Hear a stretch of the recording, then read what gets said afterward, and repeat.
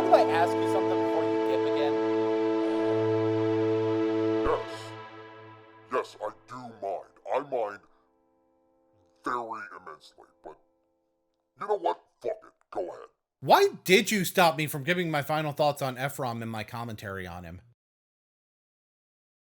I mean, isn't it obvious? Not unless it has to do with the video he did on me. Well, you get started with that. I'm gonna be off screen somewhere running the bug test. Aren't you, like, technically always off You are screen? mother. Go ahead and start the commentary. You might have a visual hiccup or two while it happens, but trust me, it's nothing to worry about. Oh, well, in that case, I'll proceed to not worry about it in the slightest and trust you implicitly. Right, you definitely shouldn't be wondering if I'm trying to set up your long-term torturous demise over several reconstructions of the universe as a means of revenge for actions you have no way of actually remembering. Because you know I'm totally not doing that. See, yeah, that's exactly what I was thinking. Ladies and or gentlemen, allow me to reintroduce the Ephrommentator, someone who, much like Braun Strowman with Roman Reigns, already knows that I wasn't done with him. This is a commentary on my Boon Cannon 49 on Sonic Shadow, now known as Sladester, which is why I was so hesitant, let's say. I don't feel the need to explain any more of the context here because, quite frankly, that's all the context you really need, especially considering what specifically some of Ephrom's complaints are. So I'll just get things rolling. The first thing Boon covers is Sladester's rant on Among Us. So let's just jump right into this one. Oh, he also makes a point about Sladester's intro, which is just a setup for another point about his intro later on, which I did not have issue with on either front, so I'm just going to cut that out. And I want to begin by noting that one of the biggest issues I have with this video is Boon commonly fills his points with fluff that, while not necessarily wrong, just drags out his arguments way past what they need to be. Take this interjection as an example. This game is boring. It's not even fun at all. It looks like a piece of dog shit, for crying out loud. I'm not even interested in playing this game. Okay, so here we go. The game is boring and it looks like dog shit. Let me start with the boring part, including a clarification you'd put in the comments yourself. Now, you yourself would admit to trying the game and still standing by your video, but that kind of just highlights the big problem with this particular critique. How can you say something's boring if you haven't experienced it for yourself? Why make the claim at all without playing the game? It'd be one thing if you said it looked boring or something specific you can see in the gameplay that turns you off from wanting to try it. But of course, that's where the looks like dog shit comment comes in, because that is something that could make you dislike a game. I question if that holds up though, considering your comment section again. Okay, this comment, this isn't you, I know that, I'm not stupid. You see that heart symbol right down there though? That is you. That's you hearting the comment, favoriting the comment. That's an indication that you, to some degree, have approval for this sentiment. So, I guess it can't look that much like dog shit, can it? It's just a shame you don't elaborate.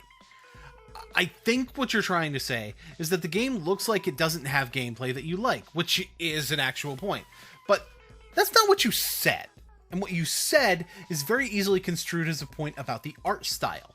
So, you know, this is why having a basic idea of what you're going to say before you start recording is generally a good idea. That interjection was over a minute and a half in total, and all he essentially said was, Sladester's calling a game boring without having played it, and that his wording is so ambiguous that Boon cannot tell if Sladester means that the game looks bad graphically, or if he's seen the game and just thinks it looks bad. Really? That's, all I said, huh? Because I actually said quite a lot. Now, what I could do here is, you know, manually go through that entire segment piece by piece and explain my reasoning for every part of what I have to say, but, you know, that would be far too much fluff and putting in a completely unnecessary amount of detail to hammer in why what you're saying is wrong, but that'd just be petty, not to mention being overkill, and as we all know, if my brand on YouTube is about anything, overkill definitely isn't it. You know what I'm gonna do now, right? This game is boring. It's not even fun at all. It looks like a piece of dog shit, for crying out loud. I'm not even interested in playing this game.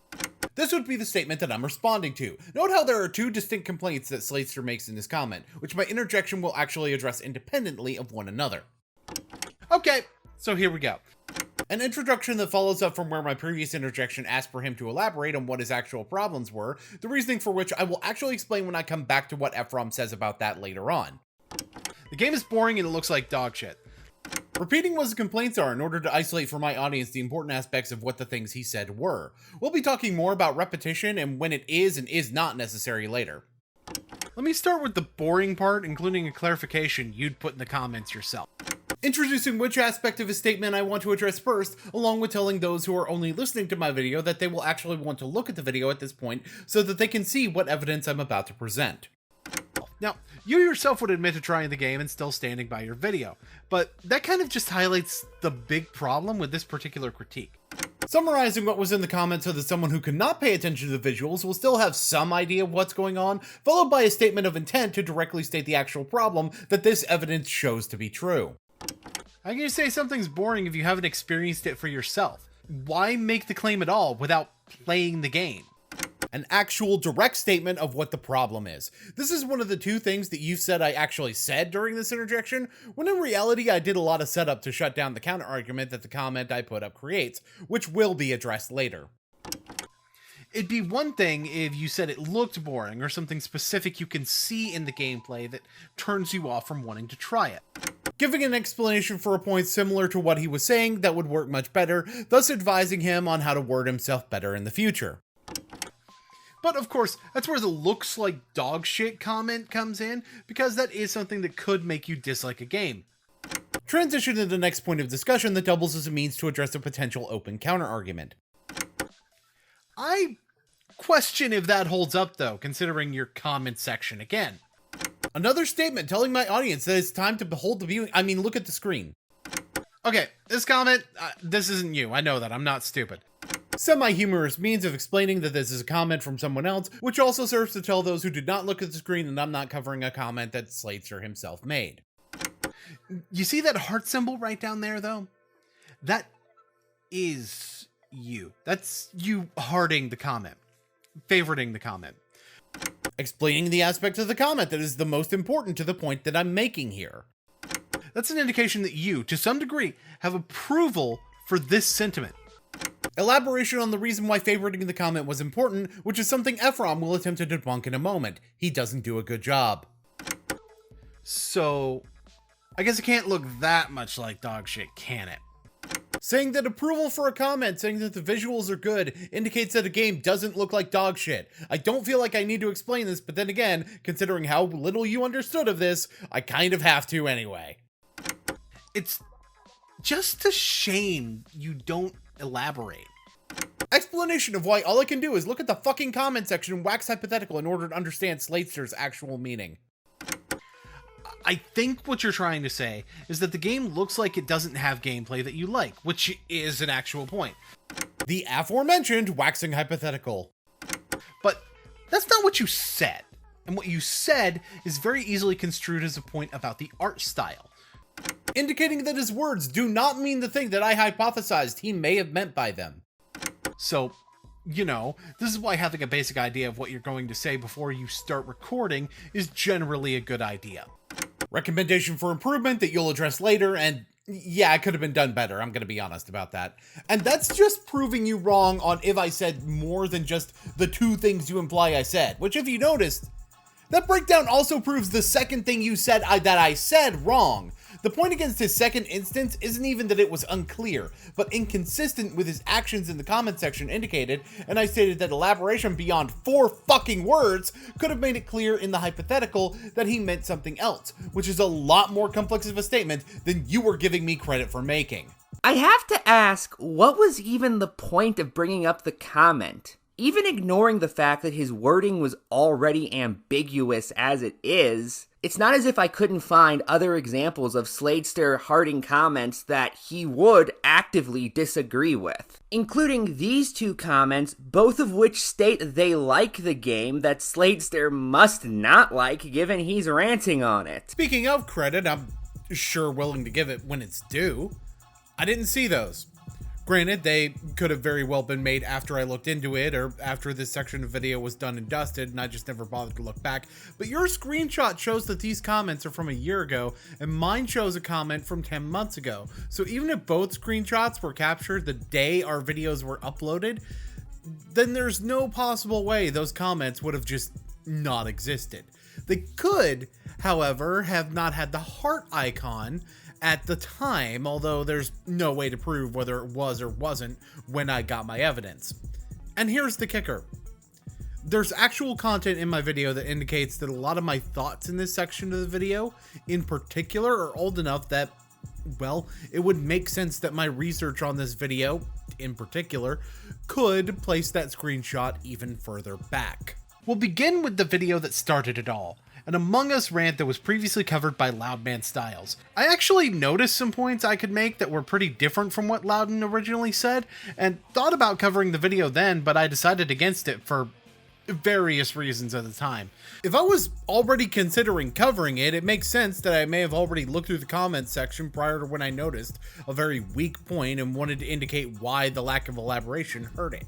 So with that being said, let's go back to your comments that were hearted and compare the content of those, shall we? Now, both of these, you may notice, generically simply cite that they like Among Us. He did say in the video at a few points that he respects the opinion of people who disagree with him, a point I'm not even arguing even by your logic at this point. And the thing is, my warning already addresses the idea of him disagreeing with the broad scope of a comment, but still hearting it, which is especially relevant to the first comment that's shown here. I specifically pointed out that it indicates that he approves to some degree. I made absolutely certain that I said to some degree, because he could approve of something else in the comment and not the whole thing. Notably, with the first comment, the Red Elmo expresses explicit respect for Sladester thinking differently, which is more likely what he's approving of in that instance. But we should look at the comment I'm actually pointing out in my interjection once again to really show what's going on here. Now, the easy counter argument is to point out that he's agreeing with it not being a good game. But then you should remember the context I'm bringing all of this up in. The game being boring and the game looking like shit are the 2 points he's made about why the game is bad at this point. I've used something Sladester said in the comments already to prove how he doesn't actually know it's boring. I needed that information to already be established before bringing up this comment, because that serves to weaken that counterpoint. Not necessarily shut it down per se, but at the very least, show the reason that this comment being hearted likely would indicate an agreement with the art style being decent. His 2 reasons for the game being bad are appearance and boring gameplay, and I've already indicated how the boring gameplay point is moot. So the only reason among those stated left is appearance, which this hearted comment directly contradicts. And unlike someone just vaguely stating they disagree with his opinion, this comment directly calls out a reason that Sladester is actually talking about as being something that he disagrees with. And the only reason we've gotten this far, in a rant that's supposed to be explicitly about this, mind you, has already been proven as something formed by implicit bias, with no indication of where that bias comes from as of this point in the video. What especially makes this funny is his previous interjection saw him asking Sladester to give examples of why he dislikes the game, or to put it another way, to get to the fucking point. Give me something to work with here. Give me a complaint that you have, a reason for even your disinterest on the surface level.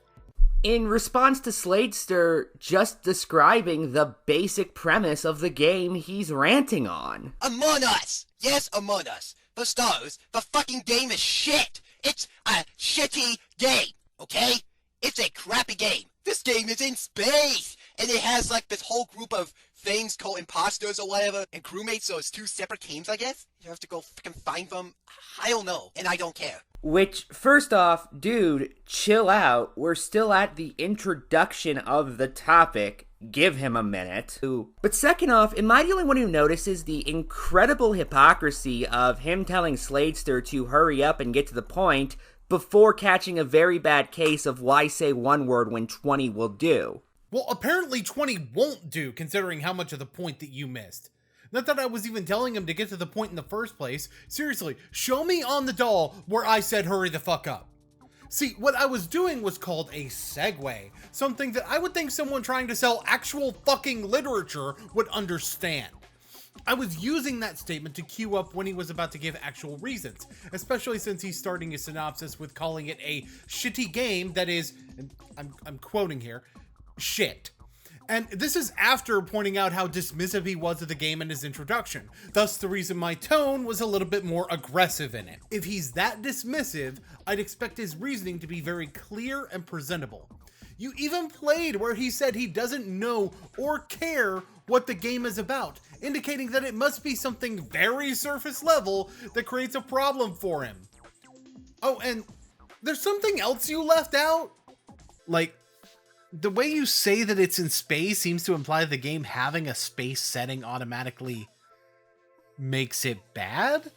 I mean, it's kind of funny the way you deliver that, and honestly, if you had followed up on that delivery style, I'd give you credit, but you just kind of taper off, so it just sounds like that was supposed to be an actual sarcastic point about the setting. Okay, what about it?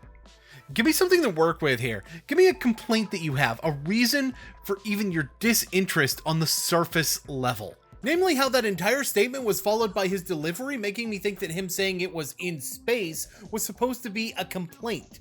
Meaning that the delivery makes me think that he's already giving reasons, but they just don't make any sense yet.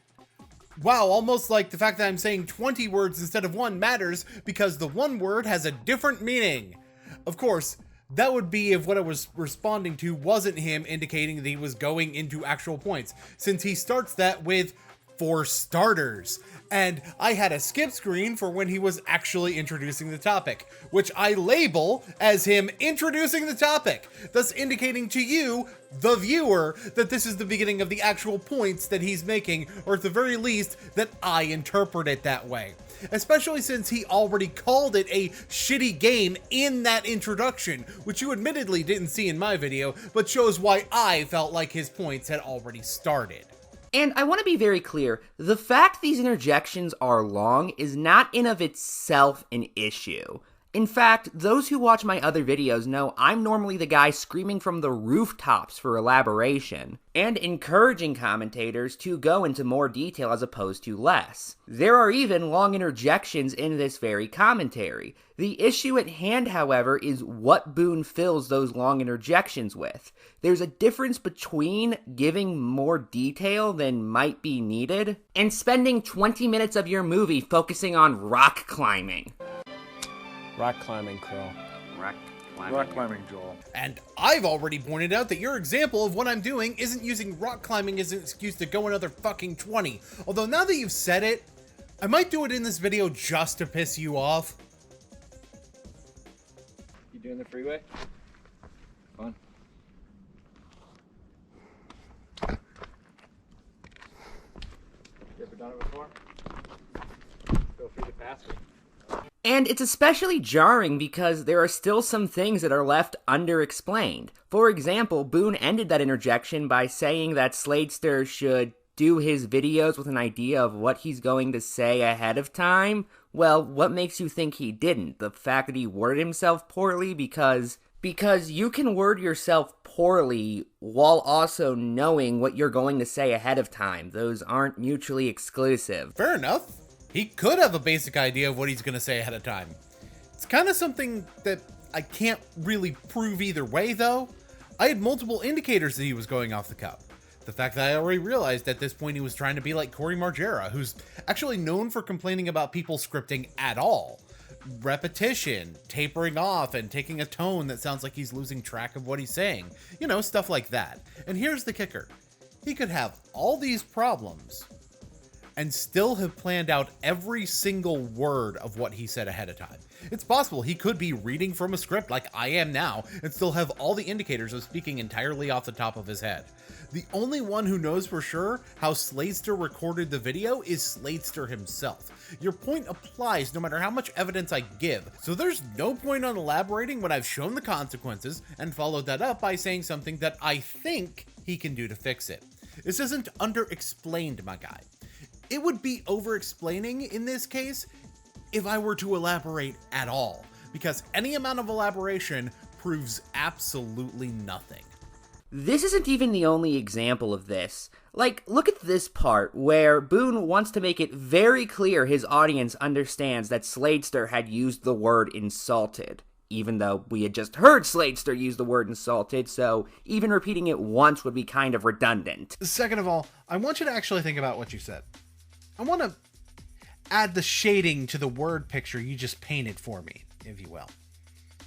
You find it insulting that the game is popular. Yes, that is literally what we just heard Sladester say. See, now we get to talk about why repetition would be necessary here, because context is important, and you just said that with your whole fucking chest while removing all of the context. First of all, I'd been taking 30 seconds about something else before I go into the part where I repeat what Sladester said. So it's necessary to remind people what I'm talking about, especially since I precede the repetition by indicating that his specific wording is important. So refreshing people on his specific wording when I'm at the point to address it would be a valid way to go about it, especially since those weren't the only words he said in the clip that I'm responding to. You know, kind of the reason there's a first of all to begin with for this to be the second of all for. Also, the way I worded myself, providing shading to the word picture you just painted, which is what I said directly before the repetition, that phrase is going to be real relevant for the rest of this.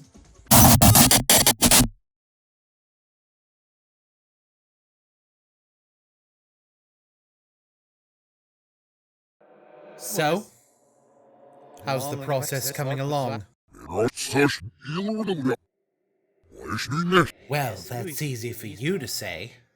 You don't quite have the personal stake that I do in all this.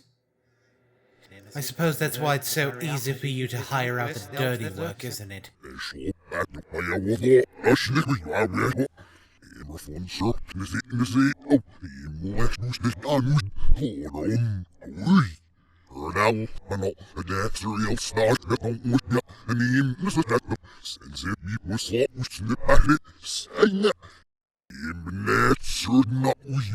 That depends. Are you going to stop calling me mortal?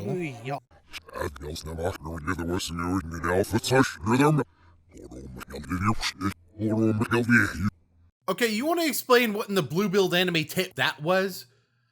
I started feeling like I was turning into Linguini, and then everything went black for like a minute? It was really weird. I already told you, there might be visual glitches, so relax. That doesn't seem so much like a visual glitch as like a physical one, you know? Visual, physical, same fucking difference really, especially when there's no actual harm done. I don't understand you mortals and your semantics. You think it's an insult to things that are good in your eyes that this has the popularity it does. I refer you to my previous comment. It's called accentuating the point. In fact, this is a slightly different statement that adds part of the details I left out of the initial repetition. It's specifically telling us what he thinks is being insulted by the game's popularity. So it's a much more specific thing to point to. See, all of this is, to go back into my word picture analogy, me pulling up the picture to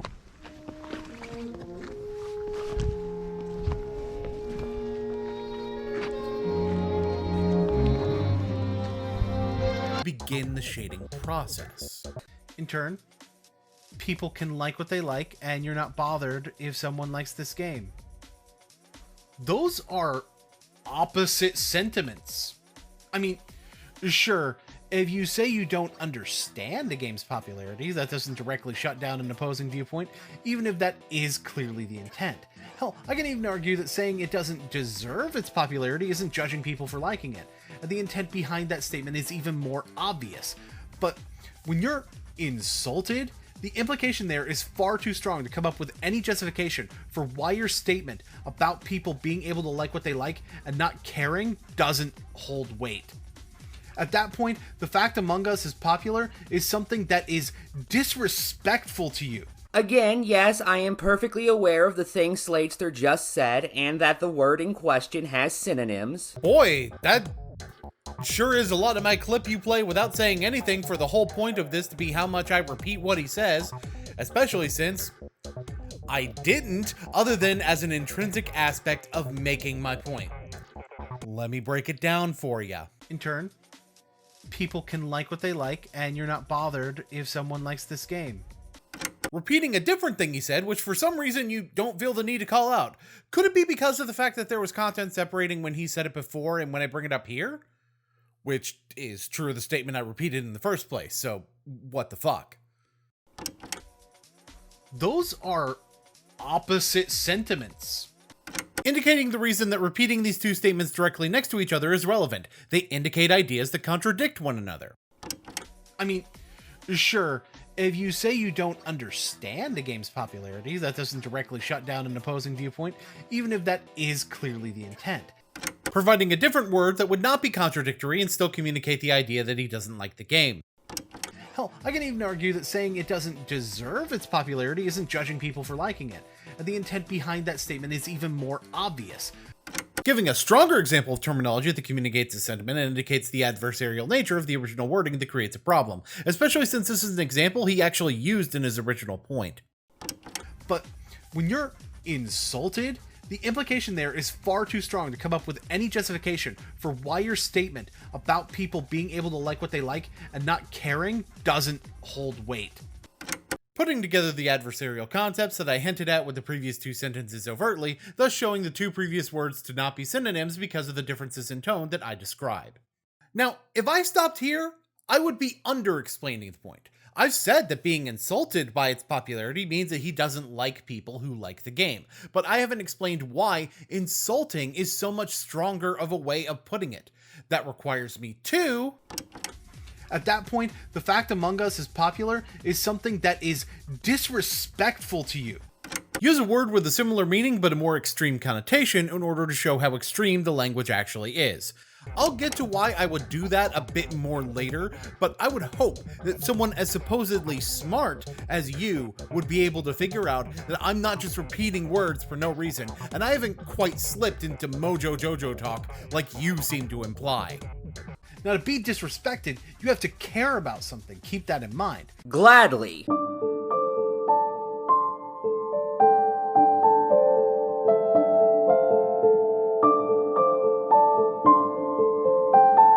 But this isn't even you saying the game is insulting, just its popularity. So just think about that for a second. You feel disrespected, scornfully abused, because that's the definition of insulted. I see somebody uses dictionary.com, but seriously, was there any reason for this point to be as long as it was when you could have easily communicated the same thing in half the time? I mean, providing the dictionary definition for the word is fine, considering how necessary it is to accurately define the word for a point that is explicitly about how finite details of word choice prove that someone saying they have respect for the opinions of others may not be telling the truth about that. But let me answer that question of yours, which, as a reminder for my audience, since I did say a couple of other things before getting to this, that question reads, was there any reason for this point to be as long as it was when you could have easily communicated the same thing in half the time? Yes. You just a commentator. In fact, there were 4 distinct reasons why someone might use more words for a point like this. First reason, the ones I already fucking gave for why you're wrong.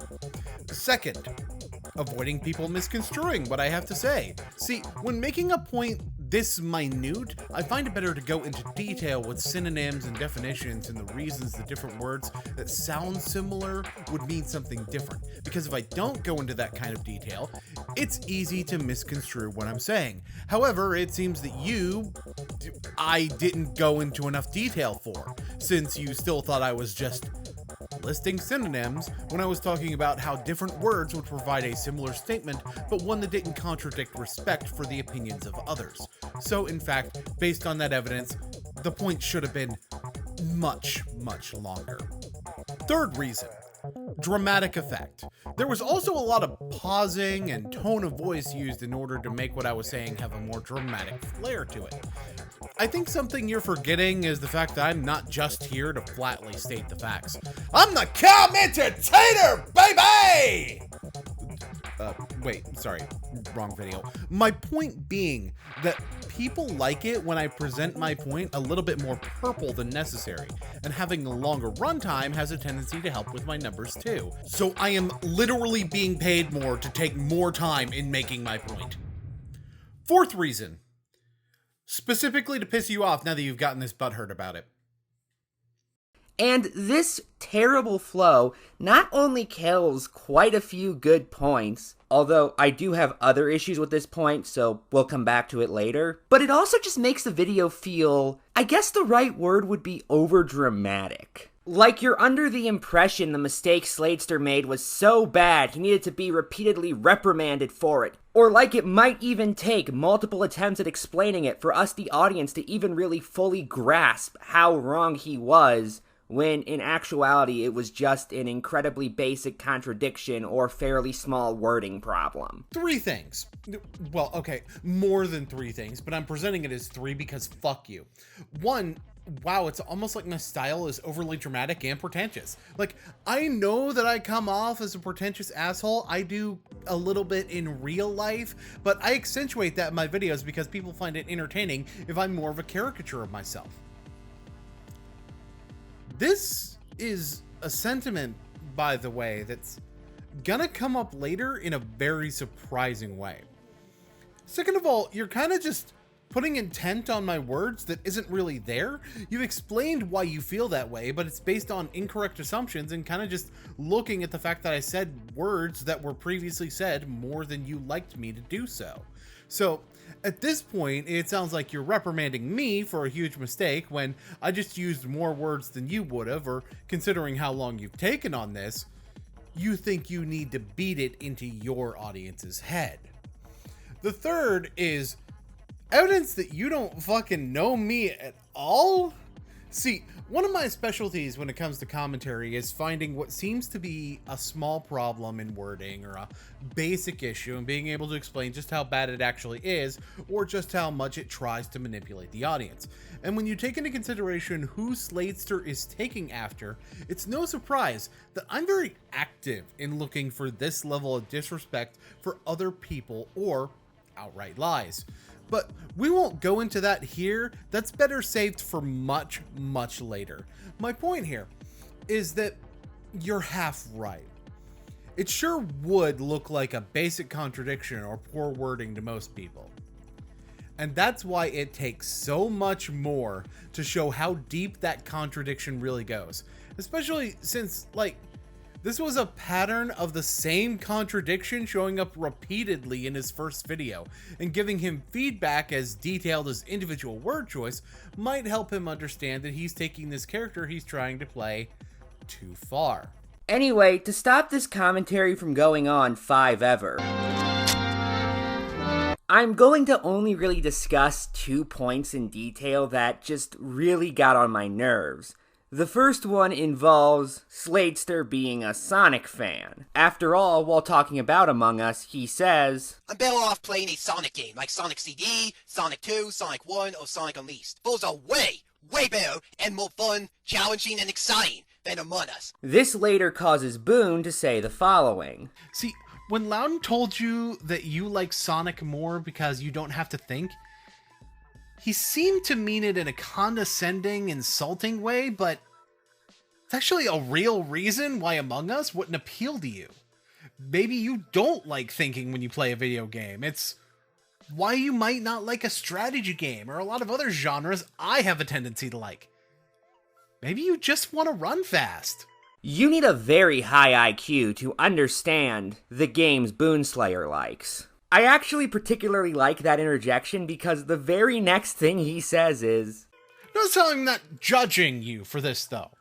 That's part of the difference between what you're saying and what I'm saying. Which is just so hilariously socially inept. You are quite literally saying that the games Sladester likes require less intelligence than the ones that you like, but you're not judging him just because he likes games for idiots. Bitch! Now you pissed me off. That is not what I fucking said in the slightest. Let's start with the basic thing. At no point did I actually talk about intelligence. The closest I come to is saying that he might not like to think when playing video games, which has the similarity of the brain being there, I guess. Now, if we were to argue semantics, then you could say that enjoying scenery in a game or listening to dialogue in a cutscene is thinking, and based on this, you definitely want to argue semantics. Or the mild amount of strategy involved in a Sonic boss fight is thinking. But that's not what I meant by that, and you probably know that. And even if it was, you do less of it in a Sonic game than you do in a strategy game, so I'd still be right in that regard. I even said strategy games, but I guess you didn't catch that since I didn't repeat it 20 times, huh? Oh, but I already know the counter argument here, which is basically just a rewording of the argument you're making now, that I'm saying strategy games are for smart people and Sonic is for dumb people. Bitch! I play Sonic! And you don't need to be a nuclear cardiovascular attorney to be into Disgaea. Liking these games is not mutually exclusive, but it's possible to like one genre of games and not the other, and that's all I'm saying. Slayster doesn't like strategic games as much, and that has absolutely nothing to do with intelligence, but rather the types of skills he would prefer to test when playing a video game. The funny thing is that I already said that I'm aware I naturally come across as an elitist hipster prick, but you added on ableist intent to my statement that wasn't fucking there in the slightest. And the reason this point bothers me so much is, well, it doesn't actually apply to the games that Sladester listed. He specifically noted Sonic 1, Sonic CD, Sonic 2, and Sonic Unleashed. Sonic 1 has a lot of slow zones, including Marble Zone, Labyrinth Zone, and Scrap Brain Zone. I mean, that technically requires strategy, but not to the degree of a strategy game.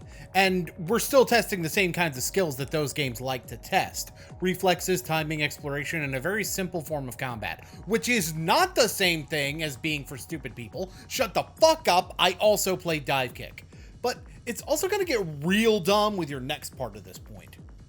With Labyrinth Zone especially being infamous among Sonic fans for how slow and difficult it is. Sonic 1 is not perfect, though. There are a few slower segments that do feel tedious, and, the water level. Labyrinth Zone. I am such a huge friggin' moron for putting Hydro City on that stupid water levels list that I did. What the hell was I thinking? It's not even that bad of a level. This one, though, it borderline ruins the game. It is so slow, and it is so goddamn tedious. Labyrinth Zone. And it's here we find out that Sonic can't swim and can drown underwater. Well, that's just great. Slow, platforming, and a time limit since Sonic can't breathe. God, what else can go wrong? Let me go through this in order. For one, infamous. As in, famous for being bad. This sentiment is accentuated by the reviews you show clips from, using things like tedious, one of which states that it nearly ruins the game, and another pointing out the time limit, which in turn requires you to move as fast as you can, whereas you were much more free to take your time in the levels before, basically taking away the reward for speed while adding a punishment for lack of speed. This is bad evidence, and it assumes that if Slayster likes these games, he also likes these levels. I'm saying that the thing Sonic is known for is probably the thing he likes, because that's a much more reasonable assumption to make. Just because Sonic has parts where you don't run fast, doesn't mean that Sonic players like those areas. Just because I like Genshin Impact doesn't mean that I like every aspect of Genshin Impact, like the tedium of the artifact grinding. It's actually kind of amazing how, for a game that launched the series of a character who's known for being fast, Sonic 1 actually doesn't have that much speed in it. Alright, now here we go. It's time to lay it out for all you internet fanboys once and for all. Sonic is not all about speed. Now, I understand why you may think this with the whole blast processing thing and the way Sonic has been marketed, but when you break it down to it, Sonic is just about good platforming. Is this fast? What about this? And certainly, not this. It's just good, imaginative gameplay. Speed, however, is exactly why Sonic is so memorable. Because who doesn't love looping down a slope crazy fast? Absolutely nobody. For one, early installment weirdness is a thing. The first season of Survivor calls it a game show within the show, and none of the other seasons do that. And second of all, you're half right. And by that I mean your clip is right in saying that Sonic isn't all about speed, but is about good platforming. Part of the reason that Sonic is marketed for speed is because of the game rewarding speed and momentum in a way that a game like Mario does not do so. You totally can play a Sonic game at a similar pace to Mario if that's what you want to do. But the reason people talk about Sonic being fast is because that's one of the main things that differentiates Sonic from Mario. And even if not actual speed, a sensation of speed that in some cases is artificially created. Sonic 2 has incredibly difficult special stages that require quite a bit of concentration, as well as notoriously difficult zones like Metropolis Zone, with particularly difficult enemies. To steal a quote from Some Call Me Johnny's old review of Sonic 2, Metropolis Zone. Unlike other zones, this one actually has 3 acts instead of 2, and Christ can they be long. But that's not this level's worst problem. Yeah, same point as before about highlighting a reviewer calling this a bad thing. Skipping the rest of your clip, fuck you. Let me just make sure that I got all these details right, because I'm putting this into my system and I'm not coming up with anything. So you said he was invisible, right? Yeah, and Boon called him some kind of devil god. I just want to make sure he's not rolling with, you know, Machine Gun Kelly? What? No!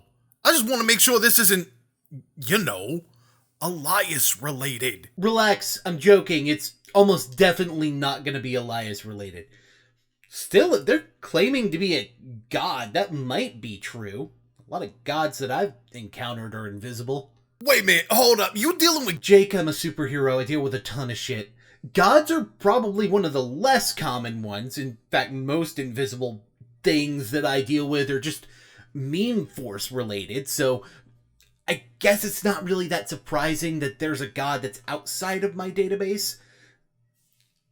Although, was there anything specific claimed by the god other than, you know, just being a god? Nah, but he didn't seem to want me to stick around. You don't think this is related to that whole world reset thing that Boon keeps harping on about, do you? So you punched the tiger. You apparently broke reality? You know he did punch a tiger. Knocking out a tiger with one punch is not something a normal person should do. You have something you're completely unaware of. If reality got broken in this way that had to be remade entirely, I'd imagine that events from before reality was broken would be gone. I don't know Wolfram's training involved self-hate.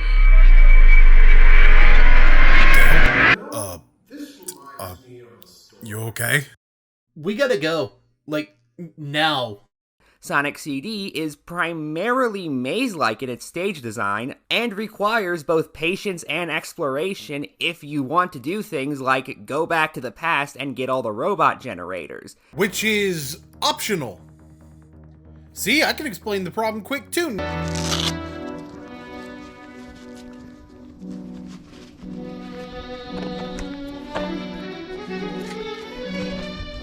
Numbnuts? That's not even getting into how most of the bosses are essentially puzzles. And Sonic Unleashed has the Werehog, which combines slow beat-em-up aspects with puzzle platforming. I could understand this point if he specifically listed the boost-to-win games like Rush and Generations. And although Unleashed could be considered boost to win, that's only the daytime stages, which make up about half the game. And he specifically said Sonic Unleashed, not Sonic Unleashed's daytime stages, so assuming he only meant the daytime stages is a massive reach, essentially. But if the daytime stages are about half the game, it's very possible that he does like those more than the nighttime stages. And the funny thing is, none of this feels like it's responding to me saying that he may not like strategy games, because with the exception of Sonic Unleashed nighttime stages, none of this comes even close to describing the type of gameplay I'm specifying as the meaning behind the "don't like to think" comment. Exploration technically requires thinking, sure, but not the same kind of thinking as an actual strategy or tactics game. You know, the thing I specifically said he didn't like, and I'm not going to be able to explain in detail to you what the difference is here without you trying to spin anything I say into being some kind of element of Sonic, despite the fact that platformers and strategy games are borderline opposite genres, with the only bigger opposite being literally the type of game we're talking about. Like, I can say that strategy games have tactical combat, but you'll respond by pointing out that Sonic has combat and you use tactics to win, but it's not the same thing, and it takes reading an entire Wikipedia article verbatim to explain it. So arguing this point with you is exactly like what I was having to do in Boon Canon 55. Arguing a point about video games with someone who doesn't understand video games. That being said, I do have an analogy here. We'll say that basketball is like a platformer. It's not that you don't go in with a plan, but you're much more likely to need to change plans frequently on reflex, and the execution is more important than what the plan was in the first place. Planning to get the ball to Stephen Curry and shoot threes isn't a very good plan if Stephen Curry starts missing a bunch of threes. Football, comparatively, is much more like an RTS. You have to set up what you're going to do quickly and then execute on it when the time for the play comes. Turn-based strategy games and trading card games, however, are often more like baseball, where the plan is going to be more important, and although you do still need the skill to perform what you intend to do, it has a tendency to be a lot less important if you're better reflexively, if you're good at outthinking your opponent or getting into their head. This isn't a perfect analogy, mind you, but I think it explains the differences really well. My statement was that Sladester doesn't like baseball because he doesn't like the strategic elements of it as much and would prefer to play basketball because he wants something faster paced. You could say that I could have ordered it better. Sure, but, well, getting on to me for making a big deal about Sladester's bad wording and then acting like I'm being ableist because my wording was slightly imperfect? Come on. Oh, and there's the fact that one of the things he said those games have that Among Us doesn't is challenge. That's also kind of important here. Right, because he wants challenges to his reflexes rather than to his deductive reasoning skills. The issue isn't a lack of challenge generally in Among Us, which is my entire point. It's a lack of challenge in the way he wants to be challenged. And as somebody who has played Sonic Unleashed SD version, that was the one that was released on the Wii and the PS2, I can confirm that it is a really challenging game. I mean, okay, I was not challenged by Sonic Unleashed. Either version. Anecdotal evidence is fun, ain't it? And although I have not played the HD version, that's the one released on the PS3 and Xbox 360, I at least know of one person who has who would agree that it's tough, and that's the Retro Replay, who specifically praised the game for its difficulty. And I think this is one of the most difficult Sonic games that I've ever played, and I like it. It's a really good challenge, something that the series so desperately needs. Hey, does anybody remember how in Boon Canon 57 I used MatPat's own source to prove him wrong about washing machines?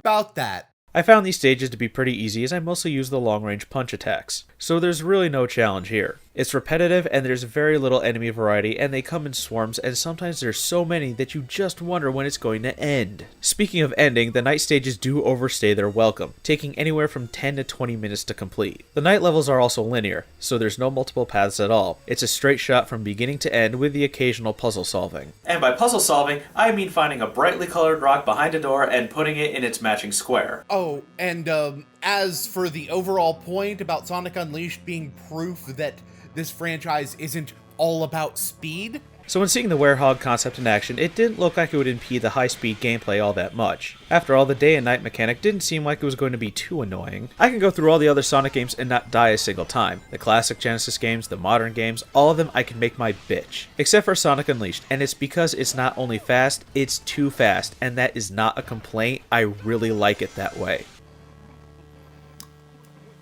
Yeah, I kind of threw that out the window, didn't you? But hey. Having an outside opinion that agrees with you helps a little bit more, that's fair, but that's gonna come up later. As long as, of course, you don't have someone who points this out as a bad thing immediately after. Hell, Yahtzee from Zero Punctuation even criticized Sonic Unleashed for being too difficult. Ironically, Sonic just moves too fucking fast, running face first into pits and spike traps that you'd need clairvoyance to be able to avoid on your first go, so the levels can only be beaten by trial and error. There's more than one stage that kills you if you don't press anything in the first second or two. This is gameplay I would expect from a fucking ROM hack, designed by Hitler. Oh no, it's even worse. So, for one, even if you like a game to be challenging, there is a such thing as too much of a good thing. I like having card draw in my Magic decks, but if I have too much card draw, I'll duck out before I can win the game. The specific nature of what Yahtzee thought was too difficult points out a glaring issue. You were talking about how Sonic games could be slow, but Yahtzee's issue with difficulty had to do with speed, and the expectation for very fast reflexes, which happen to be forms of the game being difficult that someone who wants to run fast would enjoy engaging with. And note that your own example of someone explicitly saying the difficulty was a good thing was someone talking about this very game, and the fact that this game in particular was one that Sladester called out does help prove my point, although you may not realize that yet. And remember, just because he likes those games doesn't mean he likes all aspects of them. And that's not even getting into the never-ending hell. You mean like, and I'm just throwing out an example off the top of my head here, spending 7 minutes on a singular interjection and still being wrong? That is Eggman Land. Johnny, take it away. But one stage I can't replay no matter who I am is the final stage, Eggman Land. Seriously, this place is hell incarnate with roller coasters. There's difficult, but then there's just cheap. It's bad enough that this stage throws everything at you with the kitchen sink, but it's so freaking long. It took me 72 minutes to complete this stage the first time. 72 minutes! An hour and 12 minutes on one stage? Johnny's complaint wasn't even difficulty, it was cheap deaths and length, which, by the way, something can be long and still be fast. Cheap deaths, mind you, that were in part created by the game's speed, which lines up with what Yahtzee was saying about the game's difficulty. For that matter, people have criticized the classic games for being overly difficult. While on the topic of old videos, look at Shadowstar1224's rant on Sonic fanboys. Anyway, one of the reasons I prefer 3D Sonic is this. You're running really fast, going through shuttle loops, and wham, you hit spikes on the wall and die. That happens a lot. But remember, you don't have to think while playing Sonic. The screen in 2D Sonic games is designed in order to show more of what's in front of you in the screen than Mario is. Sonic is designed to use speed and momentum. In the case that guy's talking about, for one, that's a very inaccurate level design. Somewhere in there would be a source of rings. And for two, you can respond to seeing that. You don't have to think ahead of time about it necessarily. Even if you think about it ahead of time, it would be memorization, which, based on my examples of games you think to play, is still not what I'm talking about, although you're a little bit closer. What I think the best part about this point is that later on, Boon actually presents essentially the same argument dismissively in order to make fun of what Sladester says, and even directly says it's full of shit. What's so special about Sonic the Hedgehog? It's a shitty game. There's no challenge in the game whatsoever. All you do is run fast, so what's the point? Now, you may notice that my argument there is completely full of shit. Sonic requires reflexes and reaction time. I mean, sure, it doesn't require the same skills that someone playing Among Us would want to be utilizing while playing a video game, but a game that tests a different set of skills isn't so much worse for it as it is special because it does. So the thing I've been responding to your criticism with this whole time. And nowhere do I talk about thinking being a skill needed to play Sonic.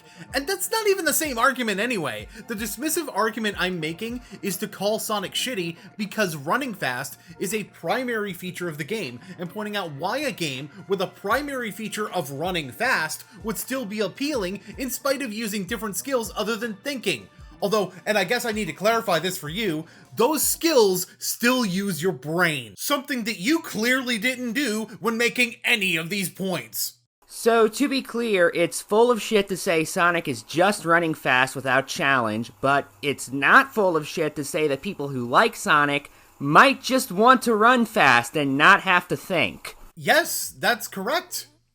Because being challenging and requiring you to think are two different things. The other major point I want to hammer Hold up home a minute. is... Hold on. How is your own straw man debunking your point? Oh my god. I need to sit down. Sweet Jesus on a handbike, you're dumb. Hammer home is there's this part where Boon says that Sladester is contradicting himself because on one hand he says that he doesn't care if people like Among Us, but on the other hand calls them all trend chasers. If you like Among Us, fine, whatever, I don't care. It's your opinion. You can enjoy whatever the hell you want. Oh, no. Of course you don't. Which is why you judge people who like it as trend chasers less than 30 seconds before saying this. Which was in reference to Sladester saying this. Among Us is a boring, overrated, piece of crap, piece of shit game. The only reason people like it is because people want to follow the freaking trend. They want to play what's popular now, instead of playing actual good games. A point which Boon himself said was not even fully wrong, by the way. But here's a take on that. You're not entirely wrong. Among Us is an inherently social game, so it's going to have a better gameplay experience if you have more people to play it with. It's baked into the very essence of the game that popularity would be a factor into the gameplay experience. He also acknowledges that one of the reasons why people originally started playing it was because popular YouTubers were playing it. So for once, streamers discovering the game. Like, Five Nights at Freddy's had the advantage, for example, that it was in a genre that streamers and YouTubers were already playing, but Among Us got picked up as, in essence, a sort of ambassador for the social deduction genre. The reason for this is a combination of accessibility, the COVID pandemic making online gaming a safer method for social interaction, and the August 2020 release of the Henry Stickmin collection drawing further attention onto the developer. Which, make of that what you will. But, no, that's not inherently a contradiction. For the reason you yourself laid out. Of course, if you enjoy an online multiplayer game for its online multiplayer, you're only going to like it when it's popular, because that means there will actually be people using the online multiplayer. All of that, just to completely let the point of the contradiction fly over your head. Whether he was correct or incorrect to call out people as trend chasers has absolutely nothing to do with what the contradiction is. Which, you know, is why I had no problem pointing out why that's true and following it very quickly by pointing out the contradiction of saying people can like what they like and then judging them for chasing what's popular. And I also said not entirely wrong for a reason. He said that they were only chasing a trend, which discredits if the game itself is fun to them, especially if you're playing with friends. But I didn't make that point because I felt like if I did, I would be insulting him. But I figured saying that someone likes to operate primarily on reflex when playing an action-oriented game would be fine, but...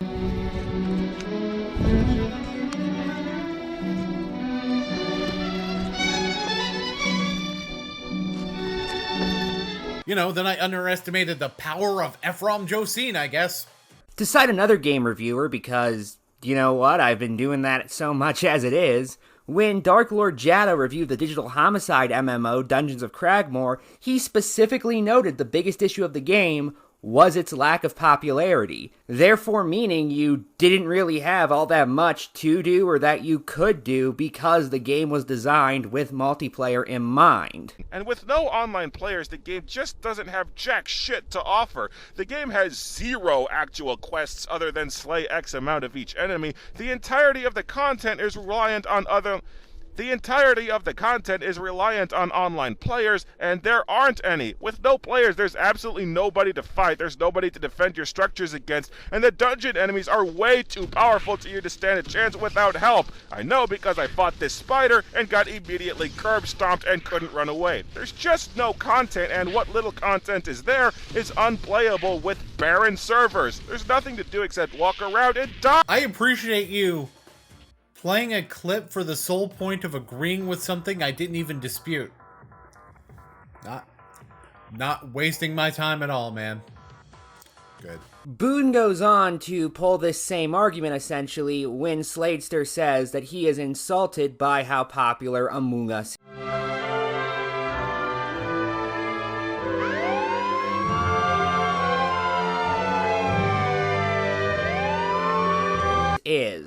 but I just cannot stand Among Us. Fucking Among Us. Why is that game so popular again? It doesn't even deserve the popularity it gets. It's pathetic and insulting to actual good games that have good gameplay, good stories, all that shit.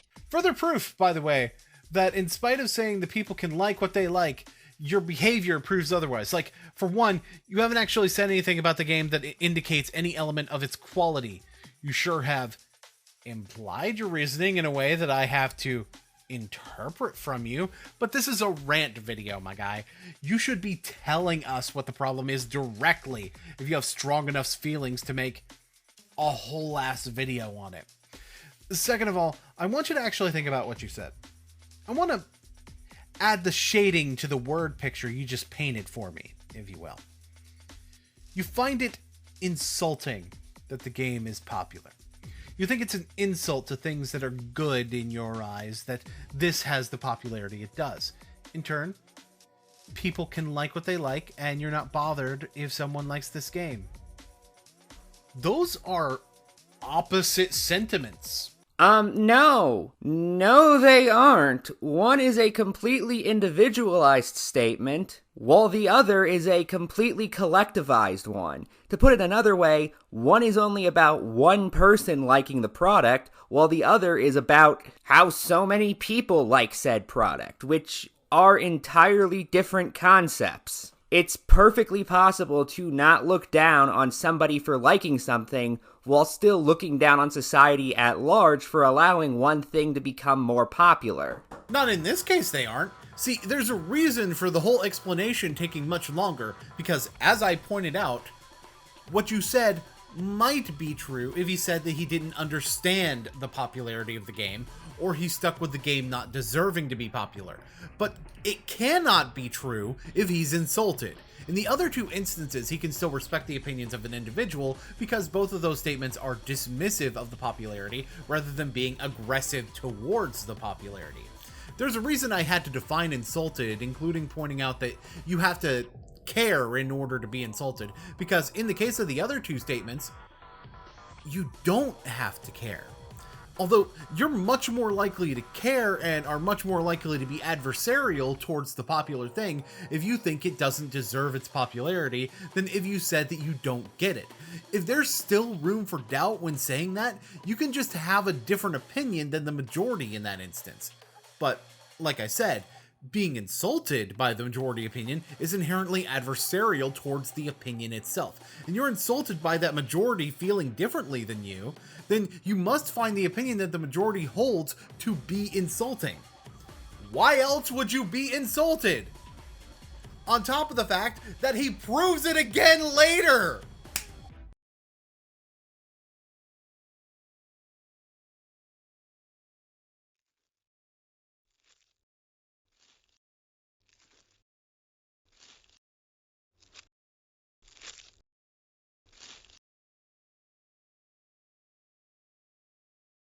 This should be the right place. The orb's definitely there. I have no doubts about that. The unfortunate thing here is that it's occupied by more people than I was expecting. Even more than the one I was hoping wouldn't be here. They're rather powerful presences too. But all that means is that I need to give myself the advantage. Son of a bitch! I mean, I'd imagine that a residential power grid would probably have difficulty with whatever kind of supercomputer it would take to alter reality. Shut up, nerd. My mainframe's fine. I'm just thinking about the fact that you're gonna have difficulty completing that commentary. Could have sworn the weather forecast said it was supposed to be partly cloudy. I mean, yeah, unless you've got some way on your mainframe for me to see the video, record my lines, edit everything, then it's gonna be pretty impossible for me to finish. Oh, that's his name. Fuck. Oh, right. Dumbass. Yeah, I'm on a separate power source that's connected straight to the divinity. Of course I wouldn't trust a mortal power supply. Are you kidding me? Just connect your shit and we'll get back to it.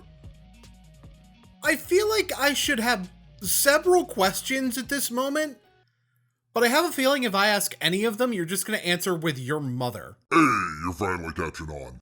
Anyway, those were the two big issues that really bothered me, so here's just some miscellaneous points that I took issue with. And I hate these Among Us live streams. Like seriously, Among Us live streams are so boring. They're not even worth the time. Even Sonic Song 182's Among Us live streams are boring. And Sonic Song 182 is a Sonic YouTuber that I actually respect. Even if there's awesome Sonic characters in Among Us live streams, I still won't fucking watch them all the way through.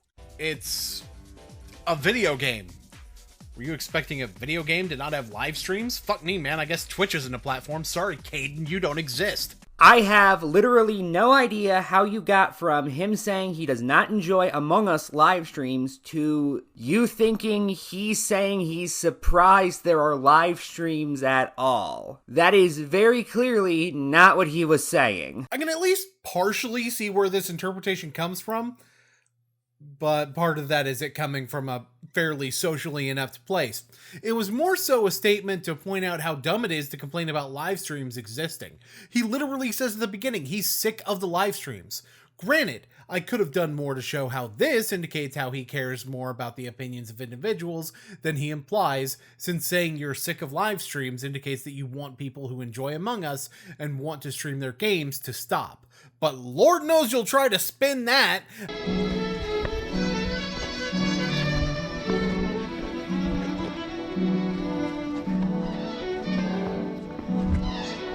And I actually cover him saying he's bothered by people making videos about Among Us, and I make the point there where it comes through much stronger. In addition, why the fuck are you watching a live stream of a game you don't like and expecting to enjoy it? I don't know, Boon. Why would people click on reviews of video games they don't like and expect to enjoy them? Or watch a television series based around movies they don't like and expect to enjoy them? Or watch commentaries on videos they don't like and expect to enjoy them? You see my issue with this point? No, because those aren't the same thing. Well, he did point out a couple of individual examples where he might expect to enjoy the live stream regardless, involving characters or creators that he enjoys and enjoying their commentary rather than the game itself. That's not where the point starts, and I addressed the idea that he would be inherently less likely to enjoy an Among Us stream, since his wording implies to me that he was watching streams from people he didn't have this kind of connection with. But back to how AVGN, MST3K, and Boon Canon itself are not the same as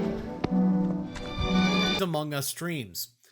Among Us streams are not, by definition, making fun of the game, whereas it's part of the formula of all three of these other things that the topic of discussion gets insulted. And even then, not necessarily. That's why when you heard I was making this video, you were looking forward to me slinging mud your way, you chuckle fuck. And by the way, I do point out in the very next interjection how you can likely be watching this stream for the personalities and not the game itself. Which, by the way, is technically a contradiction on my part. And yet somehow you don't call out the contradiction that actually exists in my video. I'm covering my own video better than you. What are you doing? You are quite literally engaging in a caustic medium right now, a medium where your success is entirely based on people who do not like a thing watching you talk about why you don't like a thing and wondering why anyone would watch something about another thing they don't like. Except right now he's talking about Among Us live streams, which are gameplay of Among Us as it's happening. That is very different from the caustic mediums that you're talking about. Those streamers are in a symbiotic medium with Among Us, not a caustic one. You would have a point if I was saying this when he was talking about the plush video. Maybe, but not when I'm saying it here. It's just characters or whoever playing a shitty fucking game like Among Us. It's boring. Like, these live streams, just like the game itself, are boring. And you just explained what the appeal of Among Us live streams are. It's not so much about the game as the personalities of the people playing the game. It's a just chatting stream with a gameplay structure, guy. combined with the fact that you oftentimes have multiple popular people on these streams all playing together, and it's no wonder people would gravitate towards it, even if the gameplay itself isn't entirely of their interest. Okay, first off, I am not entirely sure how that connected to what Sladester said. You said he accidentally stumbled across why these streams are popular. I would just assume it's because it's a popular game in the first place, but okay. By calling them boring. What? It's, right at the beginning of my clip. It's just characters or whoever playing a shitty fucking game like Among Us. And then when I speak, I'm pretty much immediately talking about personalities. Funny how he said stuff after that, and I left it in, and when I didn't repeat what he said, you missed the point? Almost like there might have been a reason to repeat what he said here, huh? I don't know what to tell you. I thought people would remember 10 seconds...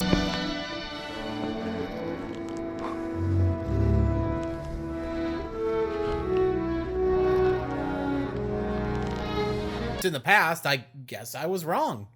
But as for your point itself, Sladester specifically said that he did try watching Among Us live streams with personalities that he liked and still didn't enjoy them. Did I say that he specifically would?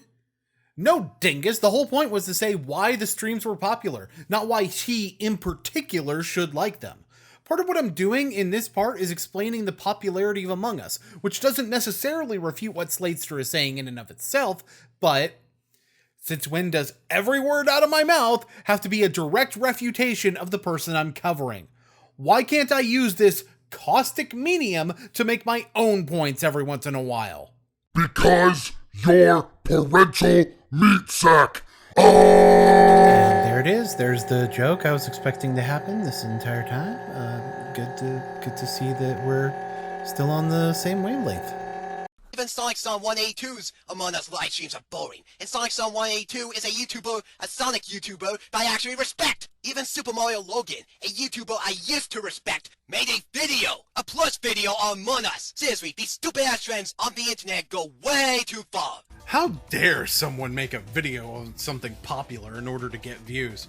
Like, I get that you're saying that it shouldn't be popular, but beyond the blatant contradiction that people aren't allowed to make videos about things they like if you don't like it, therefore again showing that your claim of not caring what other people like is a blatant lie.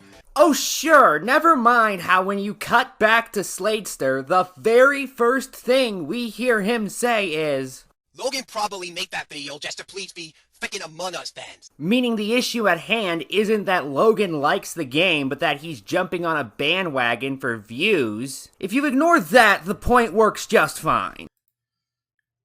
How does he know that?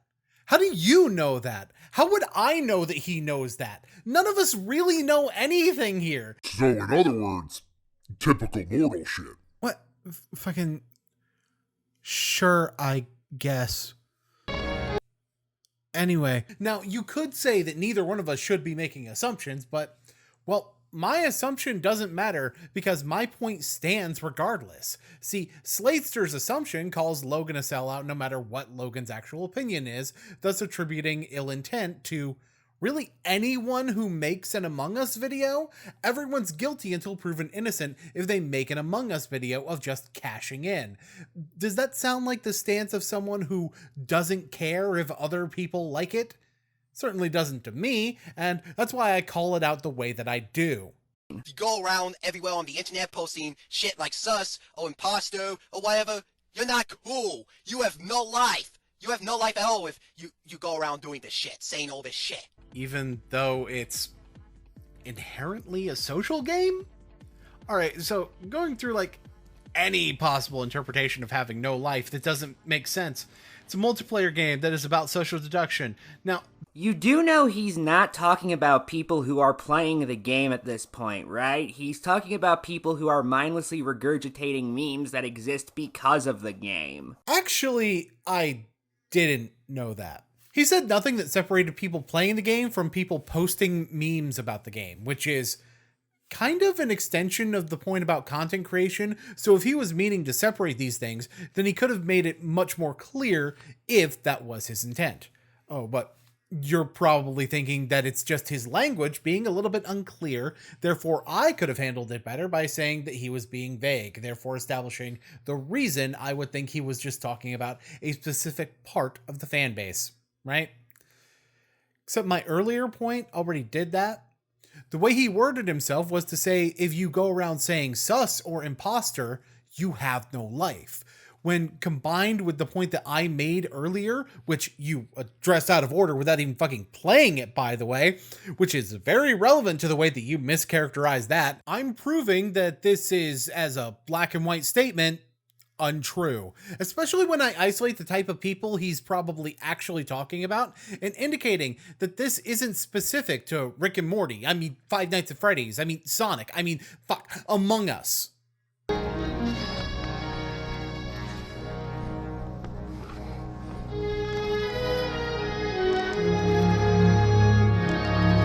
Among Us is the one we're talking about. Now, the one interpretation I can see working is if that's all someone talks about or all someone does. And sure, being single-minded to the point of eschewing other topics is, in fact, an interpretation of someone having no life. That applies to anything, though. Funny how you don't play the part where I address the thing that you're saying. Now, I won't go as far as to say that this means that your video is unscripted, even though I think you've said that you generally don't script these videos before, but I'll put it this way. This means that either you're going unscripted or your script is 100% grade A porcupine cut. You don't need to play a game in order to know a meme from it. That's just not how this works. That's how he actually cuts the audio in his video, by the way. And again, you're right. You don't. I'll dissect that in a moment, but remember, he is talking about the Among Us fan base as a whole and anyone who is posting any memes. His statement is that if you post these memes at all, you have no life, which I am proving false by pointing out that if you get it from playing the game yourself, you are getting it by way of social interaction, because that's what the game is, especially since sus isn't even said as part of the game. As for proving if you're posting the meme and don't play the game to be inherently social, that's what your next point is, actually, so we'll just do that there. TV Tropes calls this memetic mutation something which Among Us is so associated with, it has its own subpage for it. Ah, yes. Memes. The DNA of the soul. They shape our will. They are the culture. They are everything we pass on. Ephrom, how does memetic mutation happen? Do you know the etymological origin of the word meme? To quote Richard Dawkins from The Selfish Gene, the book in which he coined the term meme, most of what is unusual about a man can be summed up in one word: culture. I use the word not in its snobbish sense, but as a scientist uses it. Cultural transmission is analogous to genetic transmission in that, although basically conservative, it can give rise to a form of evolution. In other words, a meme is a form of cultural evolution that is derived from social behaviors. Thus why the use of the term meme in relation to the internet is a recontextualization of something, and why someone intending to create a meme will often fail. Memes aren't created, they must be adapted. That's why Milhouse is not a meme, while Milhouse is not a meme is a meme. Now, here's the kicker to all this. You may have noticed that I used a quote from Dawkins that doesn't use the word meme. Well, that's because I pulled that quote from somewhere else that posted it online. Do you know where I got it from? Couple of inches below your screenshot. Yeah, you should know that memes are a social construct, even if you weren't supposed to be an intellectual and was already familiar with these concepts. It's right in front of you during your own fucking research. And you bring it up later. Wow. Oh, hey, would you look at that? The power's back on. Isn't that great? Fantastic for you. Get the fuck off my grid now. Well, wait a minute. What if the power just shuts back off again? Isn't there like a storm or something? Yeah, it turns out partly cloudy is both the dude's name and the weather forecast. Look, don't ask me. His parents are apparently idiots. You should be fine. It was probably a squirrel or something. No, that sounded like lightning. That did not sound like a squirrel. Oh, and how would you know? I'm from the South. If there's one thing I know, it's the sound of a squirrel getting into a power converter. Whatever. Just hook your shit back up to your own shit. Whatever it is, it's clearly gone now. You're kidding. A backup power supply connected directly to... Since when does he have access to...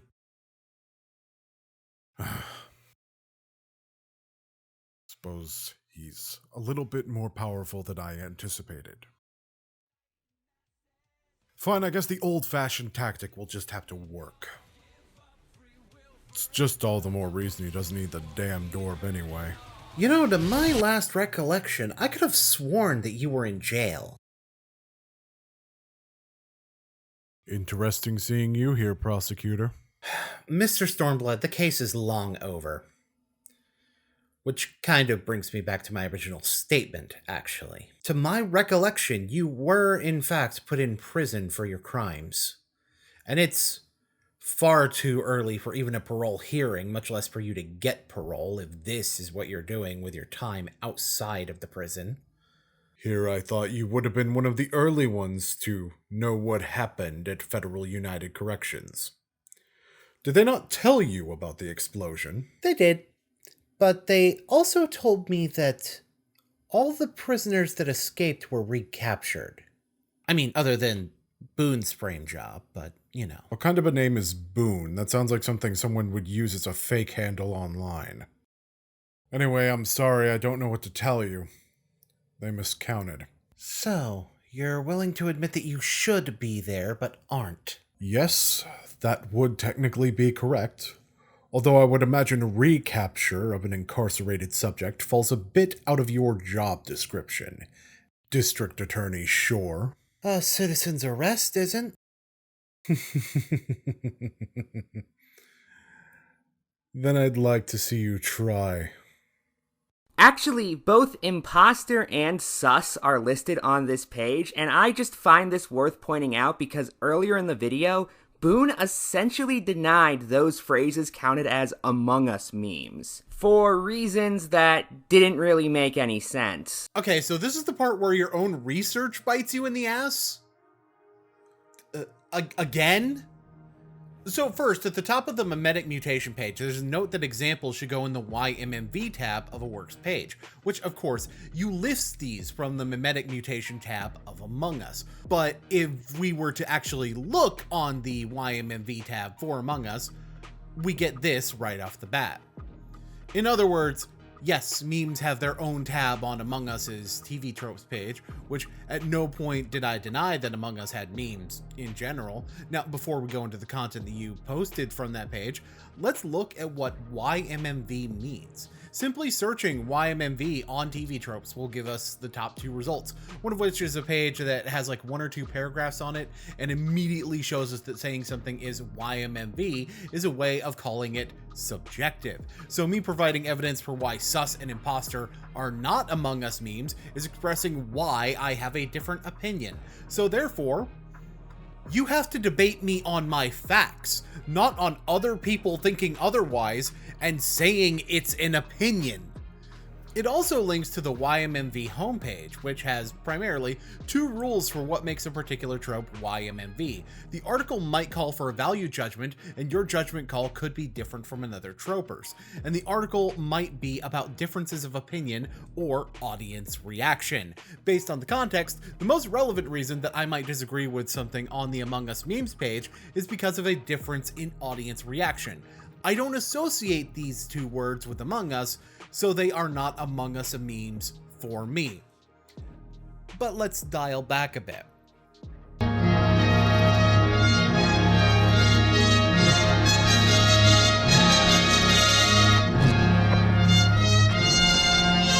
For one, let's look at how sus and imposter are displayed as Among Us memes.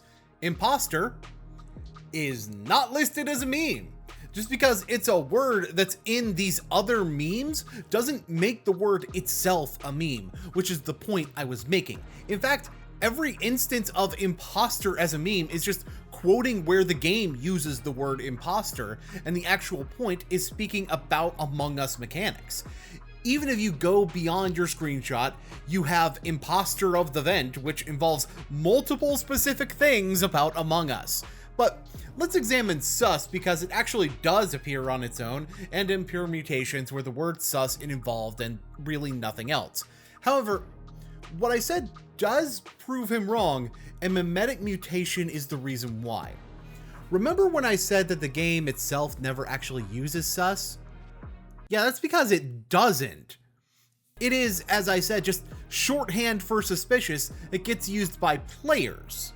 This is why I made the LOL comparison in my point. Sus is shorthand that previously didn't really have a reason to be general internet slang, but has evolved into it. I provided an example of myself using it as general slang without being associated with Among Us, and I also did something else. Indicated that it was being used in other games where it would be relevant to show that it wasn't isolated in usage, thus showing why someone who plays a lot of games in this genre doesn't have the same mimetic association with Among Us to the word in isolation as other people. It's almost like, in order for you in particular to get the idea of what I was saying, I would have needed to repeat it over and over again, thus proving that your whole thing about me insulting my audience's intelligence is justified in the case of one particular critic. But you know what? I didn't even need to point this out here. You know why?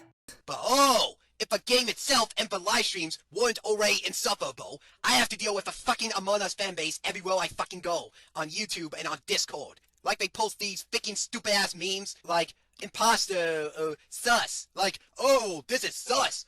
Oh, imposter. I mean, if that's the level of memes that you're dealing with, then sure, I could see why. First of all, just saying that something is sus is just shorthand for saying it's suspicious. It's not really a meme. Like in my last video, I said that something MatPat was doing looked sus, but I didn't make any effort to make an Among Us meme out of it. It was just a fast way to express that something was suspicious. Fuck, this has actually gone into other social deduction games. People say sus in those games as well. This is like saying that typing LOL is cringy. It expresses an idea other than just being a meme. The imposter thing could be different from that though, since it sounds like just calling something an imposter, which is a real word. Because you play my statement for yourself, trying to use what you previously said as a point against it, which I've already proven it isn't, and then proceed to say this. Which is not how this works in the slightest. I'm sure people were using phrases like, I am your father, and thank you sir, may I have another, before they appeared in popular movies, those movies being Star Wars The Empire Strikes Back and Animal House respectively. However, those films put those phrases into a very specific context in our heads that eventually entered popular culture. Which, of course, is an apples to oranges comparison in so many ways. For one, you're comparing a 4 to 7 word phrase with words that are 1 to 3 syllables.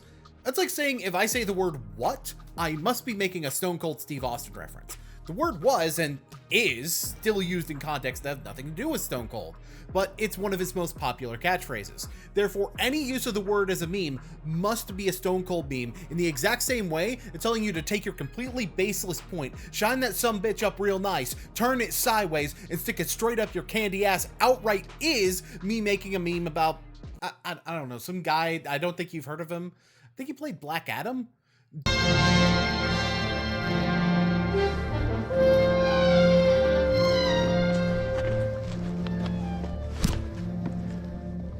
To quote someone else that you may have heard of before, though, that's not how this works. In fact, since I mentioned Animal House, the entire concept of toga parties was popularized by that movie. Obviously, people wore togas before that point. Hell, I'm pretty sure somebody even put them on during a party or held a party revolving around putting them on at one point.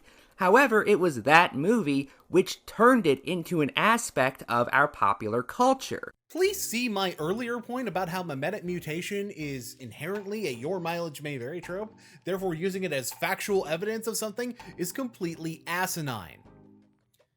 Oh, by the way, yeah, someone did wear togas before Animal House.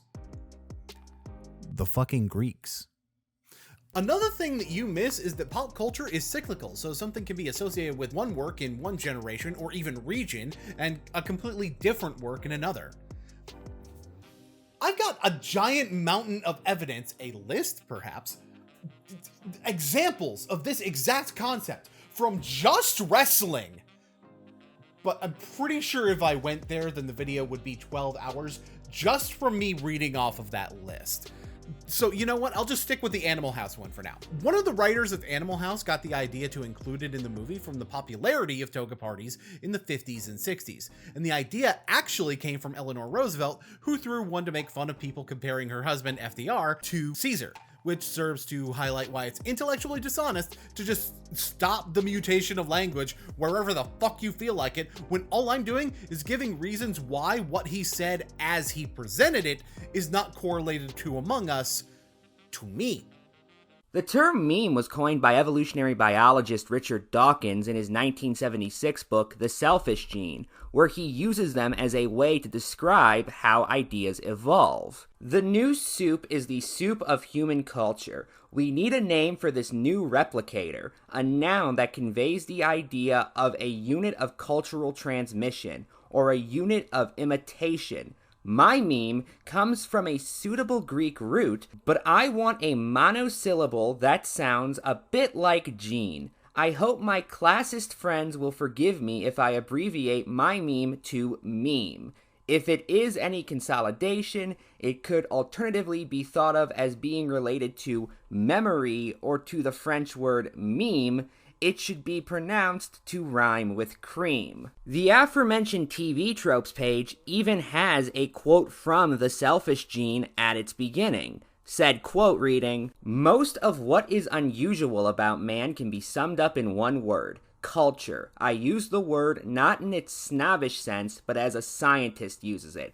Cultural transmission is analogous to genetic transmission in that, although basically conservative, it can give rise to a form of evolution." To put it simply, Boon, you don't know how memes work. Yeah, funny how I gave this whole explanation at the beginning of you talking about the subject, and then provided context to prove that I fucking do, Millhouse. And even then, your point doesn't make much sense because, while it is true this is a multiplayer game, it's also one where you can just play with random strangers due to the online nature of it. When I think of somebody who has no life, I think of somebody who has, for example, no friends or no connections. Somebody who plays World of Warcraft all day could be argued to have no life despite the fact that he is playing an online multiplayer MMO where he interacts with other people. Hence why, by the way, if you Google person with no life, one of the first images you'll see is this man from the South Park episode Make Love Not Warcraft, who was playing World of Warcraft obsessively. For one, I also said it's about social deduction. While cooperation is a part of World of Warcraft, how well you get along with other people on a human level isn't a gameplay mechanic, whereas Among Us is a game about social interaction. Now, of course, you would be correct that if someone were singularly focused and obsessed with Among Us, that is a definition of having no life that makes sense. And the reason I know that it makes sense is because you're about to play me making that exact same fucking argument. The one interpretation I can see working is if that's all someone talks about or all someone does. And sure, being single-minded to the point of eschewing other topics is, in fact, an interpretation of someone having no life. That applies to anything, though. When did Sladester say otherwise? Fuck, when did he even imply otherwise? See, now, this point is one that is actually kind of hard for me to come up with a response to. Not because it's right, because that would be really easy. Just say that he's right. And it's not because it's wrong in some nuanced way either. I mean, have you seen the rest of this video? I can bust those out like analogies for things that people do frequently. No. It's because the concept of why I would say this is so obvious. I could never imagine the possibility of even someone that's making a dumb point actually saying what you've said here. But, fine. Sure. When did Sladester imply that his complaint was not a universal one? I mean, generally, if you're complaining about a specific subject for an aspect that applies to literally every other subject in existence, then what that indicates is that your complaint is pointless. It stands to reason that if someone is making a complaint about a subject in a video, they are saying that this thing is, to some degree, unique to the subject, thus why they would even bother pointing it out in the first place. But you know what? None of this matters. I'm about to explain why I said that anyway, because it shows his complaint is generic. And you play me saying this. You continue to immediately show me countering your point in the video you're covering. I would not believe that you scripted a single word of this if you told me that you did. Oh my fuck, this is sloppier than Ric Flair drunk on an airplane. Actually, you know what? That might have been a bit much. Like, I get that you're talking about Among Us, but at least say something less, generic? What do you want? Him to specifically list the people who are doing this? You understand who he's talking about. I understand who he's talking about. What exactly is the issue here? Of course, it could be that your literacy is fucking dead. No, not your media literacy, because all I'm doing is talking. And even if I don't have my script in the description, you can transcribe it or read the subtitles that YouTube generates to understand that I'm saying that the existence of people he's talking about is the generic complaint. Actually, let me check and make sure that the YouTube subtitles for that video actually say that. Hold on just a second. Hey, Chad, could you pull that up for me? No?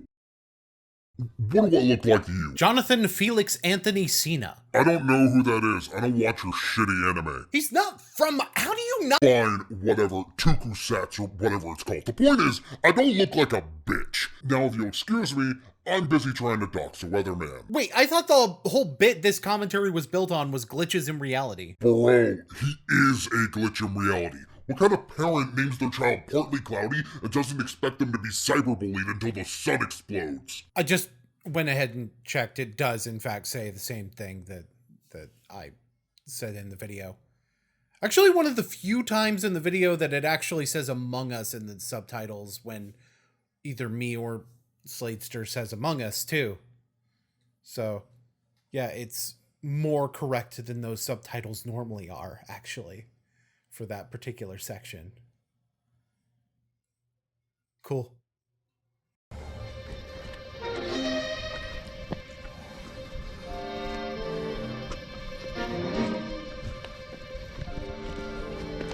We'll see who's laughing now. It's me. I'm laughing. Watch. Ha ha ha ha! Hi, quick question. Why do you laugh like Titus?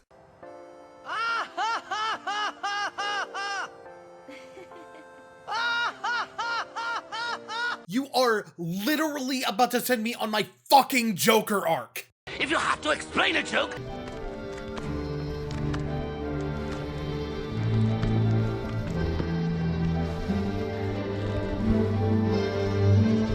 There is no joke! How many pictures of Glamrock Freddy do I need? Gregory, we've got to... Wait. Fuck. Shit. What was my goddamn line? I don't know. Something about the bite of 87, maybe. Wait, I remember now. Purple Hippo. You want to run that by me one more time? This is starting to sound like the time the Doodle put fox ears on my head for some reason. I know. Hear me out, though. I remember the Hippo guy told me something about Boon's training. It reminds me of a time I was speaking to my good friend Orville. We were sitting on a park bench watching the pigeons. I was on the left, he was on the... Oh wait, was I on the right or left? Anyways, it doesn't matter. We were sitting on there watching the pigeons. And I said to Orville, "Friend, those birds are frozen." And he kind of looked at me like I'd lost my mind. But I reminded him that it was winter, and often birds will sit in a tree until they freeze. And then they sort of fall to the ground until the sun warms up and they can, move around again. So I said to Orville, "You might as well save those breadcrumbs until the birds thaw, because they can't very well enjoy them in the condition they're in." To which he asked what I meant, and asking what condition the crumbs should be in before he threw them to the birds, assuming that I meant the birds couldn't enjoy the breadcrumbs in the condition that the crumbs were in, when in fact I had meant the birds could not enjoy them in the condition that the birds were in, considering that the birds were frozen. You know, so he took a moment and then threw his last handful onto the ground. I said to him, Orville, why did you throw the breadcrumbs to the birds when I just told you they're frozen? To which he responded, the breadcrumbs are not frozen. Again, misunderstanding my words. I didn't mean to say that the breadcrumbs were frozen when I said I told you they're frozen. I'd been referring to the birds. You know, in hindsight, what I should have said was, and this would make perfect sense, why did you throw the breadcrumbs to the birds when the birds are frozen?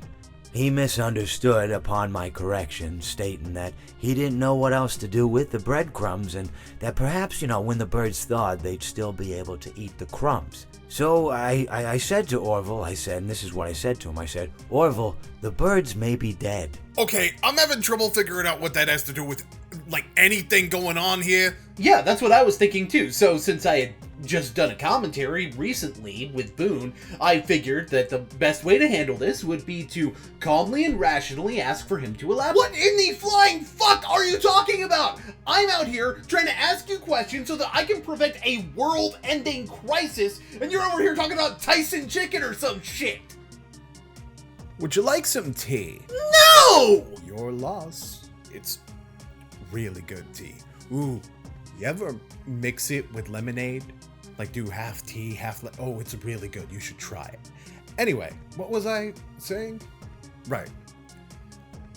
Sometimes you can be so sure that you're correct, but either you missed a detail that was there the whole time, or maybe even it was just impossible to have all of the information because, well, the information didn't exist for you to know the real answer.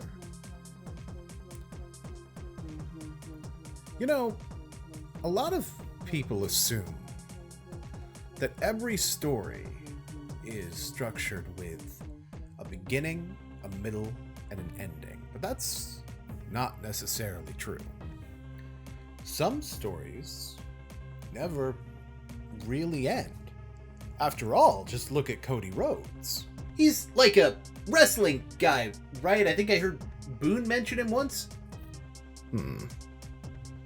I suppose that hasn't happened yet. Well, I guess I just gave kind of a bad example then. Then again, examining the ending of the story isn't really all that important to the point that I'm making. If I'm making a point at all. No, I suppose the more theoretically important aspect would be to look at the beginning or the middle. The people at the end don't always remember how something began, and oftentimes when you're listening to a story, the aspect that a lot of people want to pay attention to is both the beginning and the ending. They leave the strongest impression on people. But what happens in between those parts gets muddled, blurry. So sometimes a person may need to ask if they even exist in the first place, and sometimes they don't need to. It's not necessarily important what part of the story you're on, especially if all the story does is continue. Take yourself, for example. You're Wolfram III. Your father was Wolfram II, your grandfather, Wolfram I. So, your grandfather's story ended, but that wasn't the ending of your family's story. In fact, if anything, it was just the beginning for your father, and the same with your father to you. And someday, you may give the title to someone else. And then that will be their story. And for that matter, there's stories within stories oftentimes, and really oftentimes the details just get lost in one another.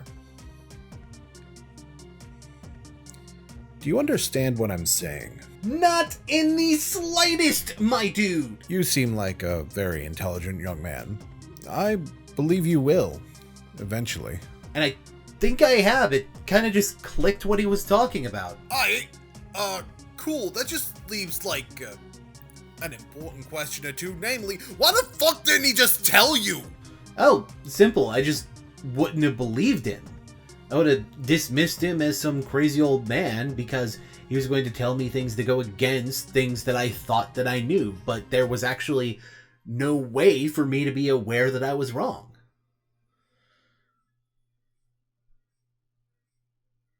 I didn't stop Boon from using the Orb of Chaos. In fact, if anything, I led him directly to it. Anyway, the next video Boon goes after is Sladestar's commentary community rant, and I actually don't have very much to say about this one. All of the points are valid, except for one. And it may seem like a nitpick at first, however, the invalidity of this point is going to bite this video in the ass really hard later. And as if it's engaging, that's subjective and something the analytics could show you to be true or false. It's subjective and can be proven true or false. Boon, those are quite literally opposite statements. If something is subjective, it's an opinion and therefore cannot be proven true or false. Oh, wow, I actually caught somebody with that for once. So, for one, the fact that you point out there's no situation where an opinion can be proven true or false is gonna bite you in the ass later. But allow me to explain why if someone's content is engaging would be both subjective and provable, using a concept that you tried to use against me. There's two different ways that something could be shown to be engaging, one individual and one collectivized. How do you prove if an individual finds something engaging? You ask them. If you don't trust that they'll tell you the truth about how engaged they are, maybe you ask them questions that, while not directly answering what opinion you really want to measure, gives answers that tell you that information. Whether content is engaging to an individual is entirely based on opinion of that individual. Therefore, it is subjective. So now we look at the collectivist way that something would be engaging. So when gathering data from a collective group, while each individual piece of data is their own subjective view, you can compile that data into a set of statistics that show a more mathematical approach to how engaged viewers are with the content. That is what analytics are. If viewers are generally continuing to watch Sladestar's content, then that is a measurement that objectively shows how engaging it is, because it shows data of people engaging with it. So let's use a simple yes or no in terms of if content is engaging or not, even though it's not really accurate to how engagement works. If Sladestar sees his videos and feels engaged, but the data shows that his viewers are not engaged, then that is his subjective yes that can be proven as an objective no to other people. Conversely, if I were to say that I am not engaged, but his data shows that his viewers are, then my subjective yet is proven to objectively be a no to other people. There's several other ways to interpret this particular statement too. Content being engaging can refer to the simple subjective concept of how interesting the piece of content is, or it can refer to metrics specifically relating to likes, comments, and subscriptions that come from viewing of the video. One of them is subjective and the other is solely a mathematical calculation based on objective data. We could also be talking about different audiences. For example, if Sladestar's audience shares the opinion that his content is engaging, but the rest of YouTube doesn't, which would be proven by impression click-through rate, thus making whether content is engaging or not, both proven and disproven at the same time, while still remaining subjective. And again, this may seem minor, but just remember this part, because a slip like this would be excusable for basically any other video except this one, and those who have already seen it probably know what I'm talking about. So, funny thing about this one here, I did not understand how this was supposed to bite me in the ass when I watched your video. And I made the video that you're covering, so what the fuck does that tell you? Oh, also, Loudon is, for me now, is okay. He left a sour impression on me after watching his commentary on the first part to my Among Us rant, which I didn't like, honestly. But after hearing that his commentaries are really good, they are something I want to check out for myself. Wait, so your only first-hand impression is negative, but you like him in spite of not seeing anything else? That doesn't make any sense whatsoever. Like, there's no joke I can really make here. Well, I'm sure I could make a joke.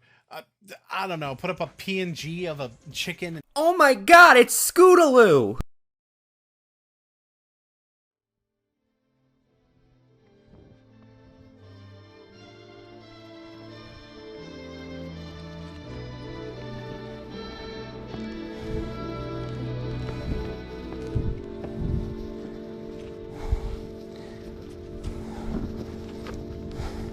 I don't get it. Hey, what the fuck was that? I don't know. I don't care. Get back to the fucking commentary. I'm like 3 seconds from being able to have all of this guy's information, and you are fucking with me right now. You know, man, you really shouldn't dox people. Is bad. I'm evil. What do you expect? Wait, why do I even give a fuck what you think? Because I'm such an insightful and influential content creator? Wow, congratulations. That's the best joke you've told this entire time. Shut the fuck up and get back to the video. Get up, Mr. Shore. I know you're not dead from just that. I would imagine that you'd be more likely to underestimate me. Yet here you are presuming that I can tank a lightning strike. After all, Mr. Stormblood, I am just an attorney. You can cut the shit with me, Planeswalker. I'm not fooled. I've met at least one of your type before. You send off a very unique electrical impulse. Although that kind of raises another question. You seem to be more than willing to take matters in consideration for my own incarceration into your own hands. Right down to trying to recapture me yourself. That is quite a bit more dedication and passion than I would expect from a simple district attorney. What can I say? I care about my job. Enough passion to be tracking down one of the top 5 most wanted criminals on this planet by yourself with no backup. And enough endurance to be able to go toe-to-toe with that particular criminal, who's known for being able to snap his fingers and obliterate people. But then again, part of that isn't true, is it? Your backup just hasn't arrived yet. It's a bonfire. Turn the lights out. Ayo, Henry, what's good? Yeah, we've got a problem. Oh, yeah, that reminds me. Can we talk about the fact that you're just bros with the district attorney? He knows I can hear him, right? Hold up a second, H-Dog. Babe, I don't really get what the issue is here. Well, it's not so much that it's an issue, just that I wasn't expecting it. Hey, not to butt in, but this doesn't seem like the appropriate time. We've got an emergency over here, and... If anything, it's probably kind of beneficial for, you know... Okay, I take it you didn't tell him I'm already aware of his secret identity. We can talk more about this later. What's the deal, H? Code Green, Boon's house. Get here as quick as you can. I'll hold him off. You can't be serious. Okay, Jake, you know I don't like it when you ask if someone's being serious. That typically means some shit's going down. He's literally about to try to fry the house. I'm gonna hold him off as long as I can. You get here as quick as possible. We're already on the way.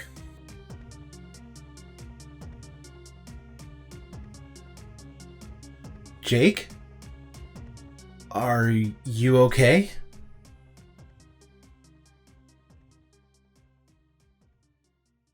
Remember when you said you didn't think this was Elias related?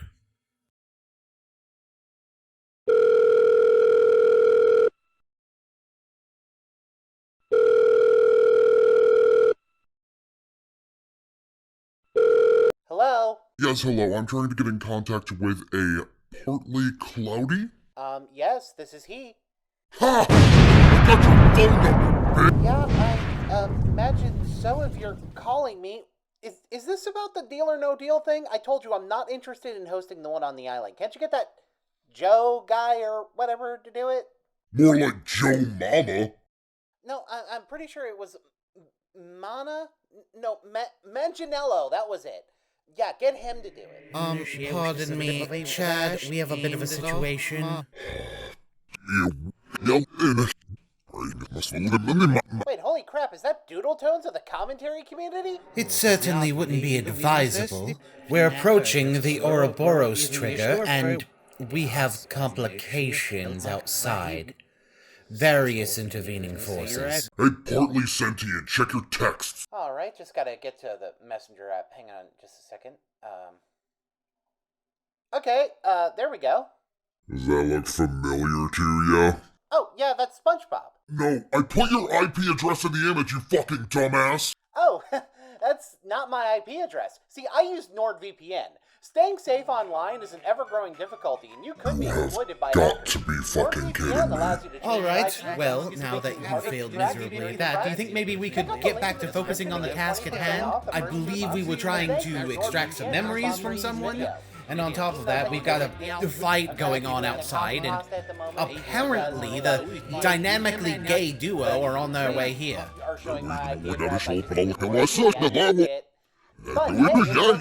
Okay, so you're just going to make me do all the hard work while you debate losers online, then?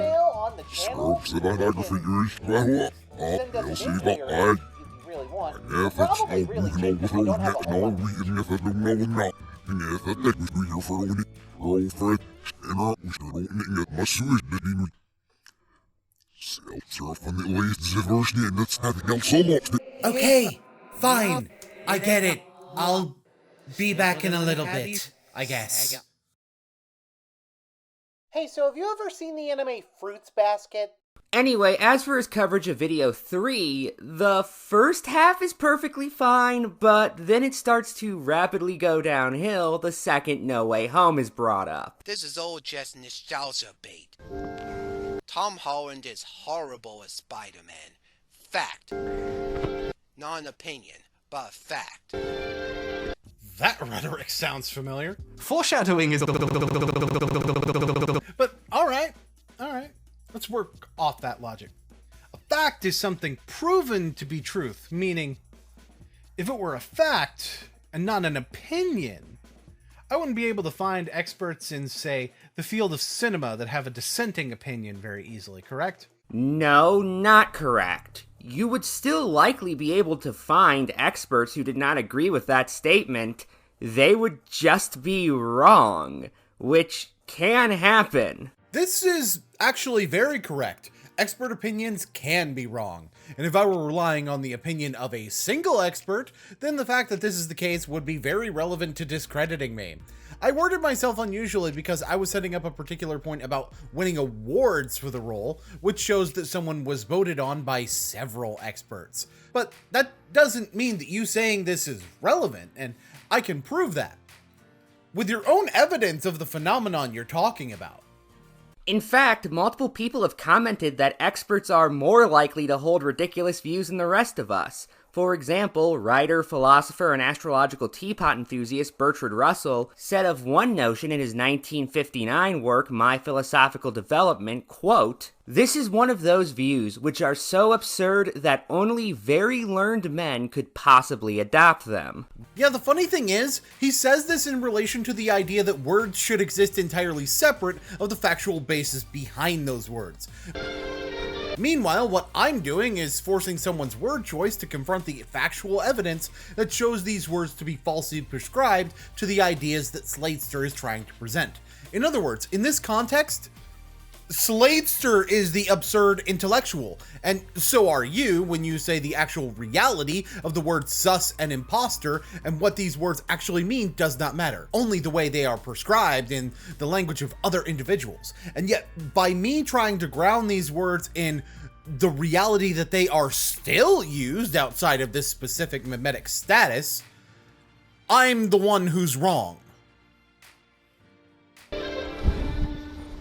George Orwell said something similar in his 1945 essay Notes on Nationalism. Quote, "One has to belong to the intelligentsia to believe things like that. No ordinary man could be such a fool." Which is used in the context of those of the intelligentsia being wrong about the factual aspects of life in World War II because of their beliefs and feelings. Which is actually the opposite of what the term intelligentsia would imply. Now, of course, in reality, what George Orwell was pointing out was that intellectuals of the time were so egotistical that they didn't believe that they could be wrong, so felt more free to rely on their feelings even if the facts showed information to the contrary. And that's also what I'm doing. To Sladester, Tom Holland being bad as Spider-Man is factual because he feels that way, and his ego prevents him from realizing that this could be anything other than a fact. Those who read my Medium blog have likely heard of the book The Experts Speak, the definitive compendium of authoritative misinformation by Christopher Kerf and Victor Novoski, a compilation of highly influential and educated people who said things that turned out to be objectively wrong. And here's the problem with every piece of evidence that you provide from this book. I mean, other than the fact that the book's title is actually intended to be semi-sarcastic, because you already know that, and you're in fact the person who made sure to point out to me that that was the case when we talked about this. Turned out to be.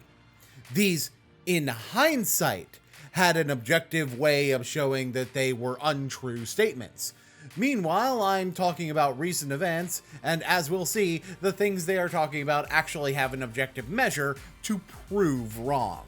Here are some examples regarding cinema. We do not now, and we shall never, want the human voice with our films. D.W. Griffith, director of Birth of a Nation and Intolerance, quoted in the Saturday Evening Post, 1924. See, for example, here, he's speaking to popularity, which simply requires polling or box office numbers to prove incorrect when it becomes available.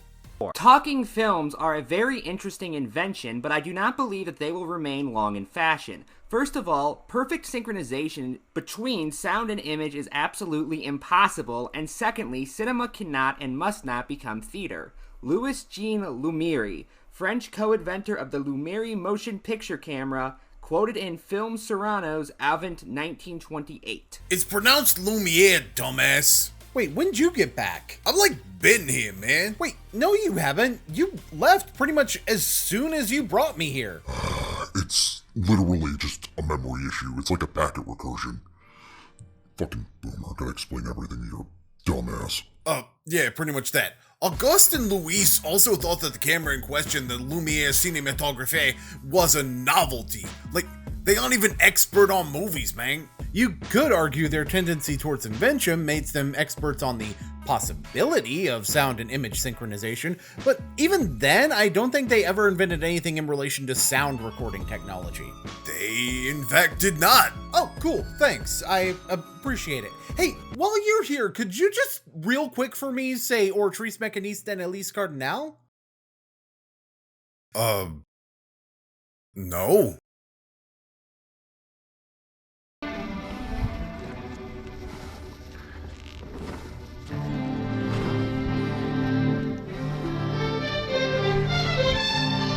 Who the hell wants to hear actors talk? Henry M. Warner, president of Warner Brothers Pictures, 1927. More of the same. Again.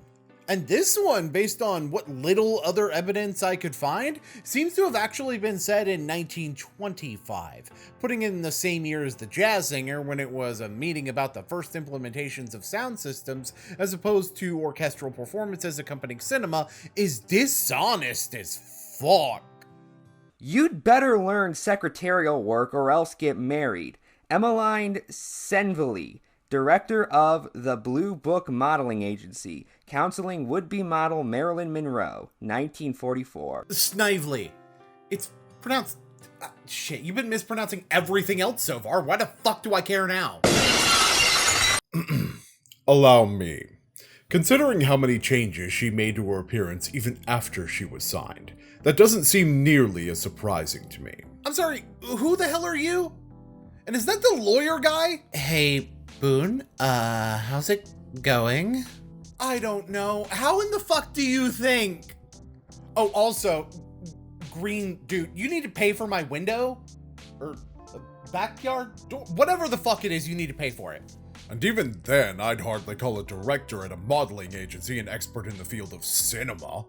This is loosely related to the subject at best. Don't ignore me, bitch! Give me your insurance information! So then the guy okay, turns wow, into a now rat. who's doxing You're probably wondering at this point, what does any of this have to do with fruit? Well, He's passé. Nobody cares about Mickey anymore. There are whole batches of Mickeys we just can't give away. I think we should phase him out. Roy Disney, brother of Walt Disney, circa 1937. You do know that there are two Roy Disneys, right? I presume you don't mean the one that was 7 at the time of the quote, but his father, Roy O. Disney, who wasn't even directly involved in the creative process and only worked for the company in an executive role.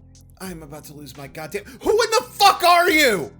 so remember you know how I what? mentioned that all the I am characters just in the sick Soma of all family this have bullshit. this, like, Chinese I zodiac have curse no thing idea going who on? you are. Well, Yuki's I know happens for a to be fact that rat, you but have he's also no the business president being of here. Actually, I'm here for the Shut. And I am especially sick of the goddamn weatherman talking in my ear about fruity pebbles or what the fuck ever. Wow, you know what? Rude.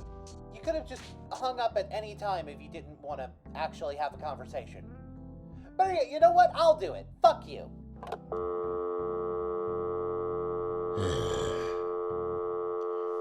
Okay. Now that that one's gotten rid of, Boon, we're finishing this outside. I'm sure that you can trust your lawyer to make sure that this guy doesn't wreck more of your property, and or just record the damages. Well, actually, legally speaking, I'm not... Shut up. Look, could you just look after the things and make sure he doesn't... You can relax, I'm here for theft, not property damage. Wow, yeah, you know what? That absolutely makes me feel better. Thanks. You know what, Mr. Shore, just answer me this. Was I correct about the backup on the way? Yes. Excellent. Boon, was it? You have nothing to worry about. In fact, when his backup shows up, you can simply inform them of the situation. Okay, cool. That sounds like a fantastic solution to the entire problem. Come on, motherfucker. I don't want to deal with these guys during the next interjection. This is my house. Do I just not get a say in any of this? No. Unfortunately not. Okay. So much for being the main character of my own series, I guess. Hang up your fucking phone! Reagan doesn't have the presidential look. United Artists executive dismissing the suggestion that Ronald Reagan be offered the starring role in the movie The Best Man, 1964. 17 years before he would become the president. Yeah, it seems very possible that Reagan didn't look like a president at a point before he'd even entered politics at all. Especially since, by the way, they were casting based on looks, which isn't what makes someone a good candidate for president of the United States in the real world. Okay, that one's actually true. Oh wow, this example gets even worse. You call them right, when this is supposed to be experts being wrong. I fucking...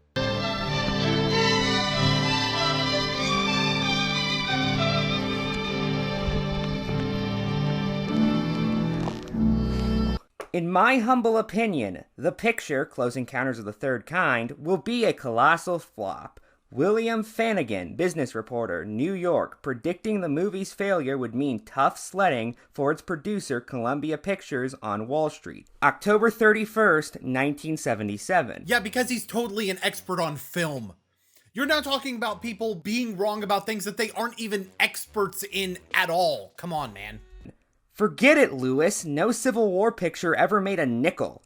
Ivring Thalberg, MGM production executive, telling Louis B. Mayer not to bid for the film rights to Margaret Mitchell's novel Gone with the Wind, 1936. This is an incorrect prediction, but not an incorrect statement for the time. Civil War movies hadn't made any money.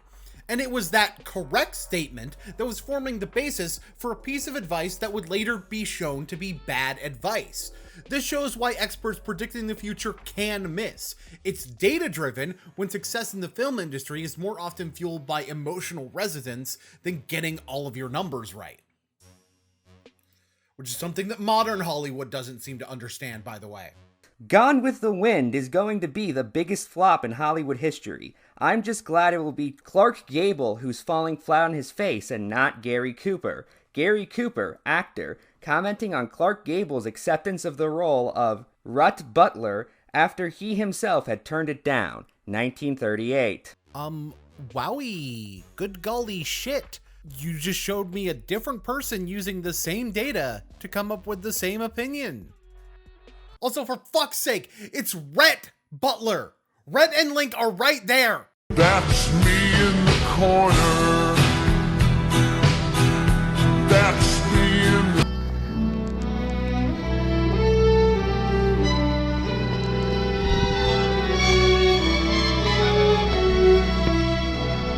Another Snow White will sound the death knell. V.E. Caverton, Current History, June 1938. That was after Snow White and the Seven Dwarfs? Disney hasn't made another Snow White movie yet, although there is a live-action adaptation coming in 2025, so for one, it's not likely, but it's still possible that the release of the movie begins a decline in Disney's business that they never recover from, which could be related to Steamboat Willie, but that's beside the point. But even if not, are we really getting onto the case of a prediction that something didn't happen would result in something else that didn't happen if the only point where it could be proven wrong is 85 years after the fact? The only way Star Wars could have been exciting was through its visual imagination and special effects. Both are unexceptional.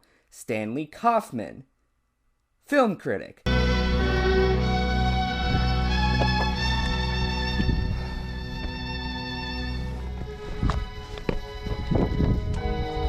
The New Republic, June 18th, 1977. Oh, fantastic. It's lovely to know that I can never escape.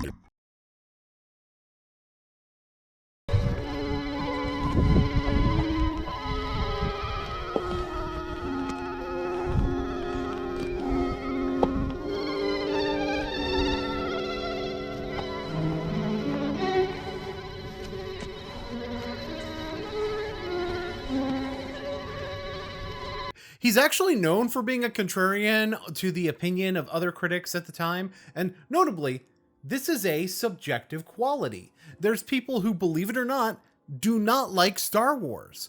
This is not objectively wrong as much as some people want to think it is. It certainly differs from my opinion, but he's allowed to have a different opinion. That's a valid thing to do. Something I've said on my channel a lot. Director James Cameron's Titanic is the latest of 17 movies about the doomed luxury liner, almost all of which have flopped. That may well be a foretaste of what is to come for the film. Victoria Harper, The Curse of the Titanic. Mail on Sunday, London, November 23rd, 1997. Once again, someone using past data to make a future prediction. Even more so in this case. She's saying that it may, which leaves room for the possibility that she could be missing something that makes this succeed where other Titanic movies have not. In other words, she's aware that she could be wrong. The Wizard of Oz displays no traces of imagination, good taste, or integrity. I say it's a stinkeroo. Russell Maloney, The New Yorker, August 19th, 1939. And once again, Simply an opinion that differs from that of the majority. Now, that's the last example he shows, but something I want to note about all of them that's relevant to why they don't apply to what I'm talking about. The Saturn Awards are voted on by the Academy, which is a voting process consisting of a larger number of individuals. In a few of these cases, you found multiple experts saying the same thing, sure, but very few of them are a large number of expert opinions all saying something that is incorrect. So, no, not an example of what I'm talking about. I especially find it funny that your example of experts is the Saturn Awards of all places. So, why has he won the Saturn Award for Best Performance by a Younger Male Actor every single non-Avengers movie he's in playing Spider-Man? Why is he the only person to win that award 3 times, every time winning it for playing the same character? Saturn Awards is given out by the Academy of Science Fiction, Fantasy, and Horror Films, and the film awards in particular are notoriously difficult to win multiple times. In fact, only 4 people have won a total of 3 or more Saturn Awards for acting in film. Robert Downey Jr., Tobey Maguire, only one of which was for Spider-Man, by the way, Harrison Ford, and Mark Hamill. Now, Tom Holland is actually in quite the elite club within that elite, being only one of 3 actors, the other 2 being Robert Downey Jr. and Mark Hamill, to receive 3 awards for the same character. Even if we include television, his feat still becomes unique, being one of 2 people to win 3 awards in consecutive years, beaten by Anna Torv's 4 wins for her work on the show Fringe. But the Saturn Awards have made decisions most people would consider downright baffling in the past. I mean, yeah, they have. I mean, they're not as much of a joke as the Grammys, but they're still an award show, which is why I pointed out a pattern of Holland consistently receiving the award, thus disproving the argument of it being a fluke and heavily weakening the argument that you're trying to make here, if not outright disproving it. Well, definitely not outright disproving it, but that's kind of impossible, which is the point of my argument in the first place. Well, you know what would actually disprove your argument outright? Is if I were to show how your examples have nothing to do with what I'm talking about. That would also do that. Guess what my hobby is today, bitch? I repeat, ladies and gentlemen, the Hobby Lobby has now disappeared. It seems like a bunch of buildings are disappearing around the city, and roads on top of that. It's weird. It's almost like this crazy, glitchy thing is going on. Honestly, it would probably look really good in some kind of movie or TV show, but I bet it would be too high budget, so they'd have some dumbass news reporter just talk about it happening anyway. I swear, that Cameron Kirk guy is such a tool. And you're absolutely sure that what's going on at Boon's house is related to this, right? I mean, look, I know I got personal shit going on there, but I don't want that to take priority over whatever the fuck all this is. Babe, trust me, it's 100% relevant. I don't know why Elias is there, but the point is that he's in the same place where all of this is happening. So we're gonna have to take care of both of them anyway. Hey, Dale, you missed the turn on exit 45. What the fuck are you talking about? There is no What? I figured since you were coming to me, I could just head your way instead. You know, meet in the middle. Okay, wait a minute. So Soraya's the cause of all this then? It's a little bit more complicated than that, but basically yes. That's a very interesting choice of phrasing. One that kind of convinces me you may know more than you're letting on. So tell me, dog slut, how much have you figured out? Oh, hell no. You ain't saying that about my man right now. I'm about to whoop your spectral ass back into the afterlife, bitch. Jake, relax. Because I know enough to know that if she's here without the orb, this is bait. Huh. And here I thought you'd be as dumb as that useless father of yours. Alright, fine, I'll admit to it. Yes, I am here specifically as a distraction. But you, Wolfram the Third, savior of the city.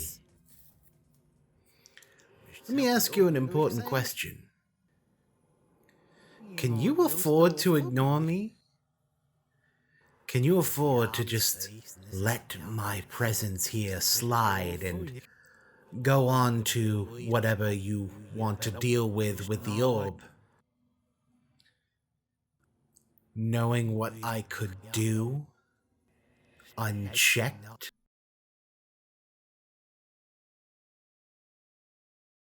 Jake, head ahead to Boon's house and tell him that he needs to say the name Soraya while holding the orb again. For example, fans of Mystery Science Theater 3000 might remember this film, which won the Saturn Award for Best Genre Video Release. Soup taper? What? Let it get a little closer. The Soul Taker! Yes, because that automatically means the movie is bad. Like, there's a lot of ways to disprove this. For one, just because it was good then doesn't mean it will hold up with time, which is especially true when we're talking about a low-budget title. And that's actually very relevant in the case of the category that Soul Taker won. Best Genre Video Release is a category for movies that were never released in theaters, which inherently tend to have a smaller budget. So what it's competing against are... Well, Scanners 2 is on the list of nominees for the same year, so what the fuck do you think? And this, of course, also presumes that a movie appearing on MST3K means that it's bad. Because, you know, being able to be made fun of doesn't equal poor in quality. I feel like I made an 8-hour video on a similar topic, but I digress. MST3K have covered a couple of old Godzilla movies as well as a ton of Gamera ones. Does that make them bad movies? No, it fucking doesn't. Shut up! For the record, I checked every film that has won a Saturn Award for Best Picture in this or that category, and here are some examples of movies that, even if you like, you'd have to tilt your head at a little for either them winning Best Picture or the category they were put in. So I'm gonna go ahead and point out one of the massive flaws with this giant list. These are all individual movies that, at best, won awards based on a fluke, which not only makes all of them poor choices to compare my multiple awards for Tom Holland with, but also the fact that you're comparing the film category to a category for individual actors. That makes this weak at best, since none of the criticisms you're talking about apply to the categories that I'm using to make my point. And by the way, there's another reason that I would use the Saturn Awards, because it's the only place that I can compare the performances of Tom Holland and Tobey Maguire as Spider-Man directly to each other that don't involve a fan-voted award show. Rollerball. So, you're not gonna list the category or provide a reason why these shouldn't have won? At the very least, compare them to the other nominees. Hell, this one I can make the point for you. One of the nominees Rollerball was up against for Best Science Fiction Film was The Stepford Wives, which in my mind is a much better movie. And to be clear, we are talking about the 1975 Rollerball here, not the soulless 2002 remake whose primary redeeming quality was the presence of Paul Heyman on commentary. I'm not joking about that. Yes, I did make this about wrestling. Fuck you. Alien Nation. Also, Best Science Fiction Film, 1988. I guess I'll just make the good point for you again. I'd again agree with this because They Live was nominated and it was way better. Not just because Roddy Piper's in it, the concept in general was just so much more intriguing. Granted, there were also a lot of stinkers in the sci-fi category in 1988. It was not a good year for that category. Stargate. Best Science Fiction, 1994. You kind of lost me on this one. Stargate's one of the most influential sci-fi movies of the early 90s. The critics didn't necessarily like it that much, but the critics kind of hated all sci-fi in the 90s, so that's beside the point. And it was not up against strong competition. Some of these, like Time Cop and Street Fighter, both Jean-Claude Van Damme movies, weird, are certainly cult classics, but nothing here is on the same level as Stargate, and are really cult classics because of how bad they are. Which does kind of explain why the critics hated all sci-fi in the 90s. Most of it was shit. Armageddon, which won their award for Best Sci-Fi Film. I could honestly stop this list right here. 1998, by the way. Bit of a hot take from me on this one, but yeah, Armageddon was actually a fairly good movie in spite of what you're implying. And You're also missing the fact that the award was tied, with Dark City being named the co-winner of the award. That being said, Armageddon didn't deserve the win at all in my eyes, in spite of me just saying that it was decent. Mostly because, well, for one, Dark City, and for two, it was also up against Deep Impact, which is a much better asteroid movie. Sorry. AI, artificial intelligence. Science fiction, 2001. And see, on one hand, AI isn't actually that bad of a movie, just overhyped for what it wound up being, with good reason to be overhyped, by the way, but still, it was overhyped for what the final product actually was. That being said, it was up against The One, perhaps my favorite Jet Li movie behind Fearless and Vanilla Sky, almost certainly my favorite Tom Cruise movie. So it's not like I'm justifying it winning the award with that, I'm just saying that it's better than Tim Burton's Planet of the Apes. Star Wars Episode 3, Revenge of the Sith. Science fiction, 2005, which was actually one of the shittiest years, thus why it would actually have a shot. Although there's exactly one reason I call this one highway robbery. Serenity.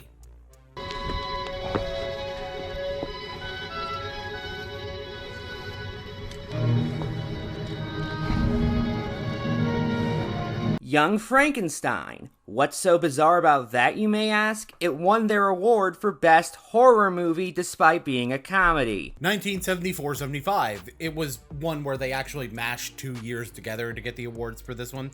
Now, I don't even need to compare this to the other nominees, because you're not even arguing about quality here. You are correct. It is a comedy. It is also a horror movie. Your point would make sense if this was the Golden Globes or the Oscars that are covering all of films, but the Saturn Awards are specifically covering particular genres, action, sci-fi, horror, stuff like that. And some movies are in multiple genres. Hell, even among those, sometimes they can be in multiple genres, but that's beside the point. With Young Frankenstein being one of the many examples of the horror comedy subgenre. Beetlejuice, another film to win the horror award despite the fact it's primarily a comedy. 1988. Funny how it takes you over 10 years to find another example in horror, and it's the same problem. Beetlejuice, especially because the horror and comedy elements intermingle so much more than with Young Frankenstein. You know, as would be expected of one of the few good Tim Burton movies. Well, I'm probably gonna get hate for that one.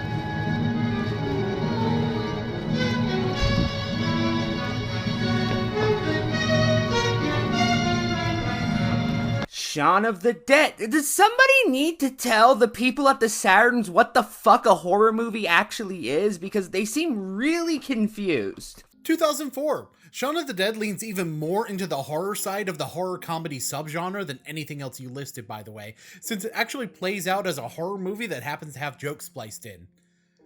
That's weird. It's almost like being a genre film that has comedy in it is what most of the Cornetto trilogy is. And you missed a few horror comedy films if that's going to be your metric, like An American Werewolf in London, Gremlins, The Lost Boys, Arachnophobia, Army of Darkness, arguably Scream considering the plot revolves around making fun of horror movie tropes, Sweeney Todd, seriously, if you're going to call out horror comedies, how the fuck are you not calling out the horror musical, The Cabin in the Woods? Like, most of the horror genre uses comedy as part of what it does, because both of them kind of do the same thing, just taking it in opposite directions, and therefore playing with taking those things in opposite directions accentuates them.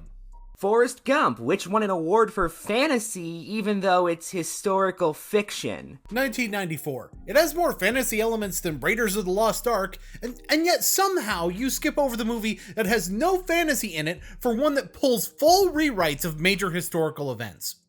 Superman Returns. 2006. Like, the best Superman movie after Superman 2, mostly because it ignores the shitty ones. Considering the stuff it was up against, the only things I'd really say that should have gotten the award over it were Stranger Than Fiction and Night at the Museum, if the campy, pulpy shit like that is to your taste. Just because Nostalgia Critic blasted it doesn't mean it's a bad movie. Alice in Wonderland, 2010. AKA the Tim Burton one. Okay, yeah, Scott Pilgrim vs. the World is right there. But now we've reached the end of your examples, and I want to point out a couple of other problems here. This was the newest movie that you brought up on this entire list in 2010.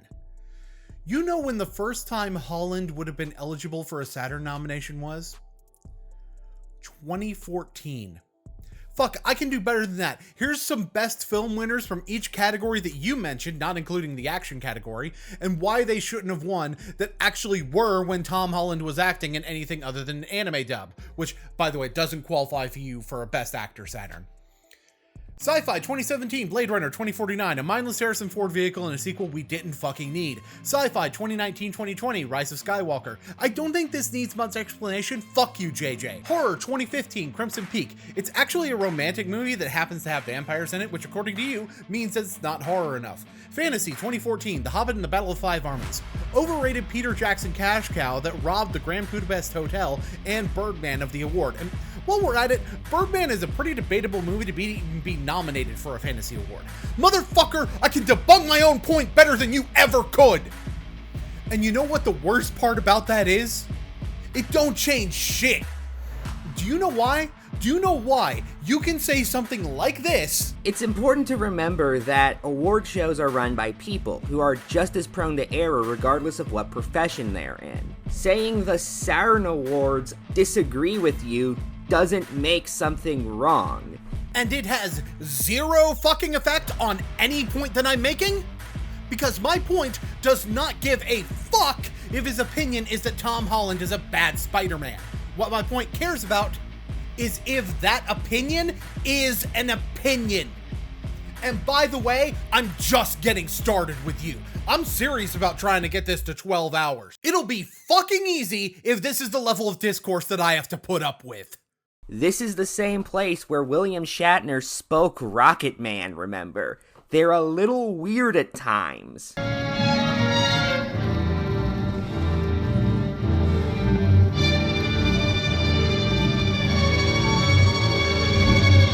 Spider-Man Into the Spider-Verse did the whole Spider-Verse Dimensions concept there.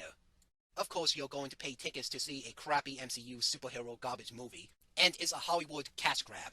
I mean, really, we need original content for a change. Into the Spider-Verse is a story from the comics, you chuckle fuck! Yeah, and he said absolutely nothing about its quality other than he thinks it did one thing better than No Way Home did. He said that we need original content. I was saying that Into the Spider-Verse was actually not a new idea, which is something I connected because of the fact that he said this directly after talking about Into the Spider-Verse's quality in comparison with No Way Home. Like, my god, man, words. Remember them for like 3 seconds. You know, you could probably guess what I did during that time. Unless, of course, I'm gonna do it now instead.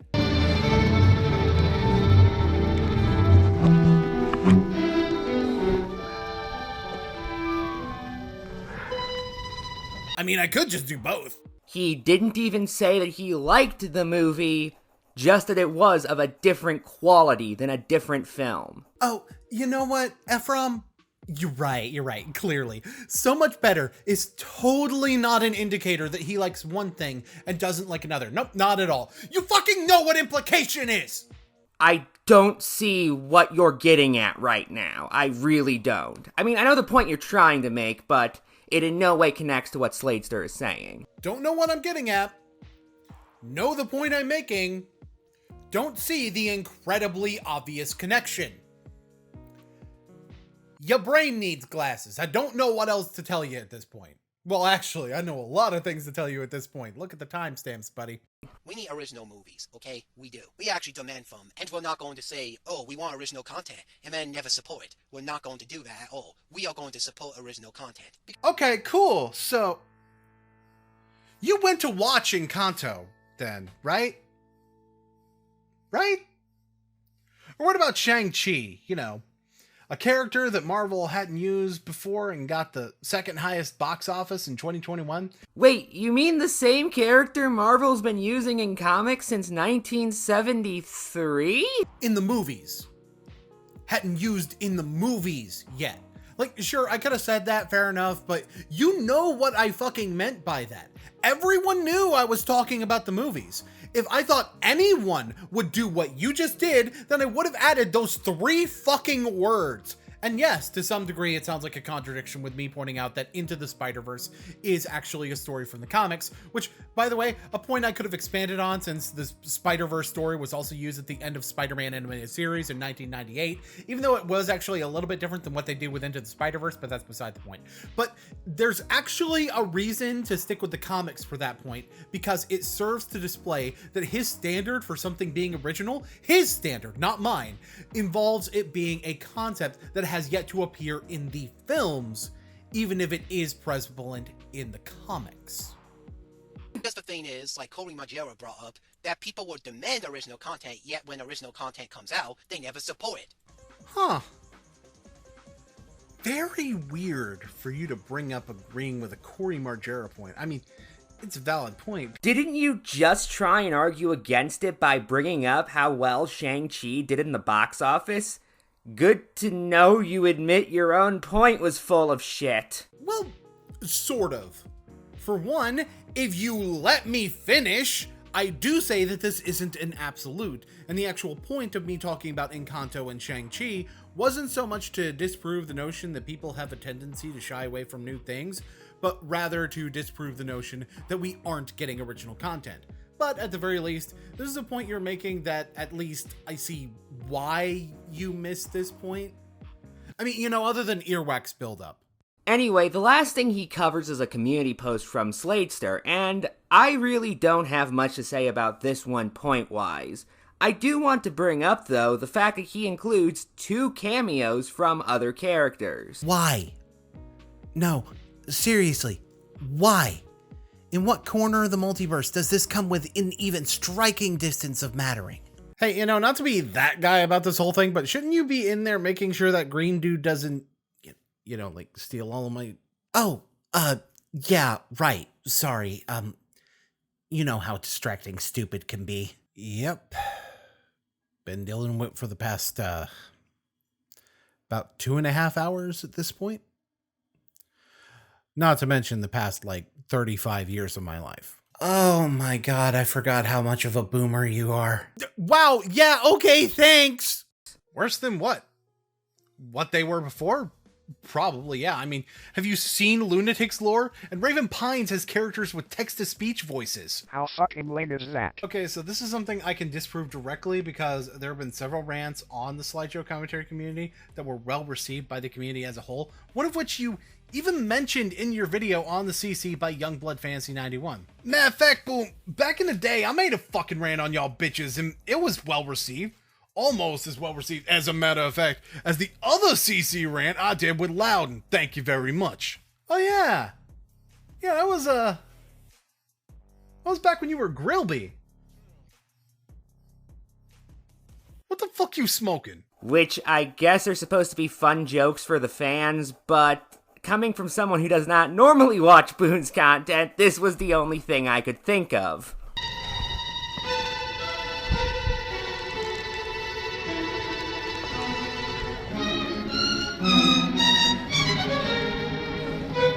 Wow, you just let all of it fly over your head. You in no way need to know Boon canon lore to get those, well, actually, that joke.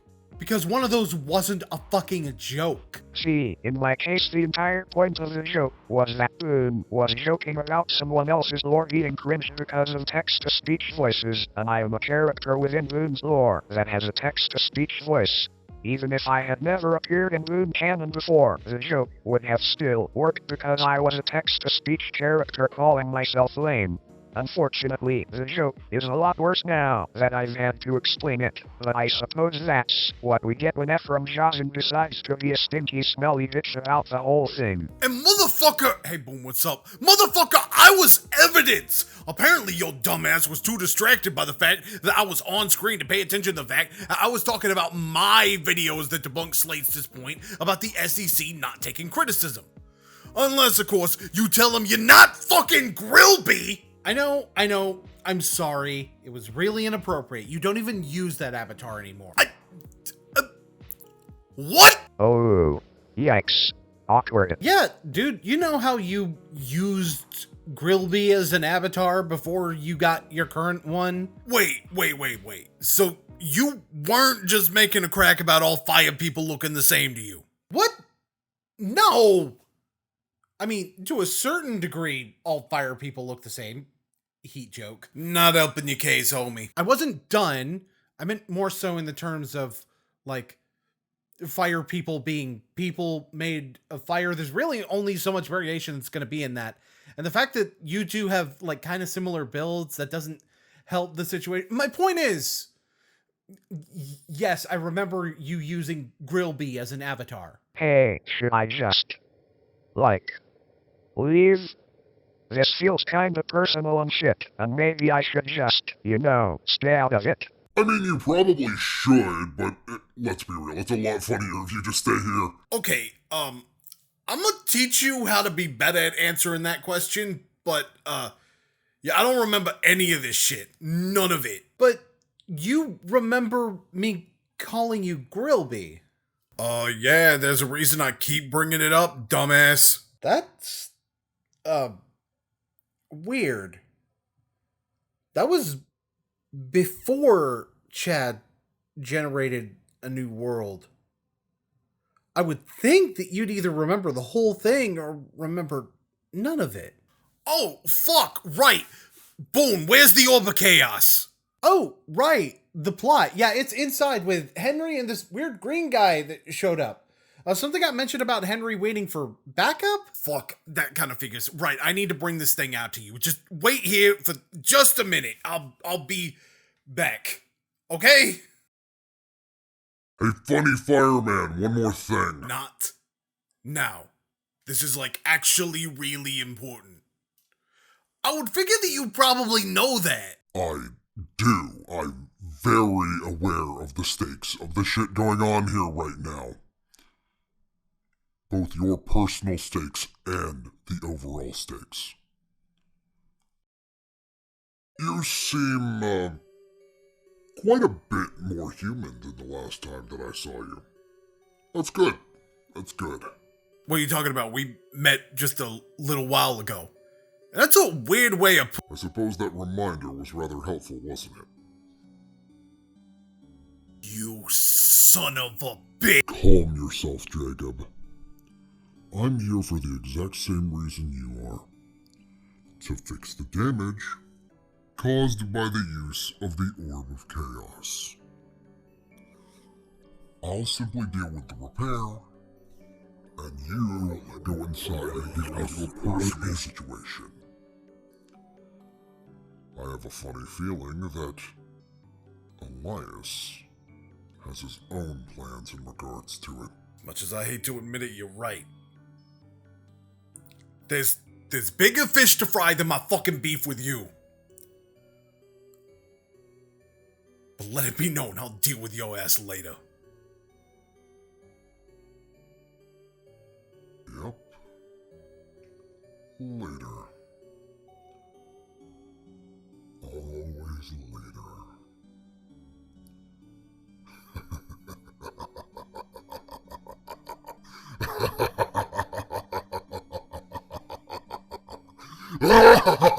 Hey, I can, hear your maniacal laughing from over here. This really isn't that big of a yard, you know. So what's the joke? And now it's time for an irrefutable point with the Ephrommentator. Okay, so an accusation being baseless would be something that has no base. This has been an irrefutable point with the Ephrommentator. You know, I wasn't exactly expecting you to let the bitch off of his leash. Are you really that— You're about to close your 10-ply wannabe Onryo gap right about now. I'm sorry, what the fuck? I said fucking zip. 1, nobody calls Jacob a bitch but me. Do you understand that? Don't answer. 2, keep the idea of my father out of your fucking mouth. Jacob's physical strikes may not be able to do shit to your spectral ass, but guess what, bitch? My magic can. Shut up, I'm not done. 3, you want to distract me? I have questions for you. Questions that I would advise you to answer openly and honestly. If not, You probably already know how experienced I am in being able to move a fight wherever the fuck I need that fight to go, including to Boon's house if necessary. Your distraction will mean nothing. Speak. I just wanted to make sure that you were done. I can answer the questions that you have if you really want me to, if that will keep you away from the situation that I want you away from. But I should warn you, you may not like the answers you hear. Yeah, I'm kind of used to getting answers that I don't like. So, let's start with the basics. I already know Soraya's not your name. I know that somehow the actions you took got attached to that name through history, and we'll cover that later, but first, what's your real name?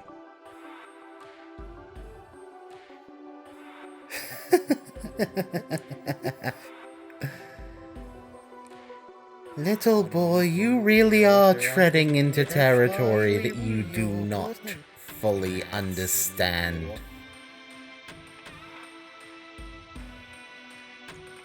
Ariel LaFleur. Oh. Based on that reaction, I guess you recognize it. Interesting, that's two of you that remember more than you should. But seriously, this part of the video is actually perfectly fine. Then final thoughts happen, and, well, I was on edge about calling this video bad up until that point. I mean, don't get me wrong, it's had a lot of problems, but it hasn't been anything other than some, albeit incredibly frustrating, bad points. Until this happens. Whatever. I'm done here. All I can say is that I legitimately hate the commentary community even more, and I am glad that Corey Margera exposed the commentary community back in 2016 during the whole rivalry with Boonslayer. And now it all comes together, doesn't it? First of all, allow me to clarify something. Two things, actually. First of all, the Slayer is not capitalized. S isn't capital. It's just Boonslayer, one word. Second of all, that was not a rivalry. That was me making points and him flopping on the ground like a goldfish forcibly ejected from its bowl. But it all just makes sense, doesn't it? Referencing an opinion is fact. You mean the same thing you've done twice in this commentary? No, I fucking didn't. Absolutely not. But if that's the standard we're gonna go by, bitch, that is everything you have done in this whole video. All the reviewers you played talking about Sonic, Richard Dawkins, Bertrand Russell, George Orwell, fuck, MST3K covering a movie. All expert opinions you have relied on to make your point. But the thing is, you're not really doing that, are you? You're providing evidence to back up the statements you're making as an actual refutation of my point. Meanwhile, I'm also using this as evidence of the statement that I'm making. But what I'm doing isn't even trying to prove Tom Holland is a good Spider-Man. I'm proving that what Slatester presented as a factual statement is not a factual statement. The only way to do that is with a dissenting expert opinion. You say that what I'm doing is trying to prove the opposite is factual, is intellectually dishonest, and basically creates a no-win situation for me when I'm stating that's not the fucking point in the interjection that you state that I'm doing this. And I don't even know what the other use of opinion as fact I've supposedly done is. The only thing that comes to mind is the statement before what you're saying now. And if that's the case, guys, can we stop this? I've stated before how a content creator should not need to state that something is an opinion consistently, or state out loud they are using sarcasm every single time they use sarcasm. But Ephrom here is proving himself to be the reason that people have to dumb down their social cues to the point that even my friends on the spectrum think it's too much. That's why these videos get covered for this exact problem by people in the SEC. Like, of course it's fucking hyperbole. We did not physically interact. I pointed out in my diss track on Corey that he refuses to go on camera, but wants to take repeated pot shots at my appearance. And not even funny ones either. At least Just a Robot had the balls to call me the amazing atheist. That shit was actual comedy. There was one sincere aspect of what I said there, though. I do not feel that what happened with me and Corey Margera was a rivalry. And I do feel like I had actual points to make, while he just slung crass insults at me, some of which rose to the degree of harassment. All while having his cult, because that's what you guys are, don't worry, we'll talk about that later, repeat that I was owned by Corey Margera for years, even after he deleted his channel. Twice. I interpreted these actions as flopping around like a goldfish forcefully ejected from its bowl as a means to summarize the events in a hyperbolic way, because I really have no desire to go into detail. But I guess I'm gonna have to in this video, aren't I? The constant lashing out when someone responds to you in any way. I mean, shit, some more profanity and an actual charismatic bone in your fucking body, and you'd basically be Corey Margera's Sonic OC Donut Steel, wouldn't you, buddy? Oh, I'm sorry. Did that sound condescending to you? Actually, to me, it sounds like you're doing your best impression of this.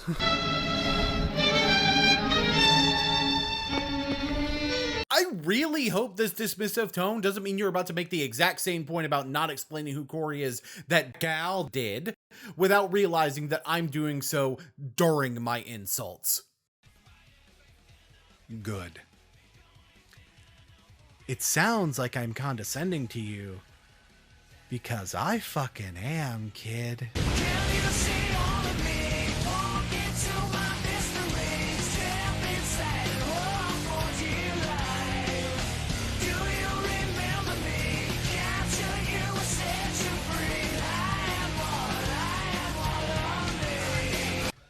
Good job. You have pointed out that I'm being edgy with a media clip. Bravo, top prize. And you kind of play too much of the clip so the joke doesn't have the same punch, actually. Not that it was good to begin with. I mean, if you're gonna make a joke about somebody being edgy, at least be moderately clever. This is so generic that it may as well be Sami Zayn in a mask. Especially when you're talking to me. For fuck's sake, I'm playing the only thing I know for real in the background. I call myself Boonslayer. The name of my series is Gun Mario. And I wear a fucking ninja star on my shirt because it's been part of my logo for the past 7 years. Any other earth-shattering revelations you want to lay on the audience, Socrates nuts? You have earned my condescension. Because, see, I'm not like the other people who've talked about you. I'm not like other girls. You're also not like people who make original jokes. What's your fucking point? Other people try to be polite about their criticisms because they don't want to hurt feelings or sound overly critical or come off as malicious. I'm sorry, didn't you earlier in this same video cite Loudon as somebody who also did a commentary on Sladester and was mean and condescending? See, when Loudon told you that you like Sonic more because you don't have to think, he seemed to mean it in a condescending, insulting way, but... For those who haven't seen it, by the way, this was the first interjection in Loudon's commentary. Do my eyes deceive me? Is that what I think it is? Well, golly gee, sugar frosted titty sprinkles, I never thought I would see the day. Never in a million years would I have believed that I would see such a figure. It's a 1 out of 1,000 chance, but yet here you are in plain sight. It's the ever-elusive Korean knockoff Joshua Colby House. And look at that! It even comes with its 2013 shitty audio quality. Yeah. In the comments of that video, Loudon even points out that he wasn't nice, and I even have a response to him then, fully aware that he didn't go as hard as he could have. And believe me, I do know. In addition, the hyperbole of me saying that Loudon was nice also deserves to accentuate just how harsh I intend to be with this final thoughts. And the way I highlight that other people didn't want to hurt his feelings displays what I'm using more language to say. I want to hurt his feelings because what I have to say will not get through to him if I do not hurt his feelings. And, spoiler warning, I don't think I hurt him enough. And under normal circumstances, that's what I'd do as well. But here's the problem. I know your fucking breed, little man. And I know that no matter what I say, you're not going to listen. I can't just give you advice, send you on your way to hopefully improve. No. I have to Desolator magic you. I have to Alexander Kayford you. I have to Corey Margera you. The fuck? Okay, second question. Oh, would you look at that? I'm afraid your time is up. You're kidding. There's, like, no way it's been more than a few minutes. My apologies. Dale, was it? I really don't know what to tell you here, though. I mean, between you feeling the need to tell me what to do, and then you gawking at finding out what my real name is, the plan's already been put in motion, far beyond what you could really interfere with. So I suppose I'll see you on the flip side. Bye. Okay, so what are we waiting on again? Just relax, she'll be here any second. She knows what's good for her. Sorry I'm late. Pinky's kind of the talkative sort. Now then, Mr. Slayer, was it? Wait, so Soraya's involved in this? Oh my god, I can't believe you still think that's her actual name. You mean it's not? Oh my god, your memory is so me damn fucked. Okay, how about instead of making fun of me for that, you just give a little bit of clarification to explain what the fuck is going on here? Oh, come on, it's funny. Okay, fine. Right, you see, Boon, I couldn't help but notice all those weird spots in your memories.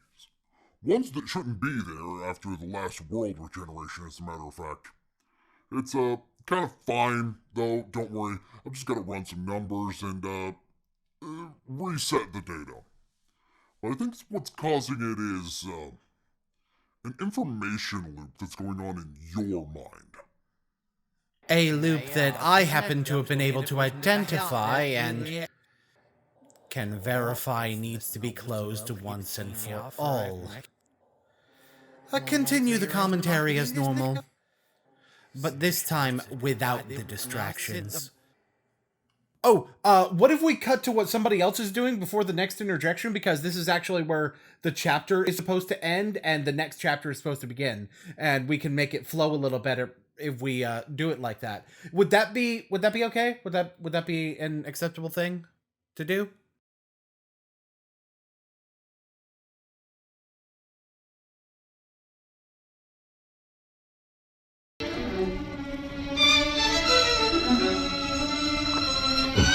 Okay, I went through your videos on all three of those people, and you did not do that to Sladester. I mean, I did, though. And I'm gonna point out how you missed these things. And the real difference between the three is that one of them, I did it in an actual commentary rather than in a separate video. Or outside of the video in general. This is, of course, discounting the fact that I simply said I was going to do all of these things, and by the logic you've been using with me, that doesn't mean that all of these things mean the same thing. I mean, in reality it does when we actually go back into reality instead of Ephrom world, but that's not necessarily the case since you've been arguing semantics that are so pedantic, you may as well call me out for my avatar being off-center by a single fucking pixel. Your first video on Desiccator Magic. Oh, and by the way, I called him by his actual username. So I already insulted him less than what you just did by default. Not only included this bit, which makes it very clear your misunderstanding of the word subjective is a recurring problem. Granted, him saying such and such card is broken because of this combo is subjective and something that can either be proven or disproven with use and time. So, fun fact, that's also a subjective idea that can be proven or disproven, although you'd actually have more of a leg to stand on with this than with anything else that you said. Desolator Magic famously thinks that most decks should be powered down. A clip of him saying this coming from the very video that you're talking about that you claim to have watched. I think you all know by now my opinion on making all decks more powerful. I think all decks need to be, like, de-leveled and powered down in Modern, at least. Alright, I guess I need another one. Shut the fuck up! So this indicates that a card that happens to be powerful but doesn't break the game would be broken to him, even if it's not a broken card in the wider scale of Magic. But when I say it can be proven and disproven with use and time, I'm saying that the proof or disproof of his point about cards being broken can be shown with data that requires both use of the cards and time to make. He can still subjectively think the cards are broken, but if it isn't frequently being used in decks that perform well, then the power level of the card has data showing that it's actually lower than other cards, meaning we have data that other things are far more powerful than it, thus making it not broken. That doesn't change what his opinion is, though. It just means that his metric for where the line of a card or combo being broken just sits lower than the majority's, which really just means he prefers low power kitchen table Magic to the current state of tournament play, which isn't actually wrong, just an opinion that I don't agree with. Importantly, different play groups can also have different expectations for the power level of their cards, meaning it can be both proven too powerful to Desolator Magic and proven to not be powerful enough by a competitive player, while also being just right for someone playing like a power level 7 or 8 commander deck. It's almost like there's a lot of nuance to this that you have no idea what you're talking about, and you don't even need to know card games to get this amount of nuance, by the way. You just need to understand the basic concept of humans interacting and having different opinions. But outside of that, it's incredibly calm and civil, not really encouraging him to do anything else but be more open-minded. You see, Magic on YouTube should be a discussion. You present your argument in the video, the commenters present arguments in their comments and discuss your ideas and thoughts, and you can even join in on that discussion. There'll certainly be straight-up haters, but I honestly don't see that on your channel. So, I'm going to give you some advice that a professional Magic player would be giving you as well. You cannot reach success in this game, either Magic or YouTube, by doing nothing but talking. You have to listen and admit when someone has a better argument than you. I knew a guy who dismissed what I had to say and only listened to the pros. It was a complete and utter idiot. So I totally feel where you're coming from with that sentiment. If I'd have just listened to the pros, I never would have done some of the awesome things that I've done in Magic, and I probably wouldn't have gotten into Commander either. But I did listen to what they have to say, take their points into consideration, and come up with my own solution. Which is the point of both what you're supposed to be doing and what they actually do. Your second video on him is also perfectly calm, and you even say in your final thoughts that he is perfectly capable of making good videos and has done so before, but just didn't put enough research into the one you're covering. This is in no way a personal attack on you. This is me laying out actual facts and providing a dissenting opinion. So, I'm going to end this video with some advice. Before you make a video, actually know what you're talking about. You tend to make pretty good videos when you do. Wait, is that all you're going to talk about? What about the third and fourth videos? Yeah, I've made 2 other videos in relation to him, notably a video where I talk about a hater rant he made and highlight his harassment towards me in relation to the aftermath of that video. Funny thing, it's actually structured very similarly to a commentary I made where I do not play any clips of the original video, which I refer to as a zero-shot commentary. So if we use rules established on my channel for what counts as a commentary, then guess what? It's a fucking commentary. It's the third Desolator Magic commentary, and if you search for Desolator Magic on my channel, or even both my name and Desolator Magic's name in the general YouTube search bar, it's the first thing to show up. Now, calling out someone for harassment will be relevant later, trust me, and so is a short on my channel that documents the harassment that predates this. Like, motherfucker, I have all of this in a playlist on my channel, but I can play how that particular video, the Desolator Magic Saga, ends for you, since you're so shit at using a basic fucking search engine. If you want to play the controversy game with me, I can play the controversy game with you. And I have news for you. You think you're good at drumming up haters and growing your profile from it? Well, I know how to end motherfuckers that cross me. I would tell you to ask Corey Margera, but I think I've made my case. Is it some of my harshest work? No, not only have I elevated my game since then, but it's really nowhere close to the Alexander Kayford com in terms of just how harsh it actually sounds. And that's why what I said to Slater sounds so much more brutal than this. And even what I said in the Kayford com, which we'll get to later. It's not because I didn't do it with Desolator. It's because I've kind of gotten more consistent in doing it better. And Corey was actually before Desolator, so that should tell you something. In fact, you know what? You want me to be harsh in an actual commentary on Desolator Magic? Well, I mean, we're in a commentary right now, and there's no rule in this saying that I have to talk about your dumbass the entire time, and there's a video by him talking about the ways that MTG Arena cheats people, and while there are some valid points in that video, there's a lot of shit I have a problem with, especially since he's titled it as a documentary. And you know what? I've got the length for it. I may as well go full H-Bomber guy, right? Ladies and/or gentlemen, allow me to reintroduce Desolator Magic, because sure, why not? Let's talk about the overarching issue we're going to see throughout this video. You're calling this a documentary, and yet at no point is there an actual source cited in regards to anything you actually say, only alluding to sources of your information, especially when you're still using your more typical format, which makes it super easy to, at the very least, put screenshots on screen that confirm the things that you claim are verified. Now, I'm aware that it's not really a set-in-stone rule for documentaries to do that, but the fact remains that this goes back to, well, our first interaction, really. You claimed that proof existed of something, pointed me to where the proof was when I asked for it. I didn't find it, so I asked you to show me your proof specifically, and you got mad about that. Sure, you could totally make a documentary that doesn't provide proof in the ways that I'm describing. Feels a little weird to shove a sponsor in the middle of it too, though. And it definitely feels weird to pretend you're a video essayist for clicks when you put a sponsor in the middle of your video, but I digress. Let's talk about what you actually say in this thing.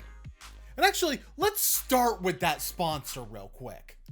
But before we jump into it, oh, you know what day it is. Black Friday here in America, so you can get some crazy deals at the #1 greatest sponsor of the channel, Into the AM. You can upgrade your own wardrobe this season. Let's be honest, it probably needs it. You ever see those people walking around on the street and they're like in, high fashion, but it's super high maintenance. It's like hard to wear. And you know that costs them like $300. Well, 80% off sale right now, and you can get an extra 10% off with code DESTHREADS. And yes, the math works out exactly the way you're thinking.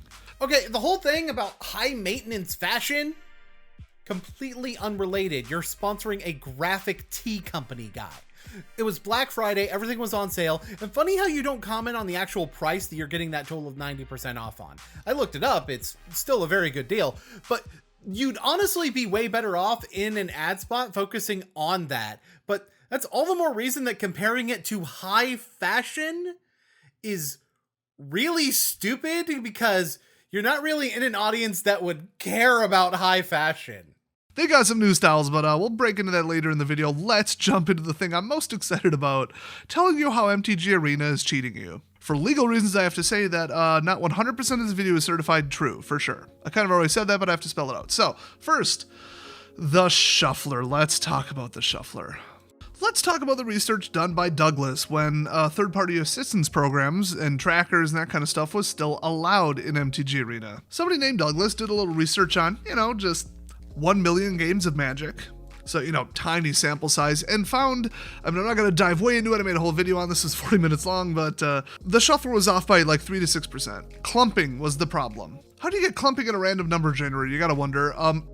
That's simple. Because randomness generated by a computer isn't truly random. It's actually impossible to generate even one truly random number with a computer. And in reality, RNG in a digital program is created by an algorithm that generates pseudo-random numbers. And while it's possible for the difference to be imperceptible, it's also possible for the difference to be incredibly fucking obvious. Now, that being said, MTGO's shuffler does not have this problem. We'll get into this later in why that is, but it actually has more to do with what the shuffler does in order to help the player, especially in regards to queues with best of one games. Oh, and also, the Reddit thread calls out Douglas for improper hypothesis testing that skews the results towards the one that they want to be true, although that doesn't necessarily make his data lack in value. Eventually the theory came out that cards that have already been drawn were accidentally being included as a potential to be drawn from. So if you had 4 in your deck and you drew 1, you still had 4 in your deck. That exactly precisely explained the mathematical difference. This, by the way, is Douglas hypothesizing that the root of the problem comes from a known implementation error in the Fisher-Yates shuffler, but Douglas doesn't even say it exactly precisely explained the difference, though. Only that it was a plausible solution, and one that wouldn't really have come to mind if not for that known error in the Fisher-Yates shuffler. So, Desolator Magic being hyperbolic while pretending to present factual information. What else is new? Here's the thing though, it would appear that they did this on purpose, because once you mulliganed one time, the entire shuffling problem went away. Oh, they must have rewritten the randomization and deck drawing code and then called the function a different way. Like, no, they did it on purpose. Come on. So you're going to rely on Douglas for what the problem actually is, but the exact thing that he cites as the probable reason that mulliganing fixes the problem?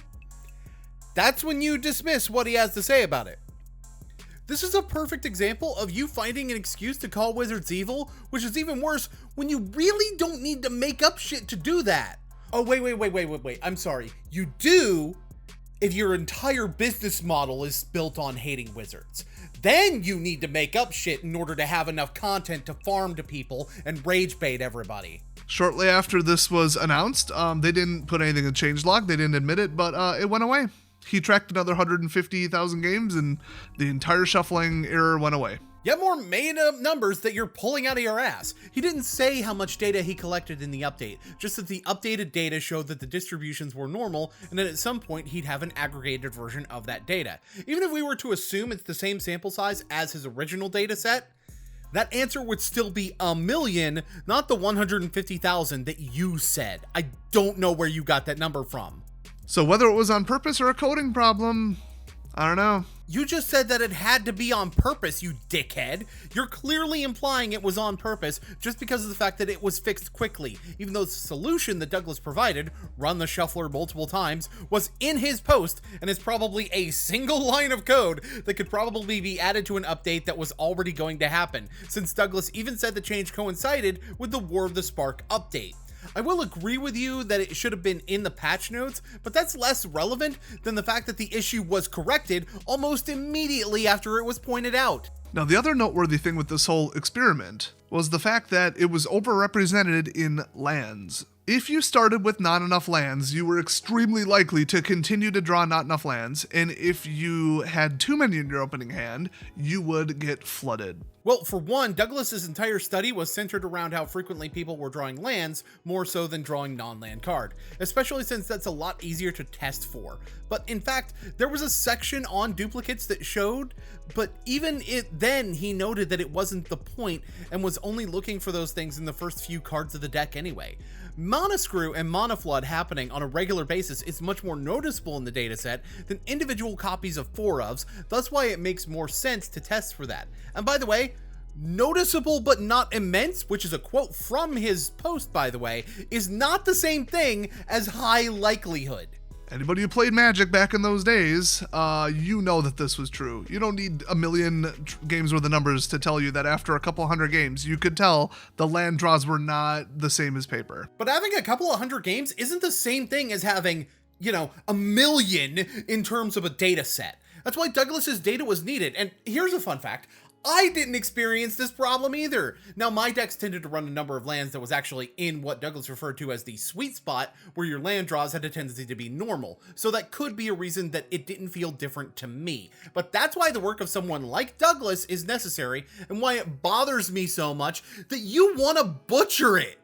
And we had idiots calling us shuffle deniers and paranoid delusional whatever, named Jeff Hooglin mostly, but other people too, saying, oh, you're all paranoid, you want an excuse for losing, huh? I'm so much better than you guys. And then multiple people come out and say, no, it's all true, here's the proof. And then he got real quiet all of a sudden. Ladies and gentlemen, welcome to yet another Bitchware segment. Because, yeah, I scoured Hooglin's social media and can't find anything from that time period in regards to MTG Arena or Shuffler, other than one comment about initially not wanting to play MTG Arena because of not having the formats he wants to play, which, you know, fair. Now, these comments may have been deleted, and the reason why it's going to be relevant is, right about now. Which is normally good, but we want to hear your opinion on how wrong you were, Jeff. So waiting. Yeah, so, your petty ass is gonna be waiting, let me just, check my watch here, a long-ass time.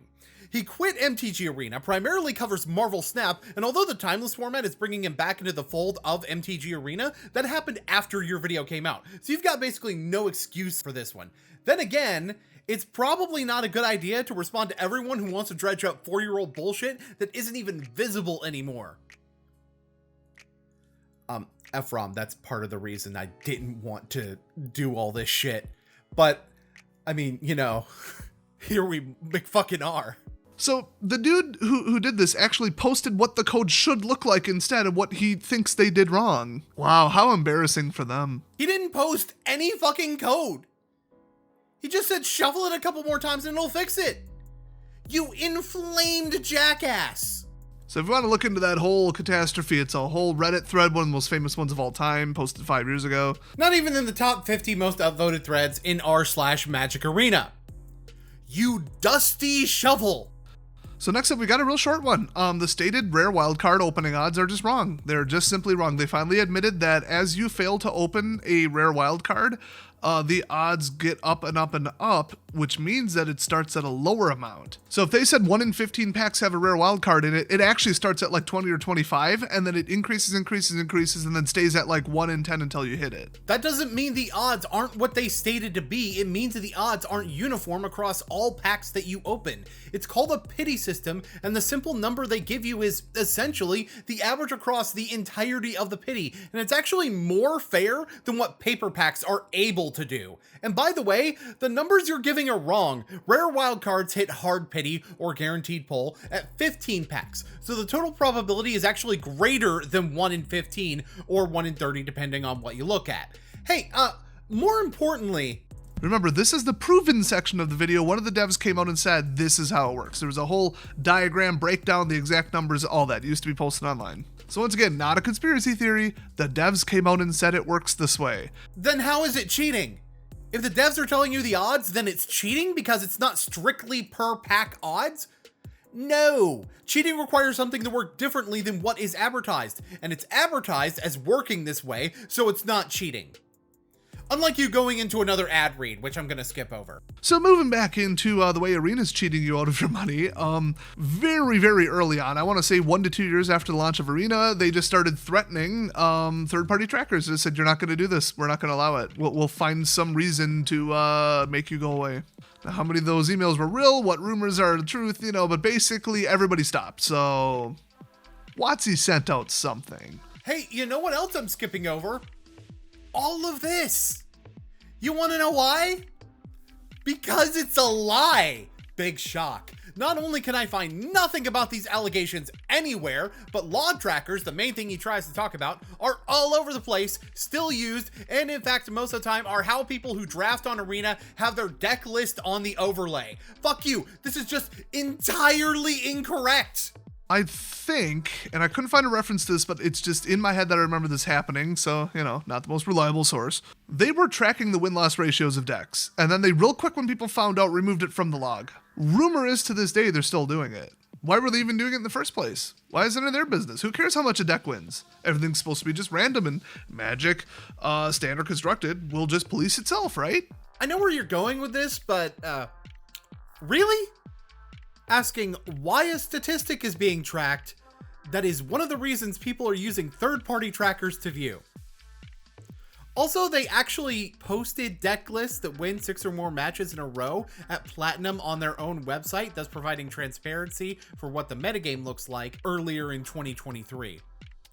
Gee, I wonder why they would track a stat when they're publishing high-performing lists. It's a mystery to me! Piss off. You don't need to take somebody who's not winning enough and artificially boost it so they feel better, and you don't need to take somebody who's winning too much and artificially cripple their ability to win, right? Isn't that correct, Watsy, or are you doing something in the background? I'm very curious. Yes, because any form of matchmaking that pits players against other players of similar skill based on having similar win-loss ratios is totally manipulation. Do you just not know how online games work at all? But hilariously enough, the actual reason that people theorize that they took down all the trackers is because they were losing active players left and right, and people were doing active player graphs. They're like, look at this thing going down. A couple bad articles came out trashing them, and they just said, okay, no more trackers. That also hasn't stopped. They put the game on Steam, which has more tracking for active player counts. I thought you had just glided off this subject too. You tricked me into covering this lie. I can pull up how many players are on Arena right fucking now if I wanted to. Let's talk about hand smoothing. So that specifically refers to the number of lands in your opening hand in best of 1. In best of 3, things tend to kind of even out. In best of 1, one bad game ruins you the match. There goes your ranking. So what did they do? What was their solution? Without telling anyone, because they know better than you, until people posted, this has to be how it's working. I am way too consistently drawing this. What is going on? And they finally came out and admitted it. The whole time, people, probably including Jeff Hoogland, but also like him, were like, no, you're paranoid. That's not how it works. You just don't know how randomization works. And then once again, the devs came out and said, no, this is how it works. Yeah, we did this. I would like to be able to just jump in time at this point, because this right here is the one thing that's actually cheating that you brought up that isn't wild speculation in the confirmed part of this documentary. Although it's intended for the benefit of the player, you absolutely are allowed to have a problem with it. Although I would like to note that, again, they were transparent about this existing, at the very least when asked about it, and the reasons why they did it. But, like I said, hopefully you're just going to see a timestamp in the corner instead of me covering this entire diatribe. Spoiler warning, you're not. In fact, let me read a statement by Chris Clay. So, the goal of the system is to reduce the number of mulligans and, quote, non-games in best of 1 matches without significantly altering optimal deck construction, which they failed to do, by the way, such that there is no need to maintain a best of 1 and best of 3 version of the same deck. Well, you're already not going to sideboard, so he's already way off. Clearly does not know how Magic works, but... yeah, that's spot on, actually. You're right, there would still be a difference between running a deck for a best of 1 and running a deck for best of 3, because you don't have to include as many fringe answers in your best of 3 main board as you do in your best of 1 main board. In theory, you could just run the same deck in both formats and have a sideboard that doesn't get used in best of 1 format, but that won't be as good as retooling the deck for the 2 different styles of play. Wow, that's very good. Why am I not skipping this?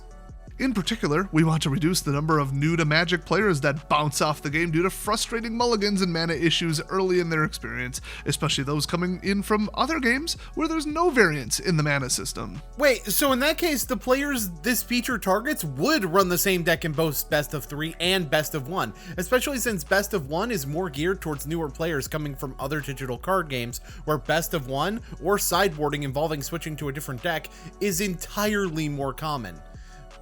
It absolutely makes sense that he would say that with the additional context. Oh, wait, that's right. This is Desolator Magic we're talking about. Of course, context and reading comprehension are going to be on the back burner. You're worried about new people rage quitting the game, and you extended standard to 3 years and let people still play abusive control and attrition decks at tier 1. The 3-year standard decision was made way after this was introduced. Like, we are talking years. We're talking a decision that was made in 2023 versus something decided on in 2018, if not earlier. And yeah, dude, no other card game has oppressive control strategies. After all, Hearthstone doesn't have Reno decks, Flesh and Blood doesn't have Azalea, and have you seen what Yu-Gi-Oh cards do? And if you want control to not exist, go play Pokemon. Except don't, because Garbodor. Always Garbodor. Every format, it's a fucking Garbodor. In unrelated news, people are quitting Arena in huge numbers. WotC is still in the dark as to why. Because despite their efforts to make being free to play in the game viable, it's not working? Because people can leave their houses and go out and play paper Magic now, thus making the need for Arena far lesser than it was? Because trying to compete with digital games using a primarily physical game and not integrating the two together properly means that people will just steer towards the more fleshed out digital products? There's a lot of reasons why people are quitting Arena, dude, and you have managed to say absolutely zero of them. But let's read exactly how this system works by paranoid delusional conspiracy theorist Ryan Spain, Arena's former senior designer, the guy who designed and implemented this system.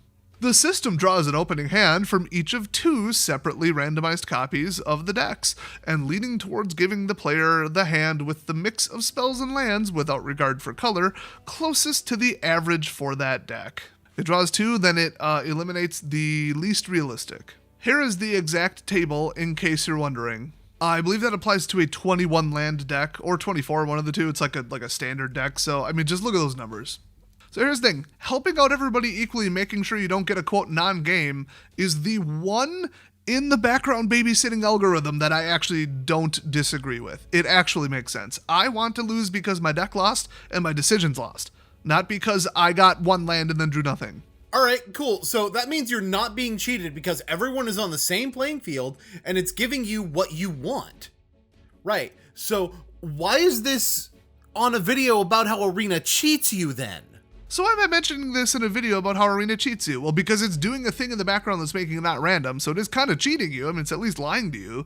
But, unsurprisingly, pro players with absolutely no morals who only care about winning and money and their own status, so in other words, all of them, use something called the 13 Mountain exploit.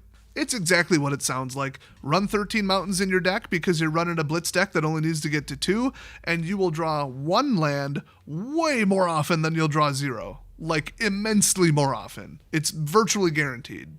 Okay, right. So, for one, the person who's the problem in this situation is the person making the exploitative deck.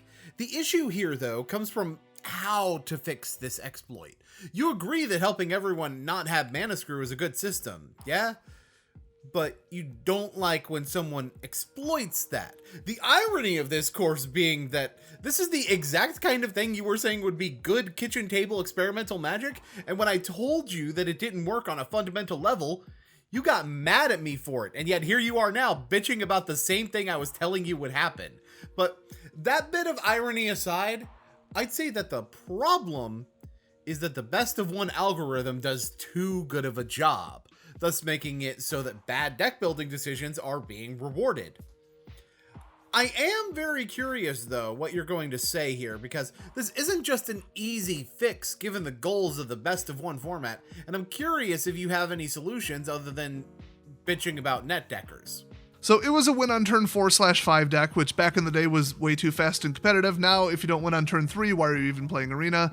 And yeah, ruined an entire tournament, people threw a fit, and they did precisely nothing to fix it. It's actually still a problem to this day. I think they just politely asked pros to stop doing it, or pros got so much backlash for effectively cheating. I don't know. Maybe they silently put a floor on it, where this effect stops at like 17 land density or something. I don't know. Well, it could be the issue that the deck tends to get stuck on only 3 lands, and any opponent that has more than one thing to interact with, it just kind of beats it, since you're often limited to 1 or 2 plays per turn. You talked about the current standard being much faster, thus indicating why a mono red deck that hits a wall on turn 3 would have problems against decks that are expected to be setting up kills on turn 4, which isn't true at all if you actually look at what the metagame is and play it, but I'll probably just address that later.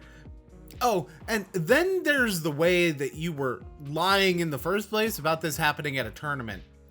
Yeah, tournament play isn't conducted in best of one, with only some play-in events being best of one in the Arena Open, but even then, all the Arena Open events are draft or sealed anyway, and thus wouldn't have the land-based exploit come up regardless unless somebody had, like, the perfect pool to do it with.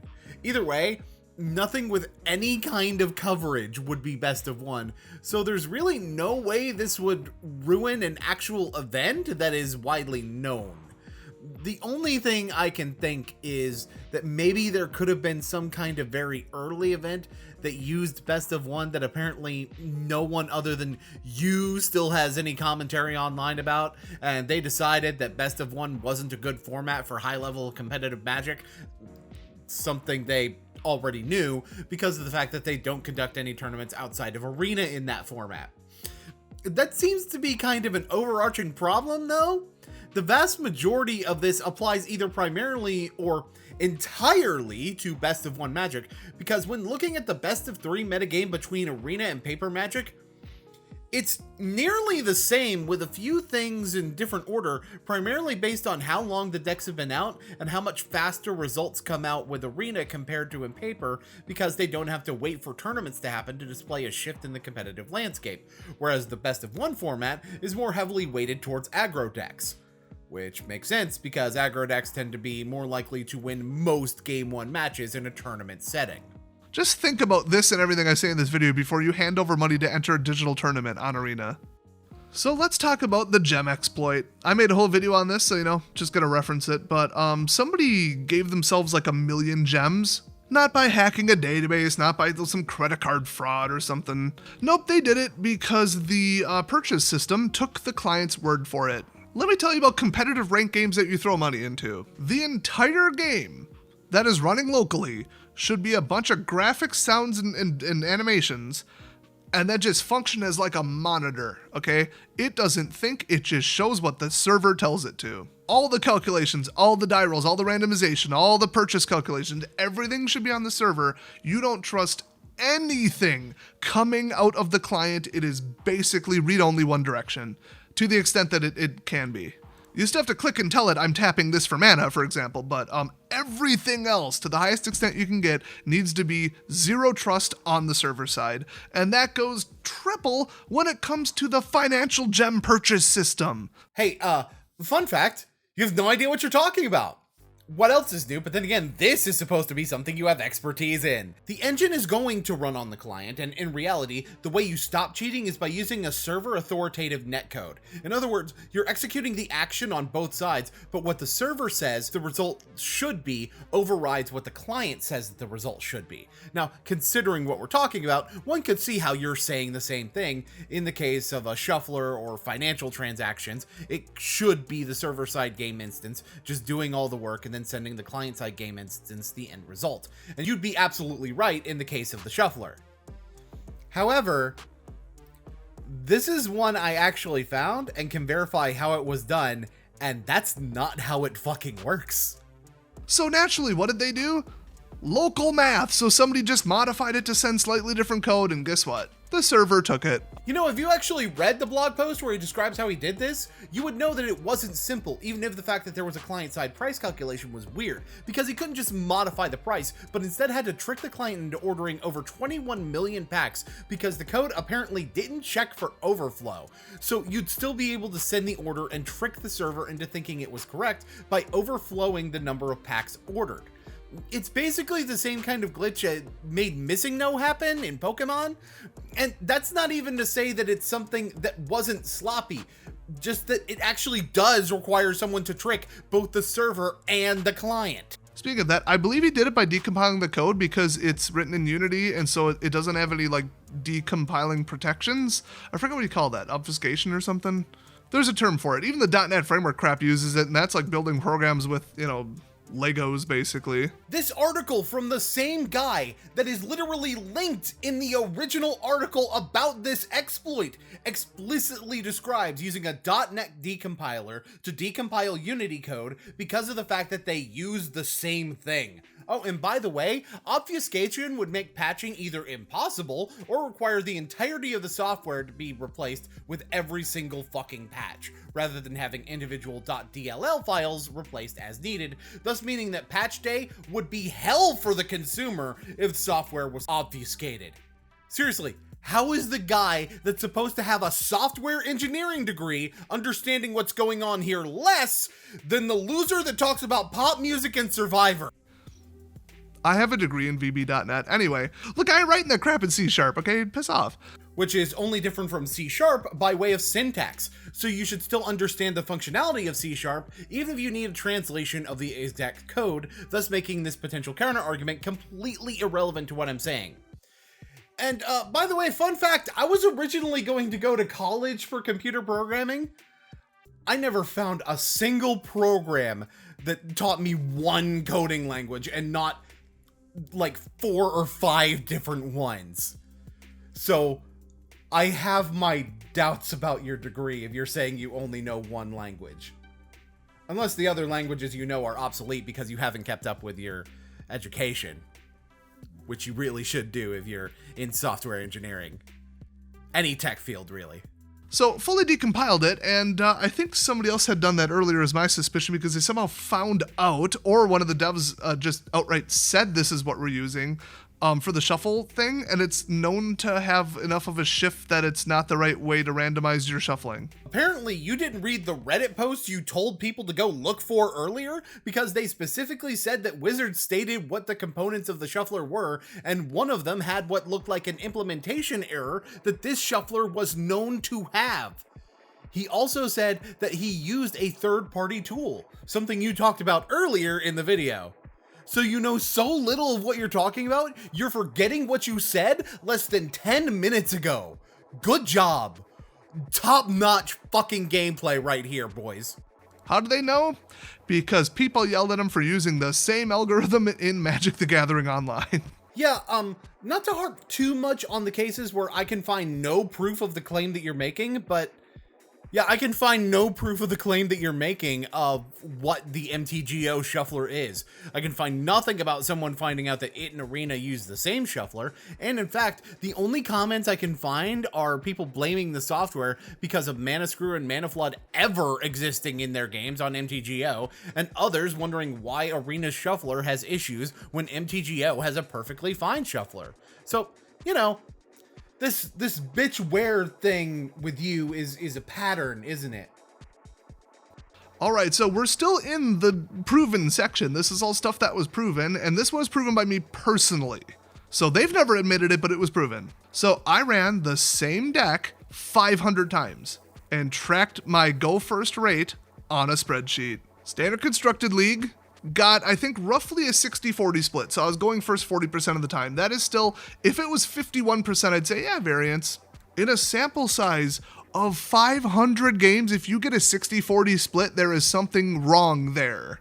There is a coding problem where they're doing it on purpose. So I ran an even faster deck because I think the speed of the deck, the CMC, you know, like if you were going to say, I'm going to rig who goes first, what would you base it on? And so I came up with a theory based on that and said, let's run the fastest blitz deck I have. You know darn well which one I'm talking about. And I went first in 1,000 games that I tracked, 21% of the time. Then I built 5 brand new decks that weren't similar to anything else I was running, ran them, and went first 100% of the time, all 15 games. Do I even need to continue with any of your video at this point? You are citing yourself and saying it's definitively proven. You are using a sample size of 15 as part of your evidence. You even say later the thing that's actually wrong with your sample size. Your experiment is incredibly unscientific. But let's delve into that a little bit more. You ran one deck 500 times. For one, as we'll talk about later, the fact that you didn't record the win-loss rate of this deck, both going first and going second, means that what hypothesis you get out of that 40% win rate is meaningless. It also is meaningless because you aren't selecting your opponents, so you have no idea how this proposed algorithm would be affecting them, meaning you'd need a much larger sample size than a typical experiment in order to even come close to isolating that variable, on top of needing to record what kind of deck you were facing in each instance, its colors, identifying its win condition, tons of shit that you didn't say that you recorded. This is part of the reason the test concerning the shuffler took 1 million games, and that was easier to test for than what you're talking about, considering the fact that it didn't need to factor in who the opponent was. It's also impossible to calculate a margin of error here, but most of the time it's going to be between 4 and 8%, so it's very possible that depending on what the exact number is, you could still fall outside of that 95% certainty range. Really, the best thing you can do is recreate the experiment and see what the results are over multiple rounds of doing the same test. But surely I can't have anything negative to say about second test, right? 21% over 1,000 games sure feels like a significant statistic that shows a lack of parity in the system that determines who goes first. Well, other than one important thing that affects the proven section of the video and is even worse here than what I was talking about before. If you have the proof, where is it? Where's the data you claim to have put into a spreadsheet? Not even showing the data on screen, linking to it in the description, and if it's in another video that you've done, then maybe linking that in the description would be good to show people that you're not talking out of your ass. I forgot I was covering Desolator magic for a second. Never mind about that last part. Shit. It's either based on the average CMC, the win rate, or the difference between the win rate going first and going second. And in that deck, if I go first, I've already won, and if I go second, I probably already won. So there's no denying it, and people are finally coming around, literally in 2023 on Reddit. It's becoming a thing. They're deleting posts. They're trying to cover for WotC. They're trying to call people paranoid and gaslight us and all this other crap because they don't want to admit that Arena's trash. People are still saying, hey, out of 16 games, I went first one time. What is going on? And they just deleted the post. For reasons that you are literally about to explain. Now, that could just happen. That's a very unscientific sample size, but people are saying, yeah, but just tracking in my head. Well, don't track it in your head. Humans have terrible perception. There's all kinds of biases where, like, you mentally weigh going first more than going second, and you're going to notice one more because it's negative, and, you know, you got to do it on, like, a real number tracking, and that's what I did, and there you go. Even though your sample size is also unscientific, 500 games and 1,000 games is actually a fairly small number of instances to be gathering data on top of being an inconsistent number of games to track with, which really points to the possibility of just cherry-picking data and saying that you're not. Even funnier, a couple months back, they turned it off for a couple weeks. I ran 50 games, I went first 24 times. So I jumped on live stream and I'm like, hey, let's just absolutely crush people with my Candy Cane deck because now I'm allowed to go first an actual fair number of times. I mean, I guess I have a different definition of fair as WotC does. Fair is in reality, math in the universe, and at parity with paper. And your declaration that this system was turned off is based on an even more unscientific method. Good fucking job, bro. But we don't play best of one in paper, which was their excuse for rigging everything in best of one. Okay, so for one, it was just the hand smoother, which you admitted was something that you liked. Nothing else that you've talked about has been expressed by the devs to be different between best of 3 and best of 1. And the only other thing to my knowledge that is different is the fact that number 1, you can sideboard, and number 2, you actually get to pick if you go first or second. Second of all, if your issue with the game being rigged is something you think is correlated to best of 3 gameplay, then why don't you play best of 3? I mean, the switch for best of 3 is right there on the Find Match screen. It wouldn't change if these issues exist, but you seem to be talking as though best of 1 is the only thing Arena has, as indicated by the fact that you think pro-level tournaments are actually using it. For that matter, aren't you supposed to be like a guy who beats net deckers? Okay, beat them on the place where they can make their decks easier, dumbass. And sad to report, my short research and evidence have showed that they have turned it back on. At least they're willing to experiment with it, but none of this has ever been admitted by the devs. So what you're saying is, you had a string of 50-50 luck, and then you did a little bit of looking, and when you didn't get 50-50 results over a sample size that you, didn't fucking tell us, you decided they must have turned it back on. Like, it's no wonder these things aren't being taken down if they exist. The evidence of it is so paltry, and spoiler alert, going first in Magic isn't really that big of a deal because of summoning sickness. So even if it were rigged, it would only matter if you're making a deck that predicates its entire strategy on going first to begin with. In other words, a shitty deck. It's the same thing as the hand smoother. Don't make us say, we did a short study, we did a thing, we tracked it, we suspect this, that, the other thing, that we all think this is going on, and then they finally come out and go, oh yeah, this was going on in the background the whole time. Didn't you know that? Oh, yeah. Most of us don't care that the system exists. We just want to know when something other than exact random chance is happening. Okay? Then we can give you feedback of what we think about it, and you can do with that what you want, but we want to know that it is going on, because there's no point in me building a fast deck if you're just gonna cheat me and not let me go first 50% of the time with it. Wait, didn't you just say you wanted it to be in parity with Paper Magic? So you do care if it's different from random chance then. Now, to be fair, with the last part of that, it seems like he's saying that he'd rather know it's different and be upset about that than be told after discovering it for himself. Yeah, so the thing is, the hand smoother was something they did tell people about from the beginning, and the shuffler issue was a bug? The pack odds being based on a pity system was something said at the beginning, and not even something people were talking about being weird about packs before it was outright stated to be the way that it worked. A lot of stuff is talked about in patch notes and articles about the state of the game, with the reason that some people don't already know this just being that, well, they don't read that stuff and just assume that it's Paper Magic, even though they already have a client that's more in parity with Paper Magic and that's running alongside Arena. If you don't like that I'm achieving a 75 to 80% win ratio with that deck, you have something to do about it. It's called the card ban button, which based on the last couple years, you have clearly lost. You have misplaced that button. Build another one. The deck he's talking about getting a 75 to 80% win rate with is one that he admits that he's primarily playing in gold, as seen in this clip.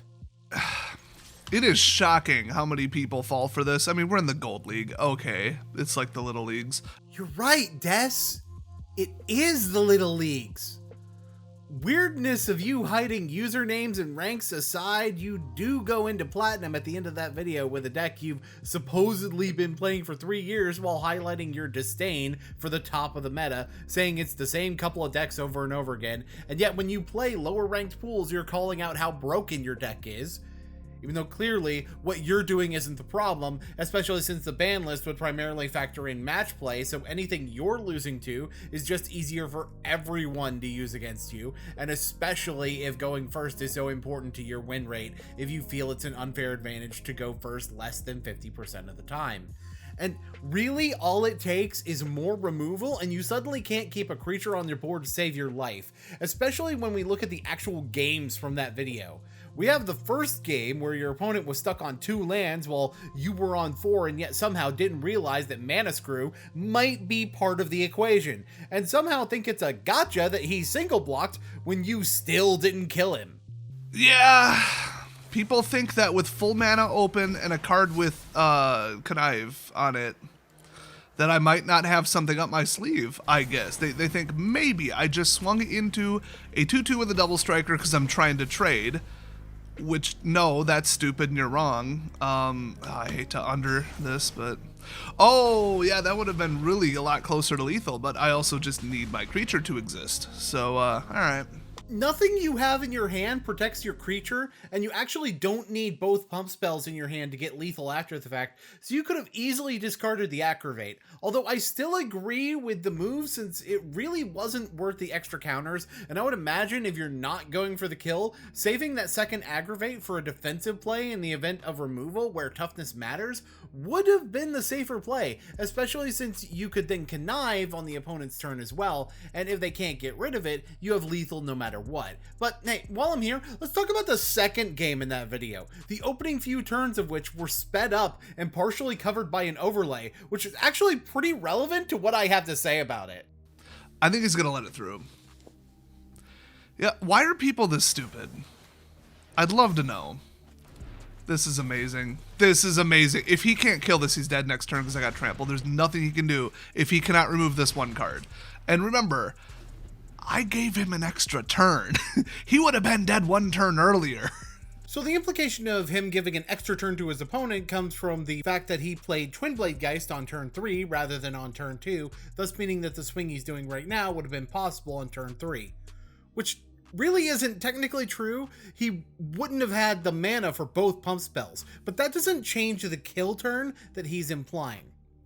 What does change that kill turn is the fact that Twin Blade Geist on turn 2 wouldn't have happened with that hand, since its only white source by turn 2 was the Sundown Pass that he played tapped. Of course, the counter argument is that he gave him an extra turn by not mulliganing to have his opening hand contain both red and white, but that's a bit too generous of an interpretation. Interesting that you make a claim like this after fast forwarding through partially covered up board states. Oh, there's more from this particular game too that I want to talk about. He's playing my favorite color combo, so I don't feel that bad. Plus Fairy Tribal, they're just flying Merfolk, let's be honest. Okay, so for one, a single fairy in the deck does not a Kindred deck make, especially since there aren't any fairies in white that aren't changelings, and Fairy Vandal cares about card draw, so it's probably more likely to be some kind of weenie control shell based on the Wedding Announcement and Mishra's Foundry, which is gonna be relevant in a moment. Second of all, fucking no. Just because both fairies and merfolk are blue doesn't make them the same thing. Merfolk is actually way more aggressive of a strategy, tends to use green as a secondary color, and doesn't have flash, while most fairies have flash specifically because of their disruptive effects, which isn't something that merfolk typically do, aside from the occasional curse catcher or the like. He's got something. He's definitely got something. He just hovered, like nicked my card as I call it. He just hovered over it, so he's like checking it to see if he can target it or something. Or he's trying to set up some elaborate thing with X and failing to target it correctly, or, you know, something like that. Let's see what he does. This is going to be a long game. I mean, if it's 20-4, I'm going to keep playing, you know what I mean?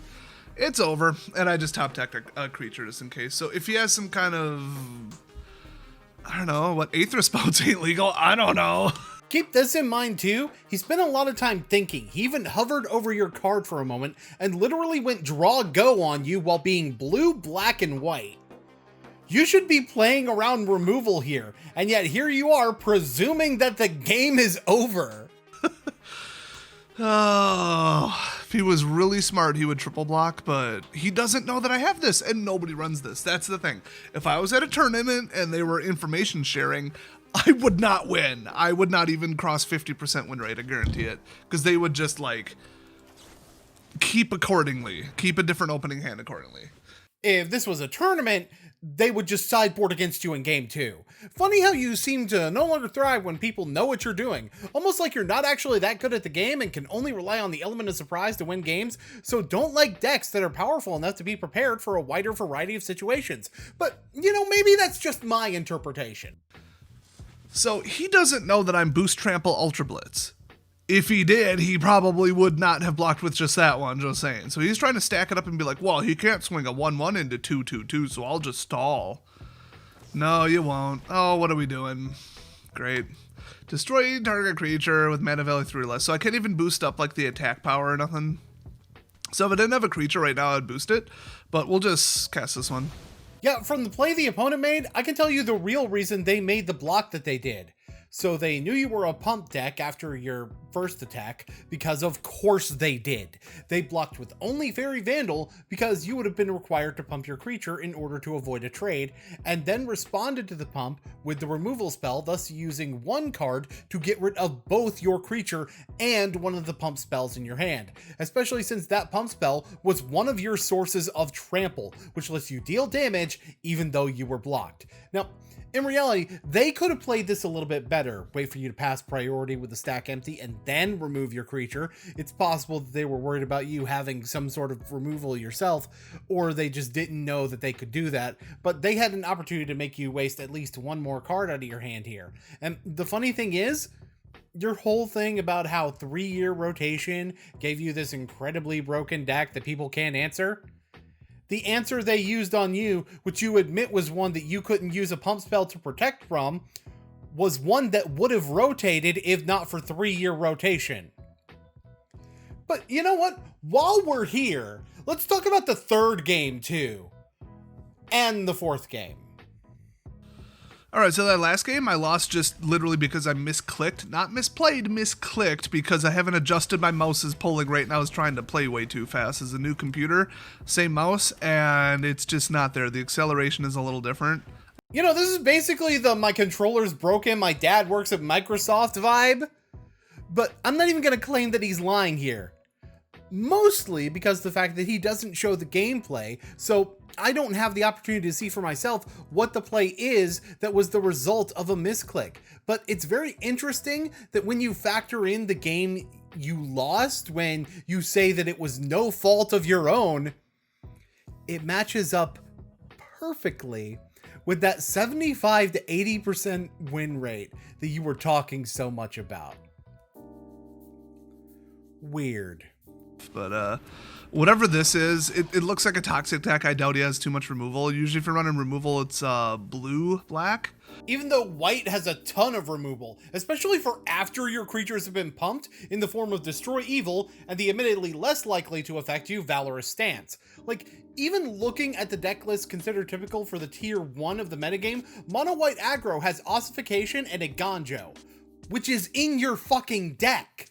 Azorius Soldiers has Werefox Bodyguard, another mono-white removal spell. It gives you what was removed back when it leaves the battlefield. And even Boros Aggro has Get Lost and a Ganjo, once again, that card that's in your deck that's mono-white removal. Not to mention how much removal that only requires white that Selesnya Enchantments has. And black is one of the colors in blue-black, and your own deck has a toxic creature that it doesn't have evasion, so can benefit from removal to clear the board before it swings in, especially since it does more poison than the majority of toxic creatures. So assuming a white-black deck doesn't have a removal is stupid, especially since... So high deck variety here in gold. Oh, of course, -1. The one removal spell in this damn deck. There's a removal spell with Proliferate, a thing that a toxic deck really fucking wants, that gets played on you immediately. Since we're talking about pretty much any removal spell that would fit into a toxic deck, there's Drown and Ichor, which only an Aggravate onto a Virtuoso can effectively get you past without some other setup. So no, it's not the only removal in their deck, or at the very least, it's silly to assume so. But generally speaking, this kind of shows how bad your mindset is. You rely on other people's misplays to win, and then call it the strength of your deck. You don't understand how to read incredibly obvious tells, and you make so many wild assumptions about what someone's deck can do based on nothing. It's no wonder that you don't like people playing top tier decks. It requires actually knowing the deck to counteract it, and actually knowing what's going on in this game is something that is beyond you, including in relation to how powerful your own deck actually is. I know this because I played the deck with the exact list given in the description, which you said to not change. Funny how you're okay with net decking if people are stealing from you. Anyway, 62 cards, by the way, and I'll get into the results of me doing that later, but the bottom line is this. If it's winning in lower pools, but isn't seen in higher pools, then maybe they won't ban it because it's not actually a problem. Especially since the win rate I got ain't even anywhere close to what you said. Yep, you're seeing that right on the screen, by the way. That's a 59% over the course of 100 games.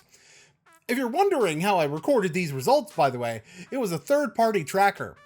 One that gave me more information than just what I'm showing on screen, although admittedly the card usage data only reflects like 98 games instead of 100 because 2 games instantly drew because of some kind of glitch. It's still funny how you claim that Wizards doesn't allow third-party trackers anymore. Especially when they have a tick box in the account settings within Arena specifically for third-party plugin support.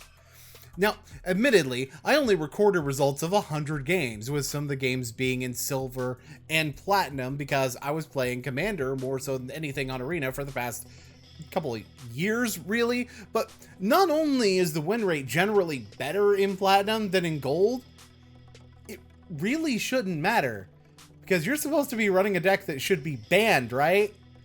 Your video was uploaded about 2 days after the release of Lost Caverns of Ixalan, and I didn't identify any cards from that set being used by your opponents, so another excuse you might have is that the release of Lost Caverns of Ixalan resulted in a drop in your power level. Well, for one, you're still saying that on the 24th, so what the fuck does that tell you? And for two, your call for a ban is because you think the deck should be stopped, right?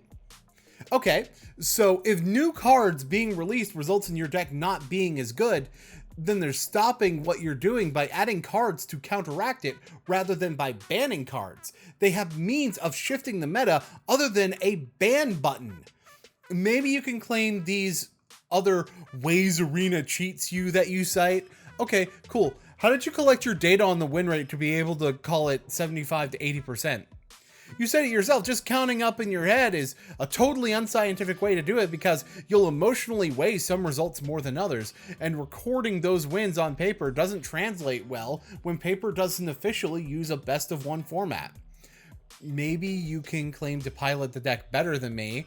Okay, in that case, your data is unreplicable and therefore not trustworthy.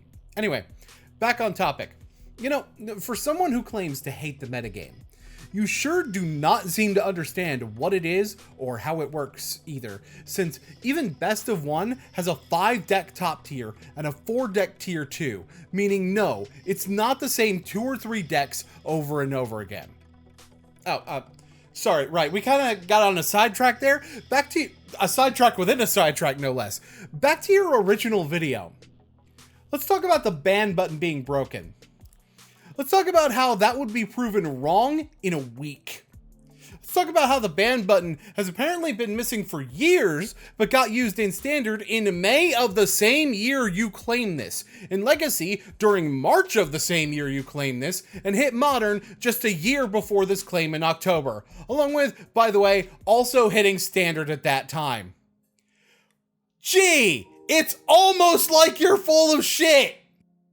This next one's really simple. There was at least 2 exploits, there'll be 3, and they aren't in the game anymore, so I can kind of tell you how they work. One was spamming a certain pet animation would crash the other person's computer, you would just win. And then there was another thing where they could prevent you from taking an action by rapidly hovering over the cards, and then the white border thing would like get caught in some kind of subroutine that would eat up all your RAM or something, I don't know. None of those really affected me. I saw people try the color shift thing, and then the hover thing against me. It didn't work because I'm running an i7 with 32 gigs of RAM. So, you know, good luck, but you want to disconnect somebody with crap internet on a crap computer because you could run Arena on a potato. They're already on the edge. Yeah, people are getting free wins doing that. And we caught so many people doing that in the wild. I think it's safe to call it proven at this point. Well, plus, WotC came out and said, this is a problem anybody caught doing it has been banned and we patched it. So there's also that evidence, you know, if you want to weigh that.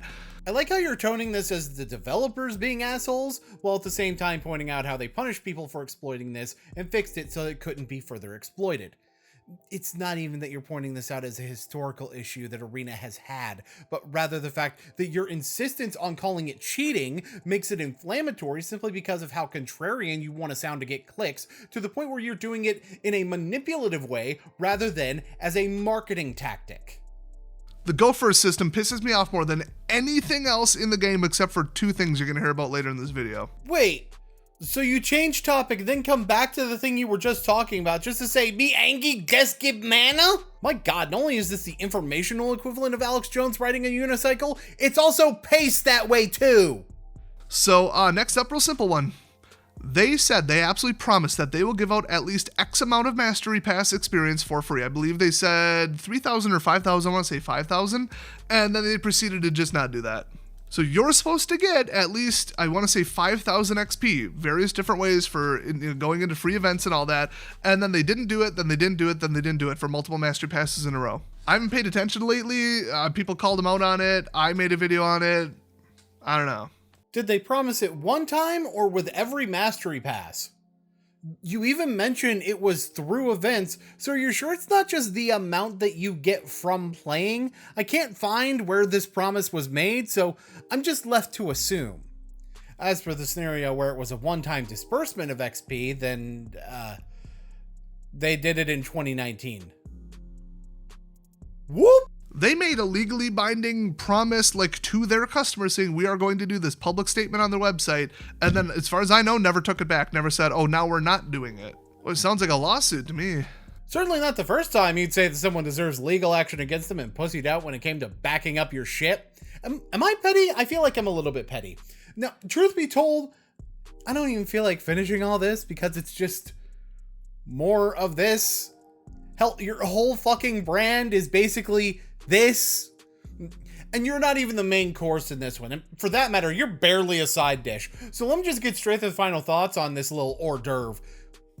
You are the low-tier god of Magic the Gathering. You spend entirely too much goddamn energy on bitching about everything being broken and netdecker this and pro player that, to the point where I honestly feel like you either hate this game or are doing it intentionally in order to garner views. The problem being that it stopped working a long time ago. You like to say you're not one for doing research, but if you're going to call a video on your channel a documentary, I don't know, maybe you should be.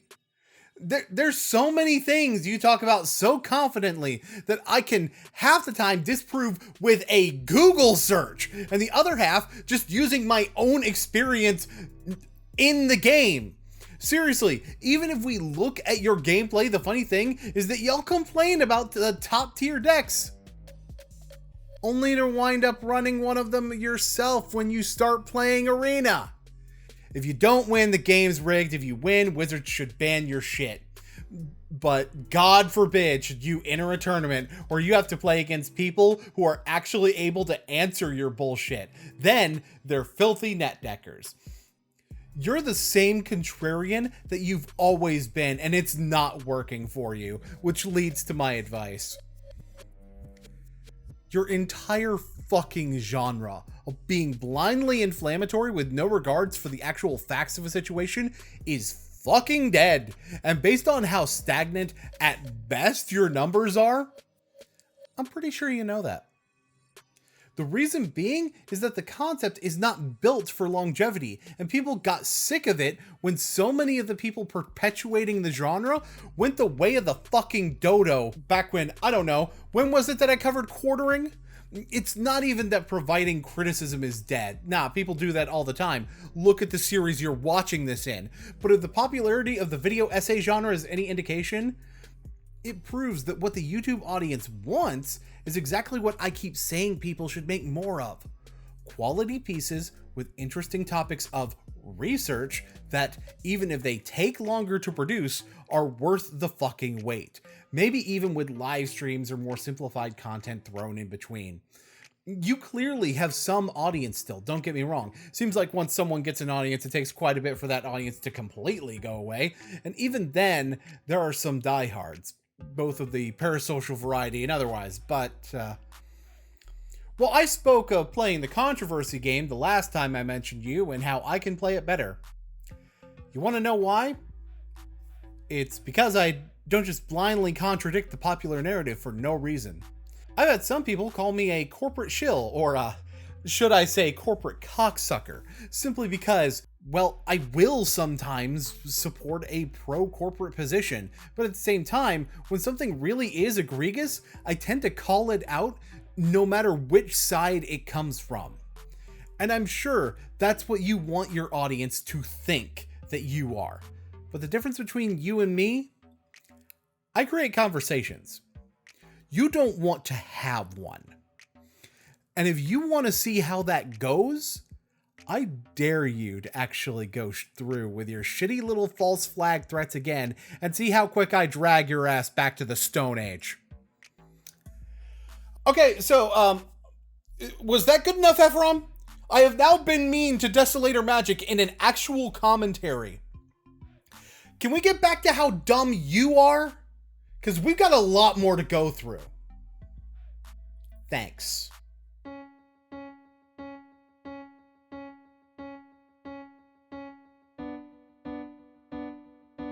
Oh, come sit down, Mr. Shore. Have a cup of coffee, maybe. Just because we're in this standoff with one another doesn't mean that we can't be civil about it.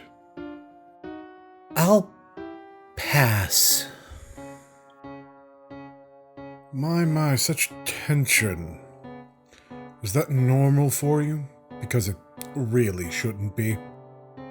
Rather unhealthy. Or maybe the fact that this situation isn't stressful for you is the unusual aspect to all this. Why would I be stressed? I'm the one in control of this situation, after all. Are you? I mean, why not look at the reality of what this situation is?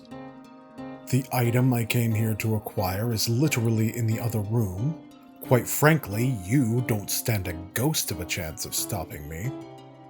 And the only reason I don't just leave with it immediately is because of the likelihood that your backup is who I think it is. Someone that I'm sure you're aware is someone I need to have a very stern conversation. The only conversation you and I about to have is me sticking my Jordan so far up your ass that you're gonna be puking up Nike logos for a month. I don't believe there's any need for that kind of hostility. No need for... After everything you did to me? Are you that damn sociopathic that you don't even know how much it hurt to give up everything for you? Just have you take control of my every fucking move? Jake, I'm... No, shut up! You don't get to call me Jake! Not anymore! I'm disappointed. You were lost.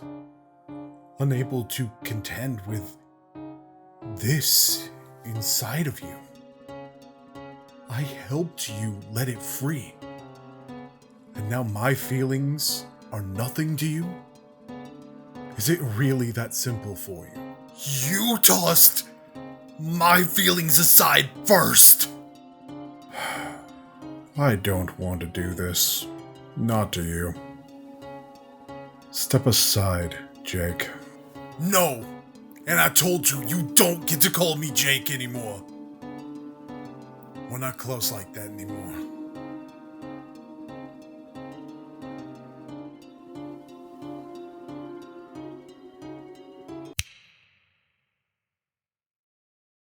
Your video on Alexander Kayford, which I should note is not in your Boon Canon playlist, and as such I had to go quite a bit out of my way to find it, is certainly aggressive, make no mistake. However, the thing that got you angry was him insulting everybody who worked on the show.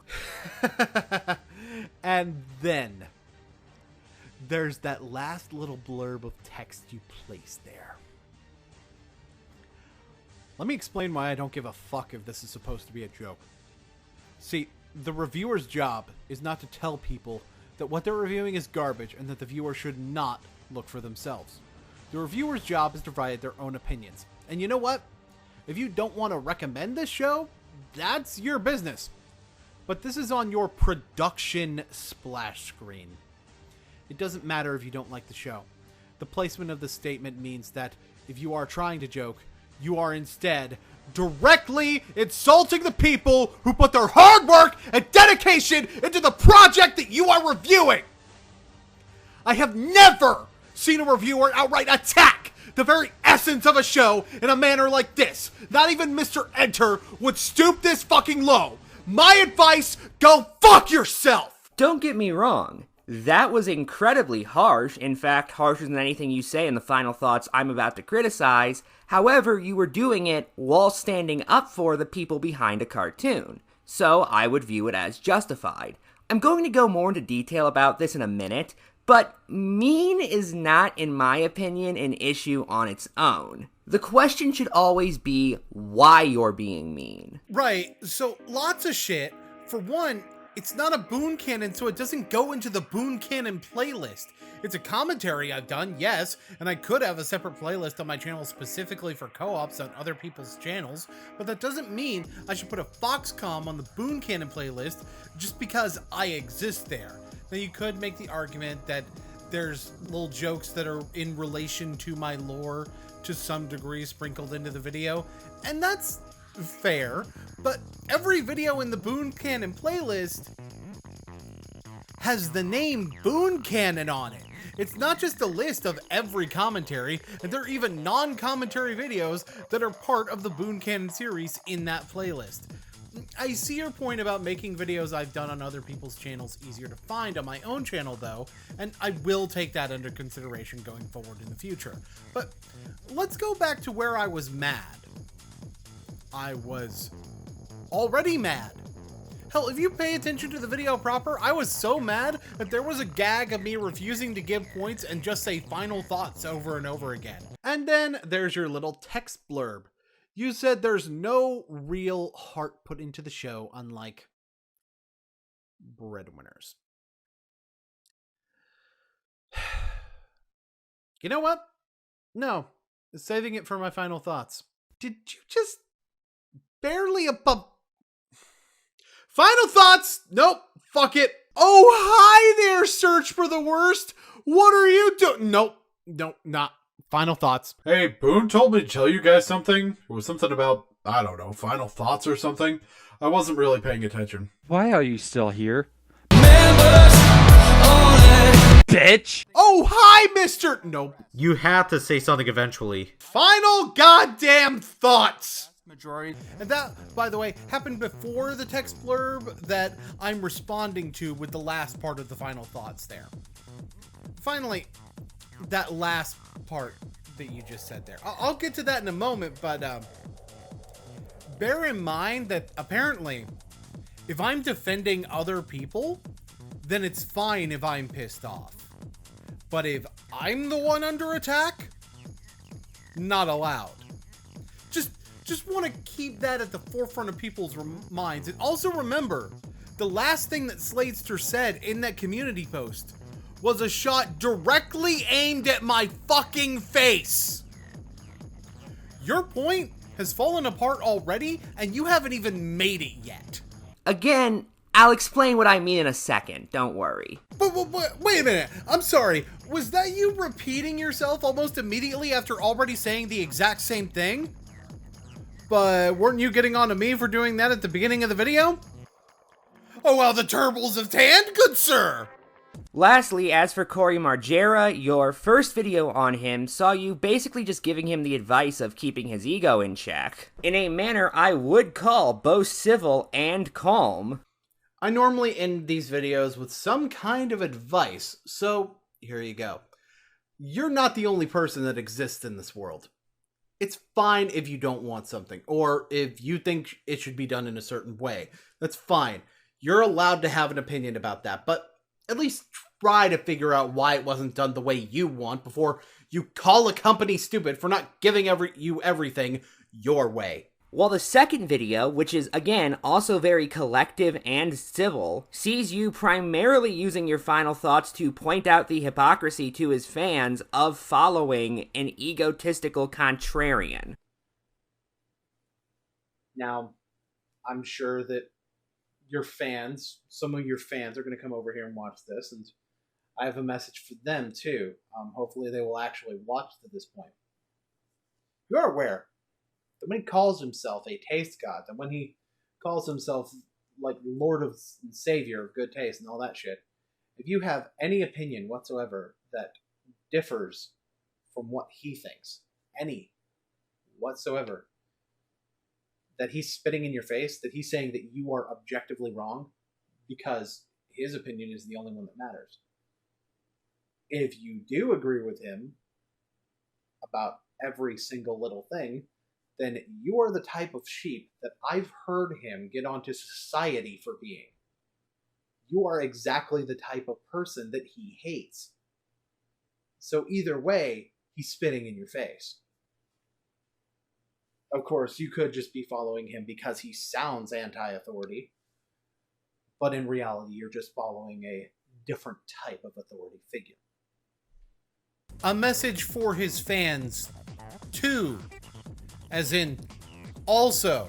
I mean, that being said, you're right. I did choose to continue taking the high road when Corey was going as low as he possibly could. I did outwardly call him stupid in the video though, and I actually addressed his fans specifically because I felt like it would hurt him more if I took that route.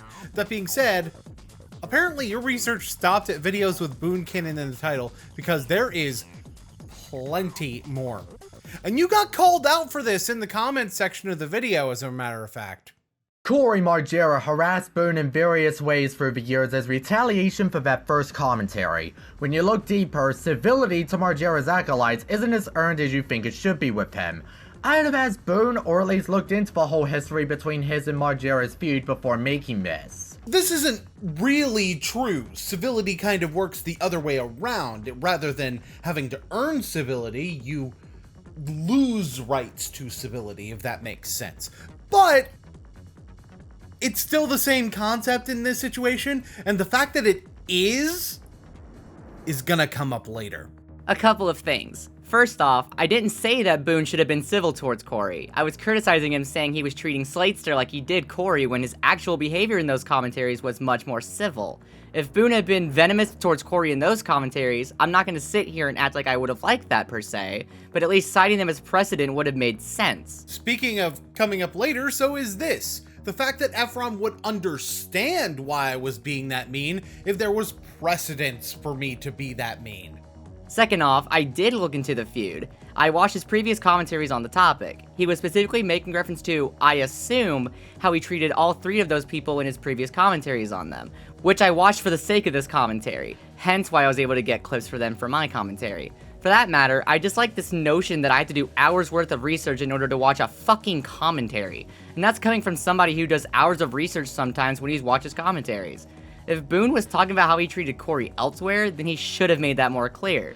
I shouldn't have to look into everything that happened half a decade ago and then play a matching game with his actions to Slatester. I mean, you don't have to do hours of research to watch the commentary. These are three people that are associated with deserving harsh treatment on my platform. You can take the reference for what it is, and you can move on. These are people I covered. They're people that come up sometimes as people I've been harsh with, even if, yeah, I haven't been harsh with them every single time I bring up their names. The first one was due to background noise commentary listening, but the second is mostly due to my having looked into Corey Margera twice now, and Boon has earned that venom after some of the things Margera and his fanboys have done. But I could see why he didn't say why he acted that way. One, he doesn't want to get more from/relive Margera's actions, and two, he assumes his audience knows who Margera is in relation to himself. But first, due to some shit I shall let Boon himself disclose, as I found out what happened from a private source, and the second is only allowed if it relates to those who know about the first reason. If you want to know why he would get so upset in anything Margera related, ask Boon himself, because, whoo boy, from what I know, it is way deeper than what it is in videos. And it'd be kinda rude to tell Boon, you need to tell people why Margera bad in full detail without any fluff, without giving the context of it being for commentary research. TLDR, you're touching on a very personal thing to Boon, but I don't think you have the full context of, as it likely pains or enrages him to bring up, even as a disclaimer regarding anger to the commentary subject. I'm gonna be honest with you about this one. I'm not even sure what the private information being spoken about here is, to the point where I'm concerned that it may be something I don't know about based on the way it's being brought up. But I'm gonna try explain what I think it is that I do know. So, Corey continued this obsession with me after my second video on him. There's other videos that show this happening, but we'll cross that bridge in a moment. There's a couple of notable instances that I actually remember where I simply can't find the evidence or it just isn't available. Which, by the way, the fact that it isn't is also going to come up later. I've had a hard drive and even an entire computer completely die on me since all of this happened, so you might be able to forgive the fact that my archive is incomplete.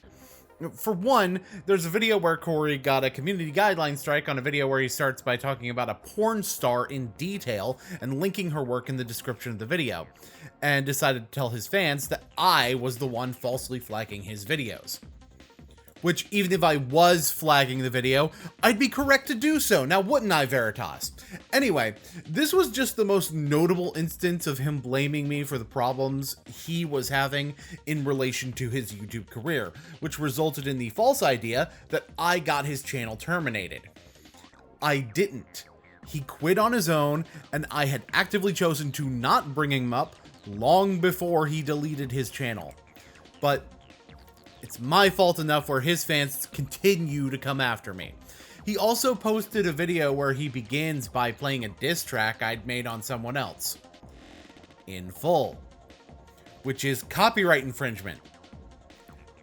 That diss track is actually gonna be relevant later as well, as is the fact that he played it in full, because there's even though I don't have the video where he did this, there is information that proves that it happened. Well, at the very least indicates that it happened. However, if it's something I don't know about, let's just say it could explain one or two other things in my life that I've never mentioned on my YouTube channel and have no intention of ever bringing up. So we are going to move on. I'm sorry, but that's not how this works. If I had to go to you later and get private information in order to understand something you said in a public video, you have failed to communicate something to your audience. For that matter, if Boon really wants this to stay private because of how personal it is, why the fuck did he even bring it up in a public video? But I'm not the one who brought Corey up in the first place. Sladester did. I'm not the one who brought up my name in relation to Corey. Sladester did that too. I didn't start any of this. You're basically saying that if I want something to stay private and someone else makes it a public issue, in order to defend myself, I have to make the private aspects of that public, whether I want to or not. What you are basically saying is the same as blaming a victim of doxing for being doxed. Margera gets referenced all the time on Boon Canon as how to do everything wrong after an SEC video is made on your material. But when Sladester explicitly brought Margera up as inspiration, it probably escalated things tremendously. A recurring reference for a series needing explanation per video it comes up, especially to describe what Margera and his fanbase did to Boon, is pedantic at best. I don't see you going after others for this kind of thing either. By the way, my source on the depths of what happened is private, not the info itself intrinsically. Boon has mentioned in some of his videos some of the basics on what Margera and his fanboys have done to him, and it isn't pretty. Like, there's crimes involved with one of Margera's fans' revenge scheme in Margera's name, perhaps citing the context ain't worth revisiting on an emotional level. Exactly! I've already created the association of Corey Margera with toxicity. I've done so in the video you're covering by highlighting the behaviors that mirror Corey that are toxic, which is what my words are doing in this final thoughts. Okay, let me explain my issue with your point with an example. Imagine I said in a commentary I was going to Neko Koda, the person I'm covering. Not in reference to anything I did to her in my commentaries, but instead in reference to befriending them again months later, as I did with Koda. That would be incredibly confusing, and any new viewer who looks through my content on Koda would almost certainly have more questions than answers. Well, on top of the fact that what you're saying you're gonna do when you say that makes no sense in terms of narrative for a YouTube video. I say I'm going to Corey Margera you while comparing to other people I've done something similar to, thus indicating to people who know those situations and not Corey's what that means. I then demonstrate what that means by actually doing the thing that I indicated that means immediately. Yours involves a context that isn't in a video at all, and by the way, befriended again months later, huh? You know, you being friends with Neko at the time sure does explain your low-key justification of harassment, doesn't it? Mind you, that's giving you the benefit of the doubt and assuming I should have to do any research to understand a commentary, which I really don't get. Stan Lee once said every comic book is somebody's first. In the same regard, every commentary is somebody's first. Every commentary of yours is somebody's first, and every time you reference something, it will be somebody's first time hearing it. Putting it inside references like Boon did actually runs the risk of alienating new viewers if done poorly, because although I was willing to do some research, not everybody is. Just look at Yo Pal Gal's albeit pretty damn flawed video on Boon if you want evidence of that. To put it another way, if you reference something I don't know about in your commentary, unless you clearly lay out where I can get said information, I'm under no obligation to look into what's being referenced because I watched this video with the goal of being entertained and not finding a new topic for a research project. As I explained when I covered her video, I actually laid out information you do need about Corey while leaving out the parts that are not. Your comment was 2 days before that video came out, by the way, so it aged like milk real quick. And that whole Stan Lee thing about how every commentary is someone's first? Sure, it sounds like a good point. But if even a reference to other characters existing that were in previous commentaries is enough to make you feel like I'm breaking that, I got bad news for you about what succeeds in the comic industry. I can also use data to show that in my case, this isn't entirely true, and if it is, people tend to like binge watching the back catalog. You know, like Survivor, but with more gays and less nudity. So, first, I want to look at the lifetime viewership numbers ending at the day before Boon Canon 49 came out, which gives me 57.3% of viewers not being subscribed to the channel and 42.7% being subscribed. I'm not showing the screenshots, by the way, because I'm not even 100% sure I'm allowed to do that in terms of YouTube's guidelines. Some of the more robust figures, like returning viewers, aren't really available for the time period, but that's fine. What I really want is how those figures change as of the date of the video's upload and after, using your upload date as the end date for the data just to have an objective point to measure. The number is now flipped almost entirely. 56.5% of viewers are subscribed and 46.5% of viewers are not. This kind of sounds like me, in theory, losing unsubscribed viewers, right? Wrong. I got 39.4 thousand viewers during that 234-day period for an average of about 168 views per day, whereas the entire period before the upload of the video had 436.5 thousand viewers over 2,907 days for an average of 150 views per day. What the cause of that increase in viewership is, which is probably Boon Canon 50 by the way, doesn't matter. The point is that there are more views and more of them are coming from subscribers. So in my case, the expert opinion that you're trying to use to prove that I'm doing the wrong thing is in and of itself wrong for what my content is. Not entirely, mind you, I still take an interest in making my videos mostly be able to understood in isolation, but also make sure to include benefits that are more than just fluff for those who have already been following. And the funny thing is, remember when I noted how it was an expert opinion? And I've disproven its validity in relation to my content? Funny how something can be subjective and disprovable at the same time, isn't it? Funny how you're relying on an expert opinion in order to make a point about what my content should and should not be. You know, I have an expert opinion too. You ever heard of Carl Jobst? In a Reddit exchange between Mooney and myself after he released his video, he confessed he only considered my YouTube videos, and didn't look at anything else. Mooney doesn't seem to appreciate the difference between reality and a YouTube video. I have spent hundreds of hours researching The Completionist and his charity streams. It is simply impossible for me to put everything that I know into a YouTube video. It would be 50 hours long. A YouTube video is not evidence. The point of a YouTube video is just to convey an idea and entertain people. Mooney's under the impression the information presented in my videos is all the information there is. This concept is so ridiculous and naive, it's incredible. That clip did not exist when I wrote this script. I added this part in, because it explains my position way better than I have. The important thing here isn't that it's like Corey. The important thing here is that it's bad. I explain why it's bad. I bring up Corey as a way to tie the narrative back, and to bring up that when you're using those same isms, those same Corey-isms, after you keep saying that you've changed, it shows that it is a lie. That's the point. That is the point of corrupted by hatred, malice, and spite. That is why I say that Corey is the corruption in Boon Canon 52. Do I need to play that clip too? Or can you understand it from me bringing it up here? I'm pretty sure you can. I know you watched that video. But let's move on. I do want to apologize for misunderstanding your last point regarding your source being private and not the information itself.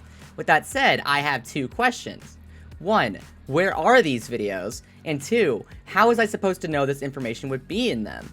I also did research Boonslayer Corey Margera in hopes of finding more information, and it was just Boon's 2 commentaries which I talked about in the video in a diss track, which I assumed didn't have any important information. Was I supposed to watch through every video Boon has uploaded since 2016 just off the off chance that any of them would have information about a half a decade old drama? Because if you think that, that's fucking stupid. I'm not going to show any more of these comments, but I am going to point out that the response to this points out the really easy solution to that. You could have just asked, but what I'm going to do now is call you on your shit on several fronts. For one, I mean, did you listen to the diss track at all? I know it requires media literacy to do so, and that's not necessarily your strong suit, but assuming the rap equivalent of an exposed video is going to have no new information is completely ridiculous. I mean, for one, there's the description of the video, namely, a sign while doing research, without even having to actually listen to the track, by the way, that I would not want to treat Corey Margera as an actual subject on my channel.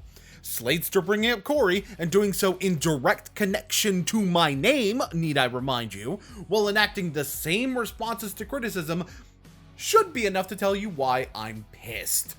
But then let's bring up the actual content of the diss track itself. The chorus highlights something that the very beginning of my second video on Corey did, insulting my appearance. Margera, wanna talk about looks, wanna go on camera. But, then, of course, there's this line.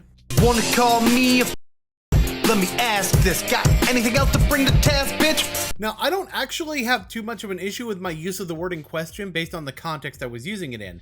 Namely that if that's all he's going to say about me, then he really isn't doing a good job of insulting me. But my understanding of why others would have a problem is why I censor it here. Especially since based on the rhyme scheme, you could probably tell what the censored word in that is very easily. Another reason I use it in there is because it's the word he was using to disparage me. Also, remember that copyright infringement issue I talked about earlier? I allude to that as well. And you play my song without first providing the context. Rap must not be that bad if your fans listen when it hits. So even though I don't have the actual video he did this in still, what I do have is a diss track that talks about this happening, thus showing why I would take issue with Corey in a very direct way and being a limited form of proof that it actually happened. But that's just in the source that you actually found when you allegedly did the search. And the reason I say allegedly is because if you were to enter that exact search term you claim to have used, you'll actually find an archive of a lot of Corey's old content, or at least you would when I scripted this, including the video I covered in Boon Canon 4.5 and several other videos that he did on me, including ones that were made after even my diss track. In fact, even with the limited amount of information that would be available from that archive, the stuff about me would take way more than an hour to cover. Even with a whole preamble introducing it with someone else's comment saying that they did research that for some reason didn't pull it up when it was there at the time.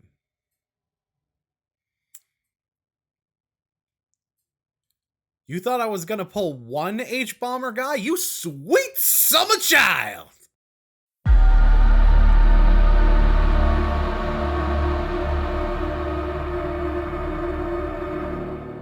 Let's start our journey by going before the diss track, actually, to a video titled My Apology to Boonslayer. which is 15 minutes of, well, basically this. Hi guys, I'm Boonslayer.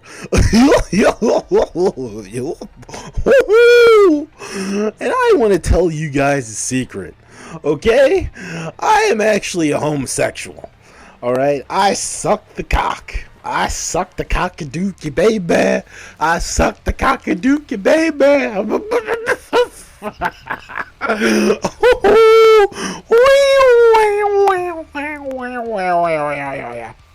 Okay, hold on. That's not entirely true. He does also say during the video that I have a vagina, refer to me as a two-faced bitch, which would imply some sort of betrayal that doesn't exist, but, you know, what I was talking about earlier with blaming me for several problems with his channel? He even calls me a dick writer for one of his other detractors in the video as well. And my lover, my secret lover, my secret boy toy that I bounce up all night, my secret boy toy, we all know him as the Macho King. For the record, I had no idea who the fuck that was, and, well, the only reason I know now is because the name shows up on his Encyclopedia Dramatica page. Oh, right, there's also right before that. Yeah, if you wanted even more indications that he was inciting his audience to go after me, then, well, here you go. I am a mastermind. I am a criminal mastermind. And I'm going to take over the internet and make sure people like Green Psycho and Cory Margera never ever have a leg to stand on ever again. This video would be in the same year, by the way, that he declared his intent to leave YouTube. So it's really no wonder that the good taste community latched onto me as part of the cause, even though he said the haters, well, we'll get to his actual wording later, weren't even part of it. He would also mention me not being able to get more than 100 subscribers, and then I got 200 later that year and would jump so far ahead of him about a month later. All of this happening months after I stopped even so much as mentioning him in a video, and with stuff like a co-op with Manga Comment in my coverage of Nearest Q, along with the Powerpuff Girls reboot in general, being major catalysts for my growth. That's going to be a lot more relevant to the next video, but first I want to address something. How do I know when this was uploaded if it's from an archive channel? Simple. Not only is the archived version from shortly after this spike of growth in question that I was just talking about with my own channel, but, well, one of my own videos serves as a reference point for the date that this happened. Really funny! Just like your video! Yeah, I actually responded to this video, and that's how my response ends, by the way, so you can tell that I had a positive impression. So yeah, yet another thing that's incredibly easy to find evidence of existing. Another one is a video that Cory made, also in that archive, by the way, titled Ultimate Burial of Boonslayer, that was covered at one point by Doodle Tones, but that video has been disowned and unlisted. So unfortunately, if you were to search for Doodle Tones' video on the subject, you wouldn't find it in a search. But then again, you're the one who showed me that it was still up in DM, so I know that you know that it exists. But, I mean, you know what? We're here already. Maybe I should cover the ultimate burial of Boonslayer. It's my burial, after all. I mean, if we're gonna open this pit, we may as well fucking open it, right? Will you people stop stealing all of my material? Ever since I joined on, I find a commentary material. Everybody else wants to use it. La-di-da-di-da-di-da-di-da. Jeez, it's like I can't get anything done on my own. That's right, folks. Yet this guy calls me pretentious and egotistical. Yep. Even though he claims that he's basically the originator of commentaries here on YouTube. Hey, show me on the doll where I fucking said that, Cory. I talked about a specific material that I bring up being covered by other people, specifically in reference to joining a commentary group obviously indicating I'm not the originator if I'm joining a group like 5 videos into my career. And in no way do I say anything about doing anything before someone else. If anything, I'm complaining about other people doing things before me. So figure that one out. Ladies and gentlemen, this is going to be the final burial of the Boon faggot. It was not. Now, I don't remember the exact order of uploads, but there's at least one more verifiable video that for certain comes after this one. That I'll get to later. Oh, also, fuck your intro. This video contains a lot of strong language from my big green mouth. So if I was you parents, I wouldn't let my children watch any of my videos. And if I were my viewers, I'd make note of this content warning. You got it? Got it wrapped up in that big smart head of yours? Good. Now I'm gonna skip his actual intro because, look, it's a calm guitar riff that doesn't match with the tone of his content at all, with text and a still image of the character. And I don't give up. Fish sandwich. I'm sorry. I don't mean to cut you off, but was that supposed to be a joke? Yes, it was. And what you cut off was the actual punchline to the joke. But you thought I was gonna say fuck. And yes, the pause is also part of the joke. Almost like timing is a part of humor inherently. And, you know, it's kind of like the joke you're doing of presenting your video in a similar manner to the commentary videos I make to try and use that as a gotcha, but you don't really do anything to make it a gotcha and just unironically commentate on me. Well, also, by the way, playing a clip from a completely different video and completely butchering the context of it in order to try and poison the well before you begin, I'm going to be pointing out every single time you just randomly change videos with no indication whatsoever of what you're doing, by the way. So I hope anyone watching for the Cory Margera content is ready for the long haul. You know, as though they wouldn't be with a Boonslayer video. Don't look at the timestamp. And if it was, well then goddamn, dude. It's no wonder you only have a little bit over 100 subscribers. I mean, holy fucking shit. That was almost as bad as John Cena doing the Dougie and the fucking Jack and the Beanstalk joke from Roman Reigns. I mean, seriously. Ladies and or gentlemen, a point that would have aged like milk if it was any good to begin with. Now, to be fair, not liking the joke is fair. The fish sandwich setup doesn't really work as well as I'd like, kind of falls into the realm of being random for the sake of randomness, and I really had no reason to self-censor here of all places, but here's the problem. You don't actually say what's wrong with the joke like I just did. You just compare it to other things blindly with no regard for why you're making these comparisons. And bear in mind the context of when all this was happening, right? I was leaving a genre that hadn't been doing well for me and moving into a new one that I was noticing traction in, and on top of still finding my footing within that genre at the time, I was also basically operating as a brand new YouTube channel in the way that the algorithm worked. So of course I was going to be small at the time.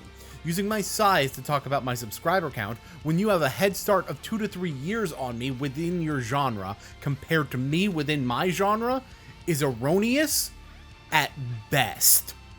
Also, you trashed Green Psycho's theme song, saying like, oh, it's much more laid back compared to the tone of his videos. Yet you have a fucking Katy Perry theme song for your shitty Boon Cannon piece of shit review series. Like, seriously, that doesn't really match the tone of your videos either. So I wouldn't be one to talk, dumbass. Okay, so like this is a really specific point I'm making here. It's not even about trashing Green Psycho's intro, so let me say it in more words. Green Psycho had a very high energy presentation with lots of exaggerated movements and an edgy style. It literally puts a graphic on screen that refers to the video as manic mode, crazy personified, and Green Psycho flipping the double bird while a borderline easy listening guitar loop plays. I wasn't saying it was bad, I was saying that it doesn't fucking fit. Let's compare that to my video, which, while using a metal cover that you only know is a Katy Perry song because I fucking told you it was a Katy Perry song the last time you covered me, you literally called it slowed down F-Zero music the first time, by the way. My video didn't have as specifically fast a pace at the time, so it wasn't going to intro with that thrash metal, but I did pick something that had energy to it while also not being overbearing and presented a sort of looming sense of inevitability, which is kind of something I like presenting anyway, even after the fact. But I didn't want to actually use Dark Horse because I both didn't want to deal with the copyright issues and also generally thought that Skylar Khan's instrumental did the job better for the amount of Adam Copeland my channel was going for. If you don't think it fits, fine, that's a perfectly acceptable opinion. But that's not a no room to talk point because it is an entirely different set of issues in regards to how something doesn't fit. So I'm not doing the same thing that Green Psycho is doing here. If anything, according to what you just said, I'm doing the opposite. The ratings are low. Hold it! I'm not normally the type to do this Phoenix Wright thing, but you missed a lot of evidence that proves you're the one full of shit. November 23rd was the first episode of Raw that went below their numbers prior to the Attitude Era, which began in 1996. This show still had the third highest viewership on Monday night over the course of its 3-hour broadcast, only losing to Monday Night Football and Sports Center. If that is your idea of low ratings, then you, my friend, have standards set too high. No. Actually, you just have your standards set too low. But then again, that's what I expect from someone who claims that the Attitude Era is overrated and has completely shitty taste. Show me on the doll where I claim the Attitude Era is overrated. I can show you on the doll where I said the ratings were higher in the Attitude Era. Like immediately after the clip you play of me.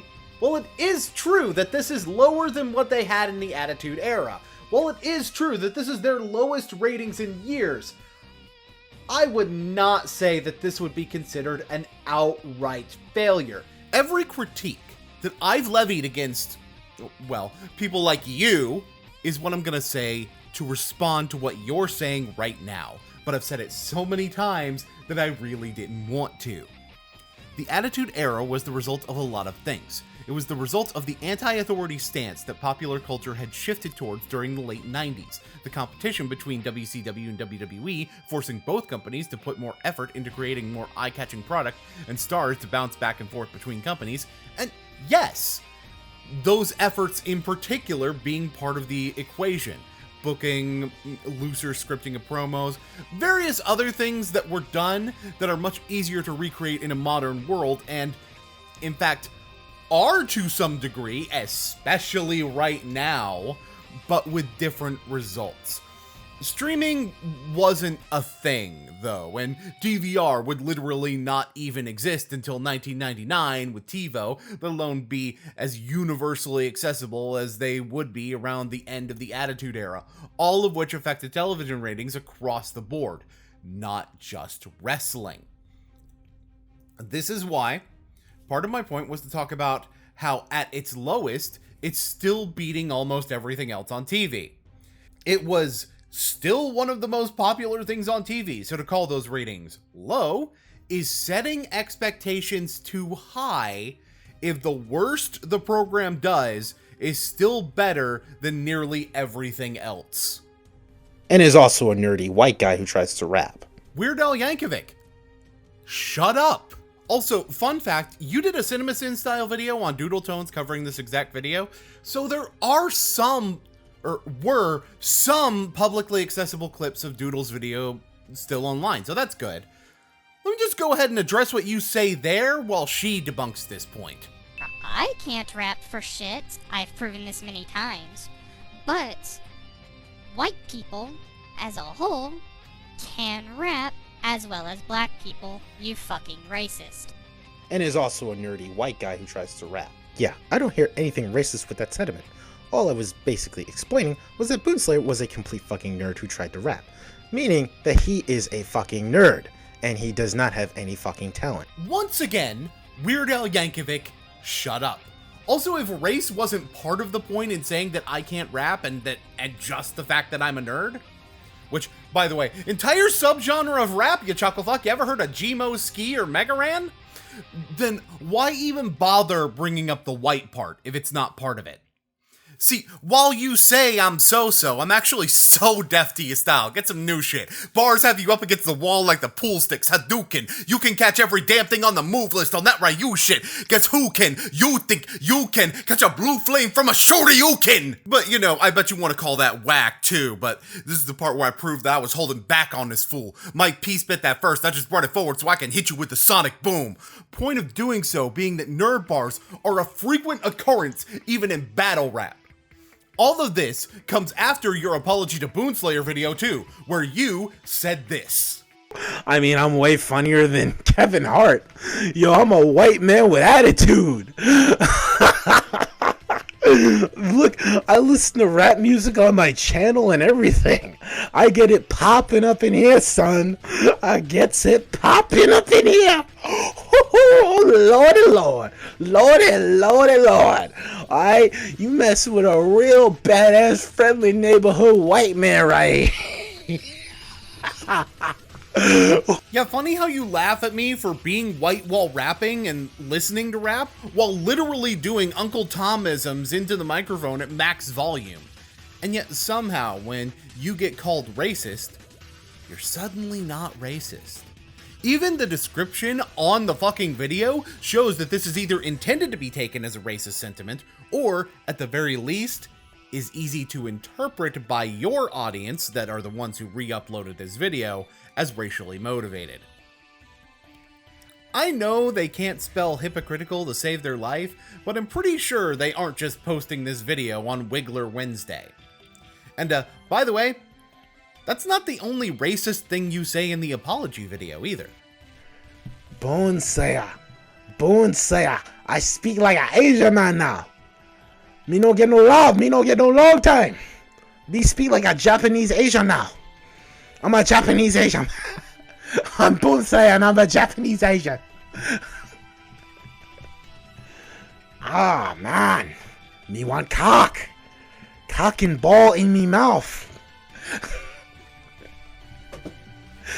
But remember, you didn't say anything racist. Okay, well, technically, I guess it's not actually racism if you're racist against every race, but we'll touch on some of the other racism later. Oh, by the way, while we're on this interjection of your CinemaSins knockoff, let's look at what you show next, which is a clip of the exact song that you put at the beginning of one of your videos. Now, one of the things I've said to criticize you saying I can't rap is that someone who doesn't like the genre wouldn't really know good rap from bad rap in the first place. I have further proof that you don't know what you're talking about when it comes to rap with how you play my sample. I don't need no comments, put the station away. Who thinks that he can compare to me? Mix raps got them bony flames. Watch it real close, I slay the game. Tell me, man, are you ready to play? You said that my rap's the fire. Turn 1 minute. Yeah, you kind of cut me off mid-bar? You actually had a good ending point at the ready to play line, which served as the ending of a 4-bar stanza, which you can tell because of the distinctive flow switch going into the next bar, which, considering the gap that I used there, you could have cut mid-bar in a way that sounded actually clean, but instead you cut me in the middle of half a bar at the most nonsensical timing possible. Not that you were playing an actual 4-bar phrase, but rather coming in midway through the phrase as well. In fact, I'm gonna run through those 4 bars for you genius style. Yeah, not only am I going H-Bomber guy in this video, I'm also going Charlie Clips. So Mab dropped this mixtape and felt the need to drop my name. I've highlighted the primary rhyme scheme in blue and the secondary rhyme scheme in red, which will be more apparent in the next line. This is actually a single bar, but because of the amount of space on the beat I had, it was very easy to put the rhyme in the middle of the bar as well, which also serves to make the double time I'm about to do on the next line come across a lot more clearly, and you get your brain ready for it. Also note how when I say need, I don't really enunciate the D very much, which serves to make it fit the rhyme scheme I'm going for a little bit better.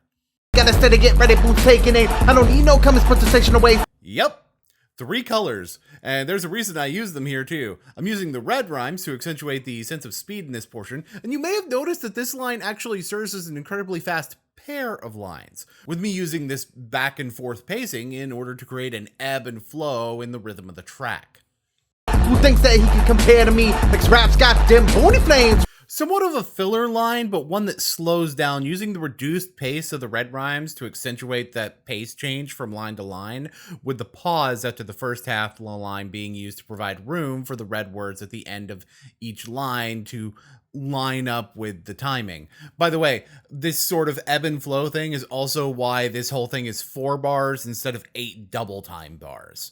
Watch it real close, I slay the game. Tell me, man, are you ready to play? This line is a little bit weaker in rhyme scheme, serving as a close to the introductory bars that trades lyrical acrobatics for intensity. Or at the very least, that was my intensity. I'm not 100% happy with the delivery looking back at it. So, why did I do all of that I just did?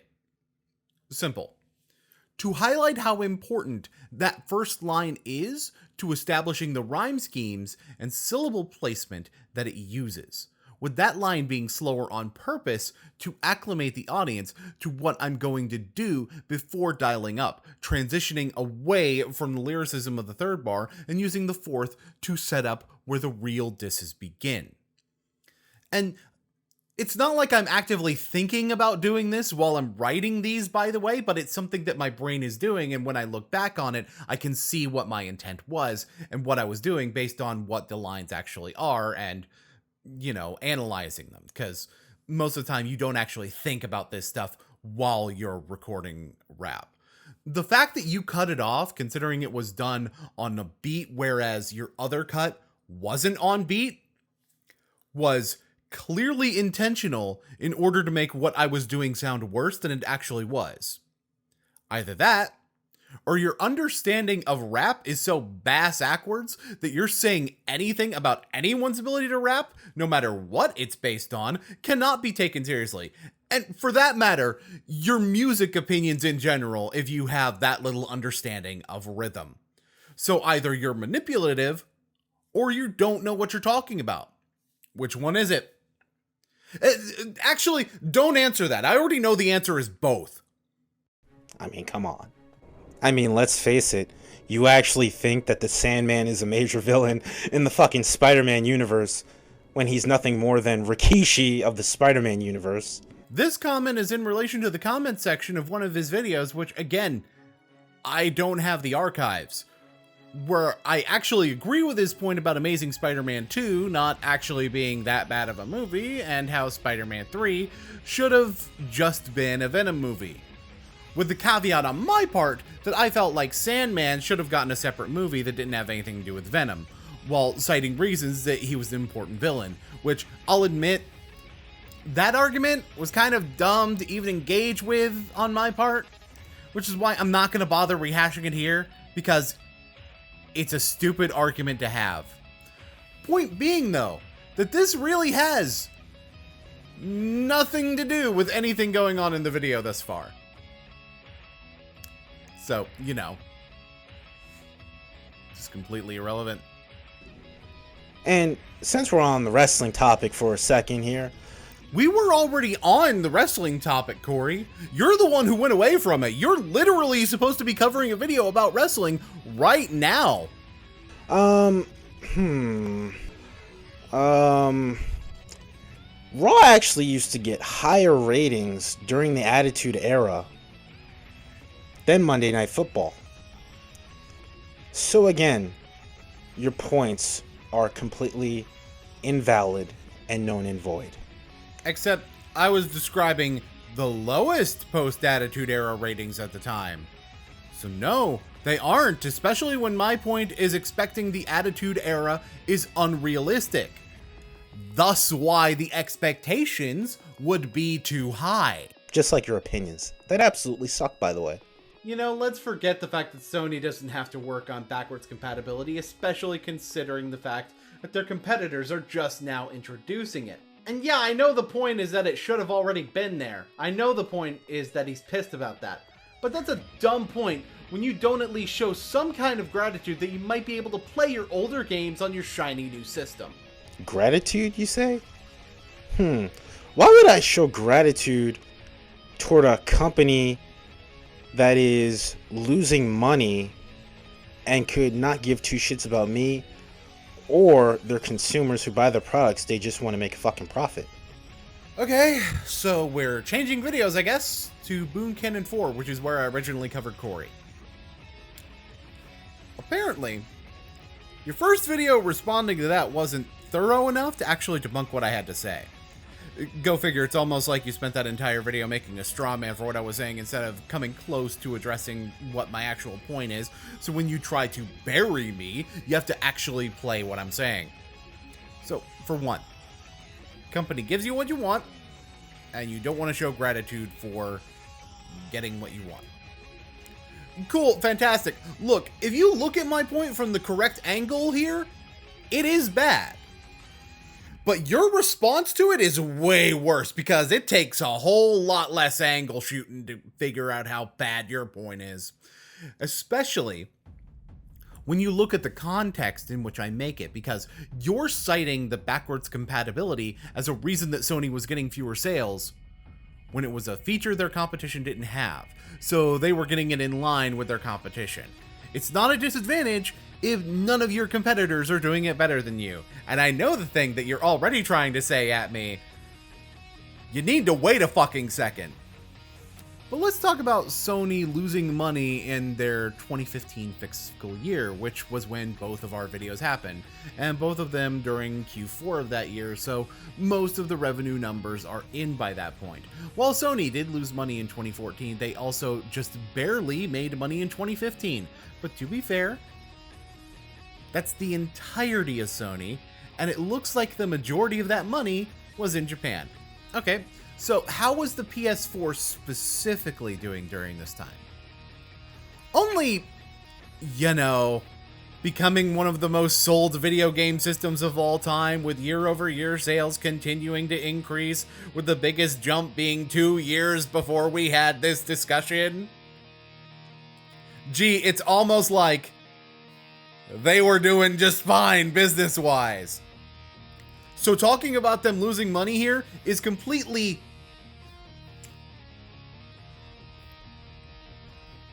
asinine is not the strong enough word for it, I don't think. Especially when you bring up the fact that the Xbox One is getting backwards compatibility with the 360, and also the fact that the Wii U had it since launch. So let's just go ahead and start with the Wii U having backwards compatibility since launch. Yeah, that's some competitive edge it gave it, right?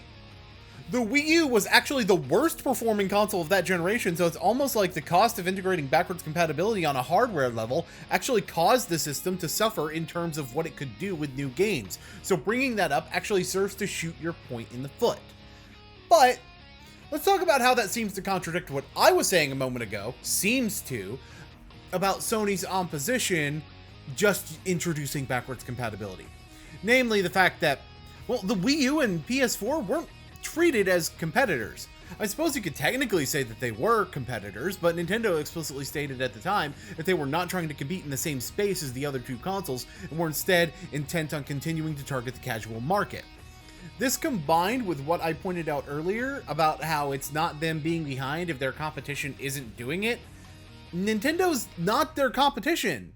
The console was even at a much lower price point because it was intended to be a lower end purchase than the PS4. Sony is competing with Microsoft for shelf space in the home, not Nintendo.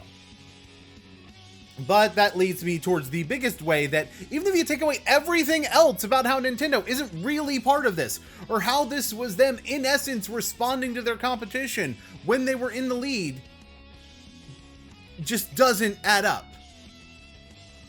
We're not talking about the same backwards compatibility as what the other two systems either are introducing or already have. Both of those systems were going one generation back, With Xbox One not even getting full backwards compatibility on that front, by the way. And we were talking about the PS4 getting backwards compatibility 2 generations back to the PS2, to the point where you explicitly wanting them to skip PS3 backwards compatibility was a major point made in my original video on you. Funny how you suddenly want to ignore that. But I know the reason why.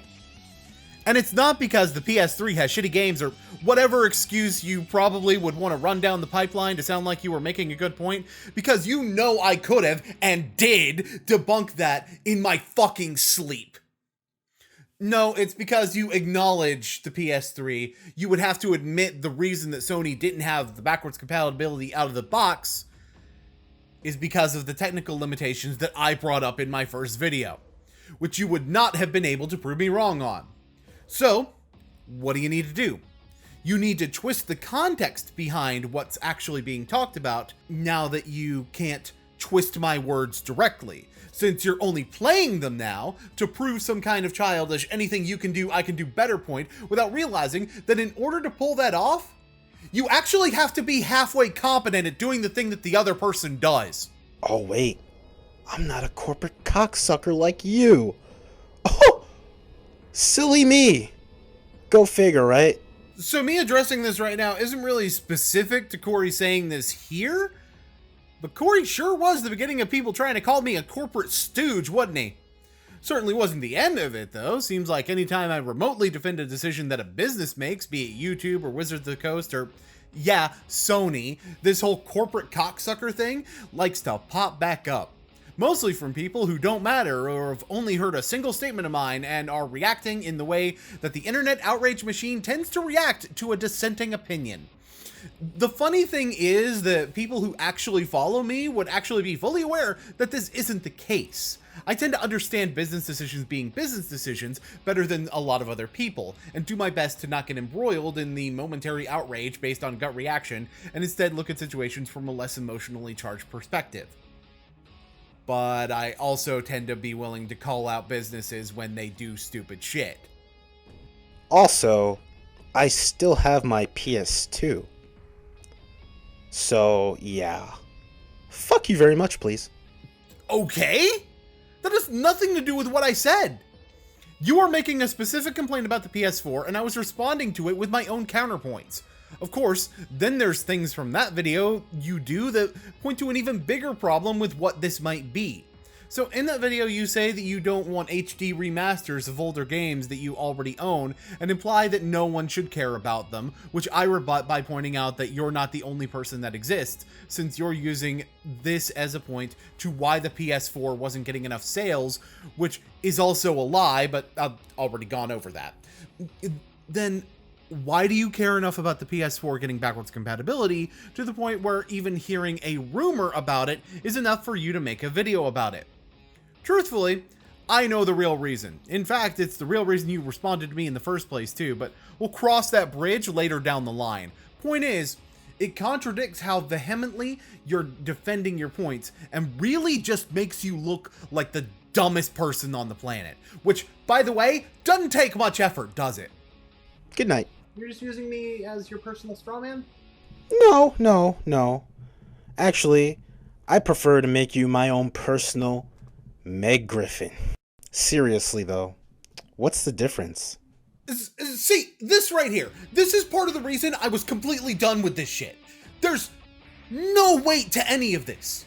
It's also just a personal attack in response to me pointing out how you're saying that I said things that I never said, which is, you know, mature of you. I love the PS4. I love it. I think it's a great console. Don't get me wrong. You know, but it's lacking in fucking games. Okay, even removing all of my examples of games that the PS4 has, if it's lacking in games, why do you love it and think it's going to win this console generation? As though that fucking matters. The only way it could is if it's system that has the most game, which, re-including my examples once again, the Wii U still has more. Okay there, Boon Boy. Then explain to me why the original Wii was the top-selling console in that generation and not the PS3 or the 360. Oh, well, let me answer a lot of reasons. For one, lower price point. The Wii was half the price of the cheapest version of the PS3 and $50 less than even the non-HD budget Xbox 360. The total monetary sales, if we assume that all the systems sold for these prices, which they didn't, but this is still very relevant data to point out, would be $25.4 billion for the Wii, $25.71 billion for the 360, and $52.44 billion for the PS3, with those monetary totals directly correlating to the number of games each system had. How very interesting of a statistic is that? Second of all, choosing not to compete with the 360 and the PS3 directly.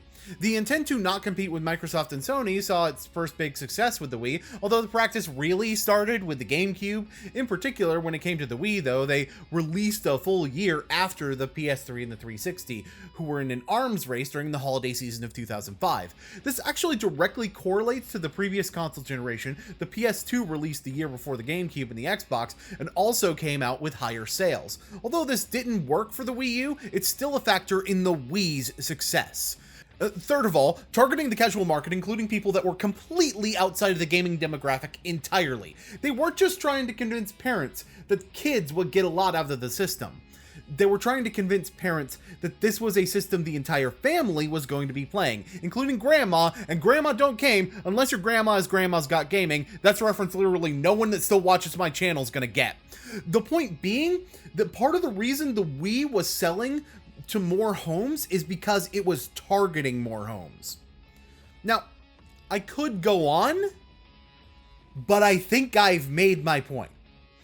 There's lots of reasons that have to do with not having the most games. The most relevant to this conversation being that it wasn't actually trying to compete with the other two consoles, but instead trying to fill a niche outside of their sphere of influence, thus serving to both negate your point in terms of answering how the Wii sold more, and showing how comparing the Wii to the PS4 is apples to oranges.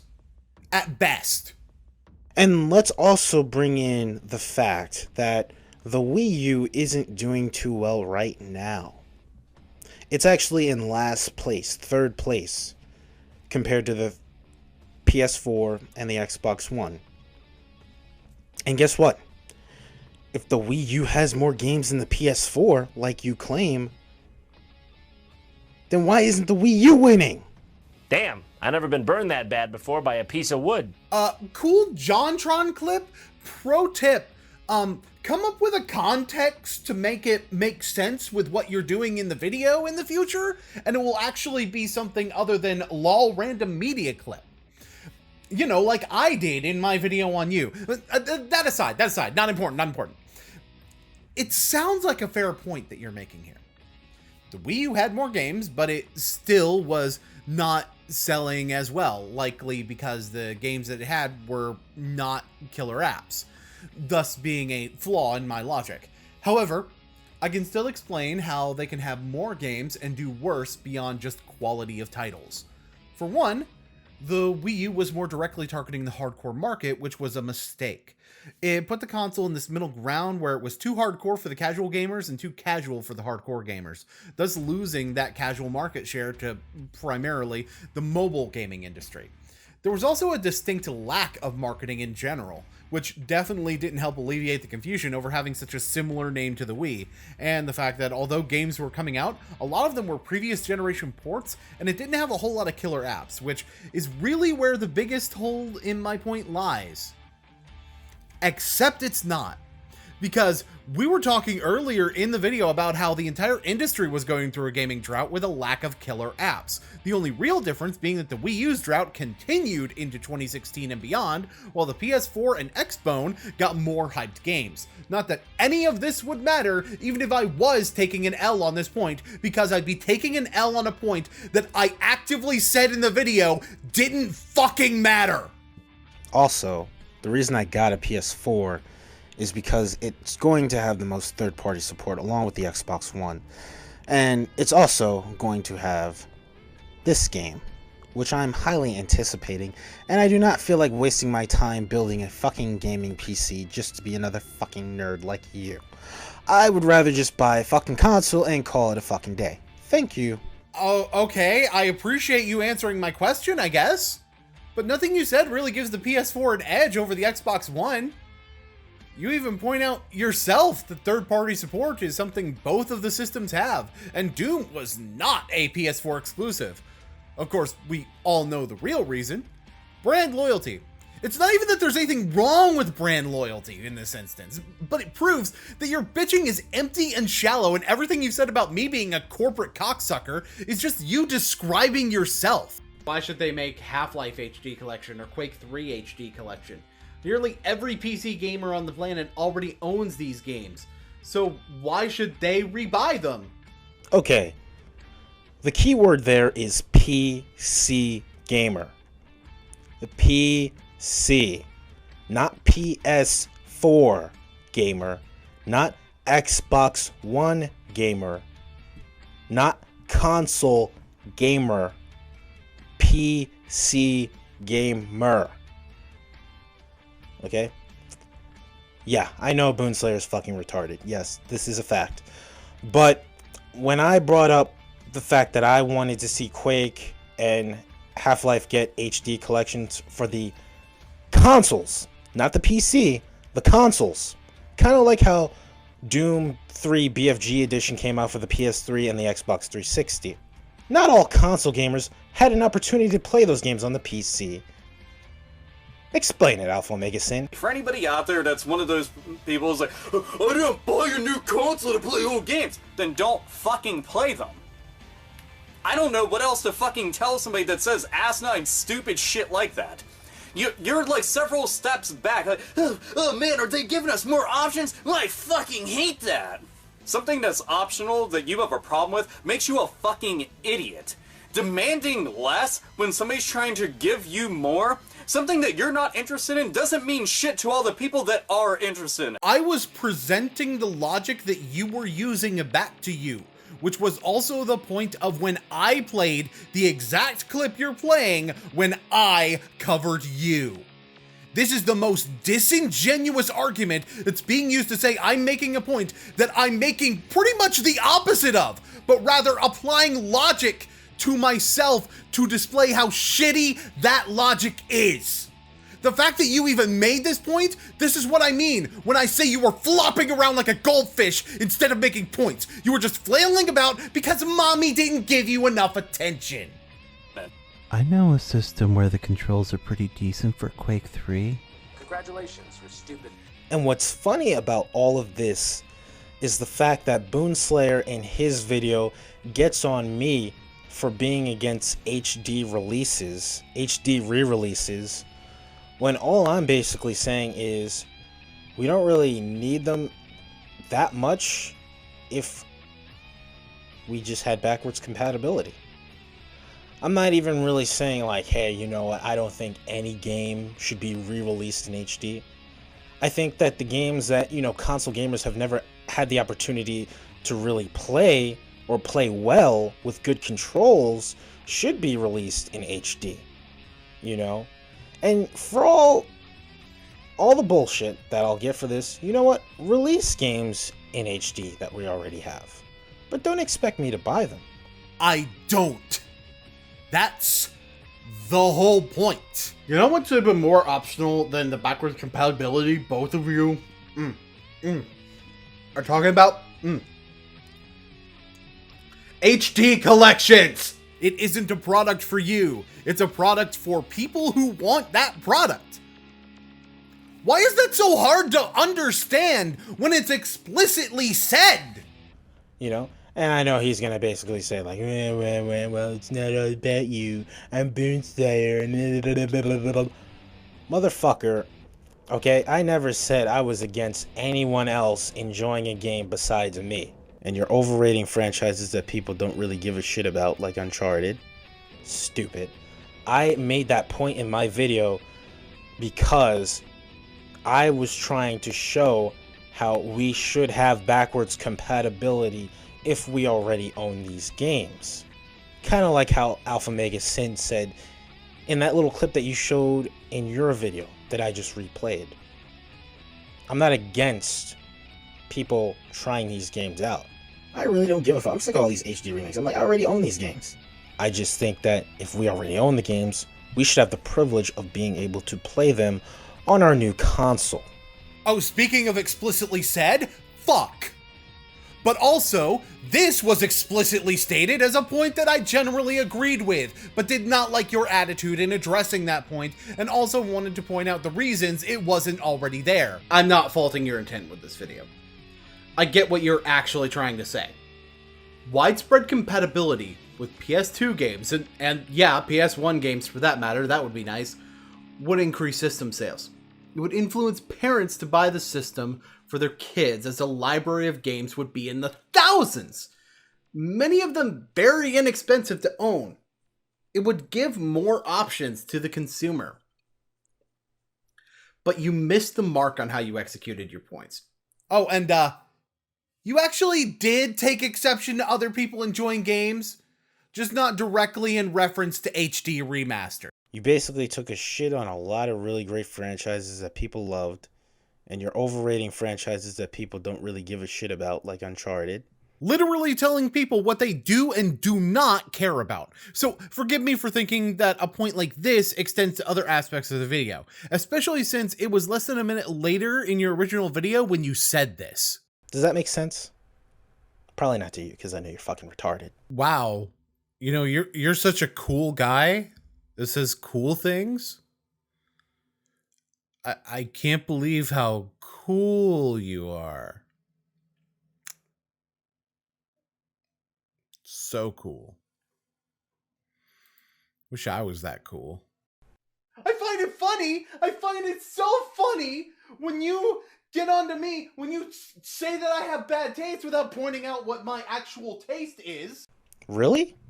Do we even need to go over how pathetic and lame your taste is when you're a fucking corporate cocksucker and you say shit like this? Dragon Ball! Wow, congratulations. You have laughed at a clip of me that is intended to be taken as a fucking joke. And for fuck's sake, I'm better at insulting myself than you are at insulting me too? There's an insulting nickname right there you could have used. Nope. Have to just throw slurs. Cool. In 2008, WWE's television program got its television rating changed to TV PG. What that means is that the show is probably suitable for younger audience. In fact, all WWE did to go PG was tone down the sex and the language, which is perfectly fine. I legitimately don't know what you're trying to say about this clip. You just play it?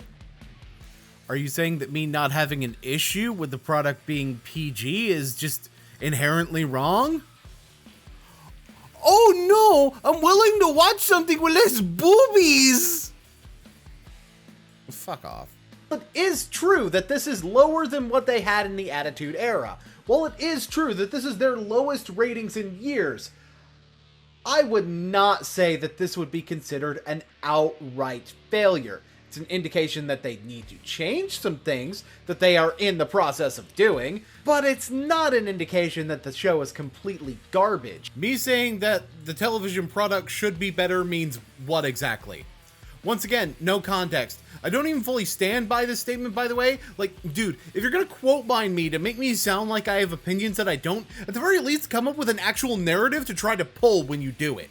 Opinion was that he was just a cute little teeny bopper, writing cute little teeny bopper songs. Some of them move on to bigger and better things. I saw videos of him at his more sincere, and I felt like he had something going for him. See, that's better. Yeah, you need to cut out the part where I repeatedly say that I very clearly don't like Justin Bieber, that I was not his target audience, and that I thought he was wasting his talent. Oh, but make sure you leave in the part where I bring up that some artists like this grow out of this stage, implying that this isn't a good place for him to be.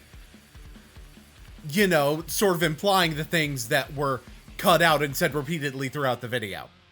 See, that's the thing. You're really bad at this quote mining thing, and you're gonna show how much worse you are at it too. The beat catches me, and despite how repetitive it is for me, it does bring enough to the table to express itself properly. Not the best song of the year by any stretch of the imagination, but one of the better ones for sure. Okay, to be fair, this isn't. This is 100% me stating that I kind of enjoyed a single Justin Bieber song. Although I would later rescind this statement, but sure, go ahead, use it against me. I'll just express how I don't feel this way anymore again. I'm not bothered at all by having to clarify that position when I said the opposing position publicly. Sure. Look, like I said, the video has nothing to do with the song. Except for the part where Justin starts singing it to her for some reason while they're making out. Which I'm sure turned her on. Did it turn you on, Boonslayer? Bro, do you seriously want to get onto me for anything when you don't know what sarcasm is? I know my camera had the approximate frame rate of a cheese grater in that video, but I was clearly rolling my eyes. There isn't really anything else in this video worth visiting other than this. And in all honesty, the guy isn't even that entertaining.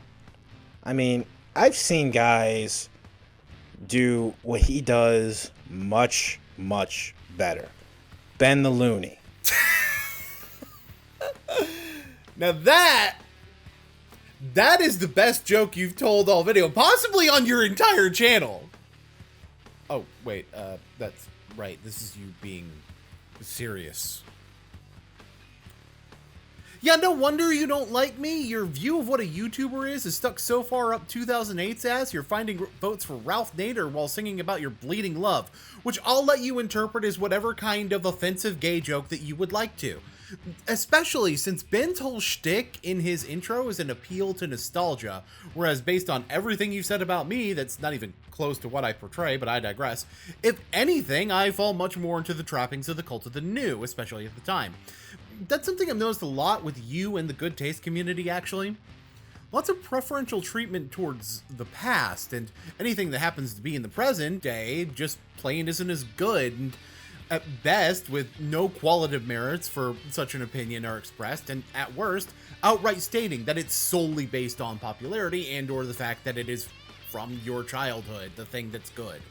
Most of the time, either singular images on screen or literally some kind of call without even so much as webcams or a screen share of some kind of video game gameplay, or even, you know, reading off something else that you're reacting to like some other streamers. No actual jokes, just sitting there rambling about shit, making something that you claim is a joke but has so little punch that even Elena from Street Fighter has more. So it makes sense that if anyone actually understands that time moves forward, that becomes a fucking problem for you. And by the way, that's gonna be relevant to something that you say later. Now, I did say later, so some of you may have already figured out that, this isn't the end. Which doesn't really make sense, because this is the ultimate burial, right? If I'm ultimately buried, then even if I attempt to clap back, which I didn't, there should be no need for a fourth response. Yeah, apparently you'd be wrong about that. It's amazing how my haters can get so easily fucking duped. It's absolutely amazing. You guys bought this thing hook, line, and sinker. This is why the Taste God will always be superior to you pathetic peasant haters. Because you constantly waste your time whining and bitching. Oh, the Taste God, no, oh my God, no, I'm gonna make a rap about him. I'm gonna get my shitty little commentary community on him, and then I'm gonna get a bunch of fake communists, and we at Booze, we're gonna make fun of him. Oh my God, yeah.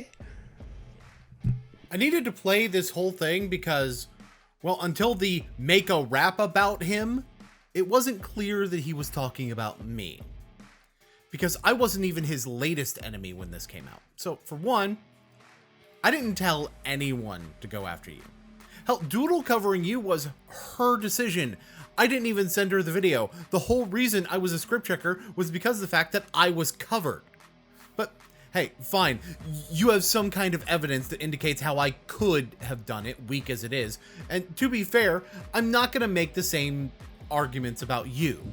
You didn't directly tell them to come after me, make videos where they were literally asking me to talk about them when I was refusing to do so, and repeat the Corey-owned Boon rhetoric to my face enough that most people would have outright broken. But let's get back to that hook, line, and sinker part. Sad. Pathetic. I mean, that's just proof right there. You guys do not have the intellectual superiority as the taste god. It's fact. I mean, all I can do is create one of the greatest YouTube characters of all time. One of the most underrated YouTube characters of all time, the taste god. And you guys can get so easily fucking butthurt over it. I think it's real. And then waste so many precious hours of your life, quote unquote, just to think that you've owned me. Are you sure about that? Are you, like, absolutely sure? I'm not going to get into the mindsets of other people, but let's talk about this statement right here. When did I claim your character was the real you? Even when you say that it's a character, my rebuttal to that is very simple. It's a bad character. When I talk about the taste god character, I talk about how that character is flawed. And there's likely some kind of truth to the opinions you express, even if you don't truly think of them as facts, but just do so as part of your character. But either way, I'm either debunking the underlying opinion with evidence in order to do so, or I'm indicating another way in which the character you're playing is flawed. And for that matter, Doodle even called out in her video the possibility that you might be a troll, thus indicating she was not falling for the act, which you debunk like this. So from one bandwagon to another, I present to you Corey Margera, a guy who may or may not be a troll, but for the purpose of this video, I will treat it as not a troll to see how it ends, because Pozlaw is a bitch. Too stupid to realize that this is all entertainment and work. You know, ignoring the fact that she didn't even say you weren't a troll, just that she was going to act like you weren't for the purposes of making the video, because it's simpler to do so. Hell, she even cites the very idea that shows why that's an uncertainty. Poe's Law says that a parodic expression of extreme views, a work, is easy to mistake for a sincere expression of those beliefs. She's literally saying here she thinks it's more likely that you are a troll than that you are not. And here's the thing. I didn't show any animosity towards you when I covered you the first 2 times, but after that, the whole rap you want to talk about, all that anger I showed, I put a bookmark in chapter 1 of Boon Canon 60 about how I enjoy playing up my anger and projecting it in a way that's entertaining. So, Corey, what the fuck does that tell you about what I was doing? What does that tell you about how your work wasn't getting the shoot reaction you thought it was? And you thought I gave a fuck about owning you? No. Just because I levied criticisms towards you, you actually think I gave a rat's ass if you wanted to clap back. I was working you fucking mark. I even pointed out in my diss track how fans of yours started subscribing to me at the time, going into the comment section and pointing out how even if they did like you, I had a point. I wasn't picking fights with you on purpose. But I damn sure was willing to take advantage of the fact that you wanted to swing when all you could do is flail around. You know, like a goldfish forcefully ejected from its bowl. And I jabbed back at you with worked strikes so that you would think that you could beat me if you could just land a blow. This last video's existence proves that you didn't work me into any kind of shoot. Nah, bet you got it the wrong way around. I worked you into a shoot. I find it funny. I find it really hilarious. I find it hilarious. I find it hilarious how you called me a pathetic loser, a pathetic piece of shit. I find it really funny. Because you guys are absolute child abortions. You are complete failures who do not see the genius in the taste god himself. He has risen and he has completely owned your fucking asses. I mean, how else can you explain a bunch of fake trolls who call themselves the commentary community making videos of your Lord and Savior himself? Because we've also got content to make, dumbass. And if you're working us so hard, why do you care this much about the fact that a bunch of fake trolls, your words that are going to be pretty relevant later actually, are talking about you? Shouldn't you want that clout? Shouldn't you want people to be spreading your name, getting others to see your videos, and letting them see how amazing the Taste God character really is? Or maybe the reason you have a problem with it is because the attention is exposing the fact that your character is shit to people you really don't want being aware of that, and we're the ones who are getting the clout beyond what you ever had to begin with, because we moved on when it was time to move on. Something I'll address in a little bit. I mean, how can you explain it? How can you... I mean, it must really take severe butthurt. Severe butthurt. Just to make commentary on Taste God. Not really, because a commentary involves playing someone's points and responding to them, and if the points are bad, it doesn't fucking matter what kind of god you call yourself. If the point is trash, the point is trash, and I'm in a community that supports criticism and honesty. Now, what would really take a lot of butthurt is to make a shitty-ass sketch where you impersonate the person, put words in their mouth, and then proceed to pretend you're killing them in your video. What would really take a lot of butthurt is to literally make a video saying you are ultimately burying someone. What would really take a lot of butthurt is literally stealing their content in its entirety to play at the beginning of your video with zero context solely so you can call it trash with no form of actual critique. What would really take a lot of butthurt is to make a video titled an apology and fill it with slurs, racist stereotypes, and harassment. What would really take a lot of butthurt? Waiting until someone says they are done talking about you in public to call it a work. I hate to be Deadpool, Wade Wilson. I hate to be another CM Punk or Vince Russo and break kayfabe and break the fourth wall here. But this was all a fucking work, and you fell for it hook, line, and sinker. You fell for a great and awesome, truly entertaining character that I created. And you got so butthurt that you're actually going to make Margera month. You're actually going to make Margera month. Yeah, I don't remember what this is. Probably because I have nothing to do with it. So, most likely something someone else did that he's attributing to me, I guess. Cool. Truth of the matter is, go ahead. You actually think I care? I mean, if anything, I'm going to get more subscribers. That's going to boost my popularity. If this is Margera. See, you people have such a small mindset. And this is why you fail.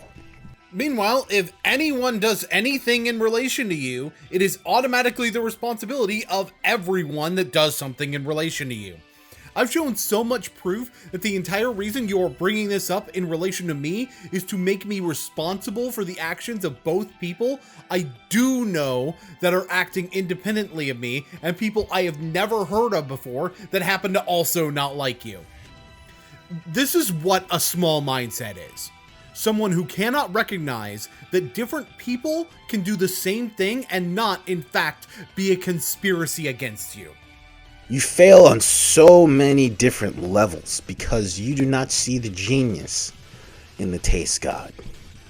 You do not see what he's doing. I'm toying with your minds. You're my little puppy dog bitches.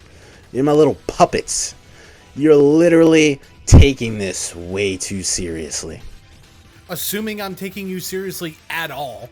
Like, you do know the fact that I did a diss track on you was because of the fact that I wanted to piss you off, right? I chose a medium that you hated from someone that you hated using that medium, and I even pointed out how you'd probably give a response in the song. And what did you do?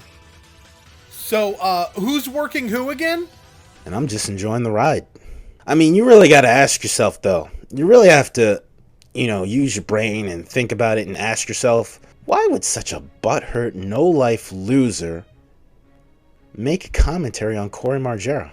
Why would they all want to write scripts and stuff? Like this is a screenplay. Like they're gonna give this to Hollywood. This is just YouTube. You know that, right?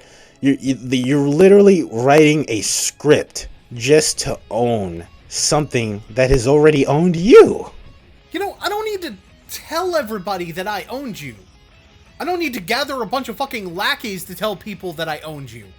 I don't need it shouted all over the place that I owned Cory Margera. Do you know why?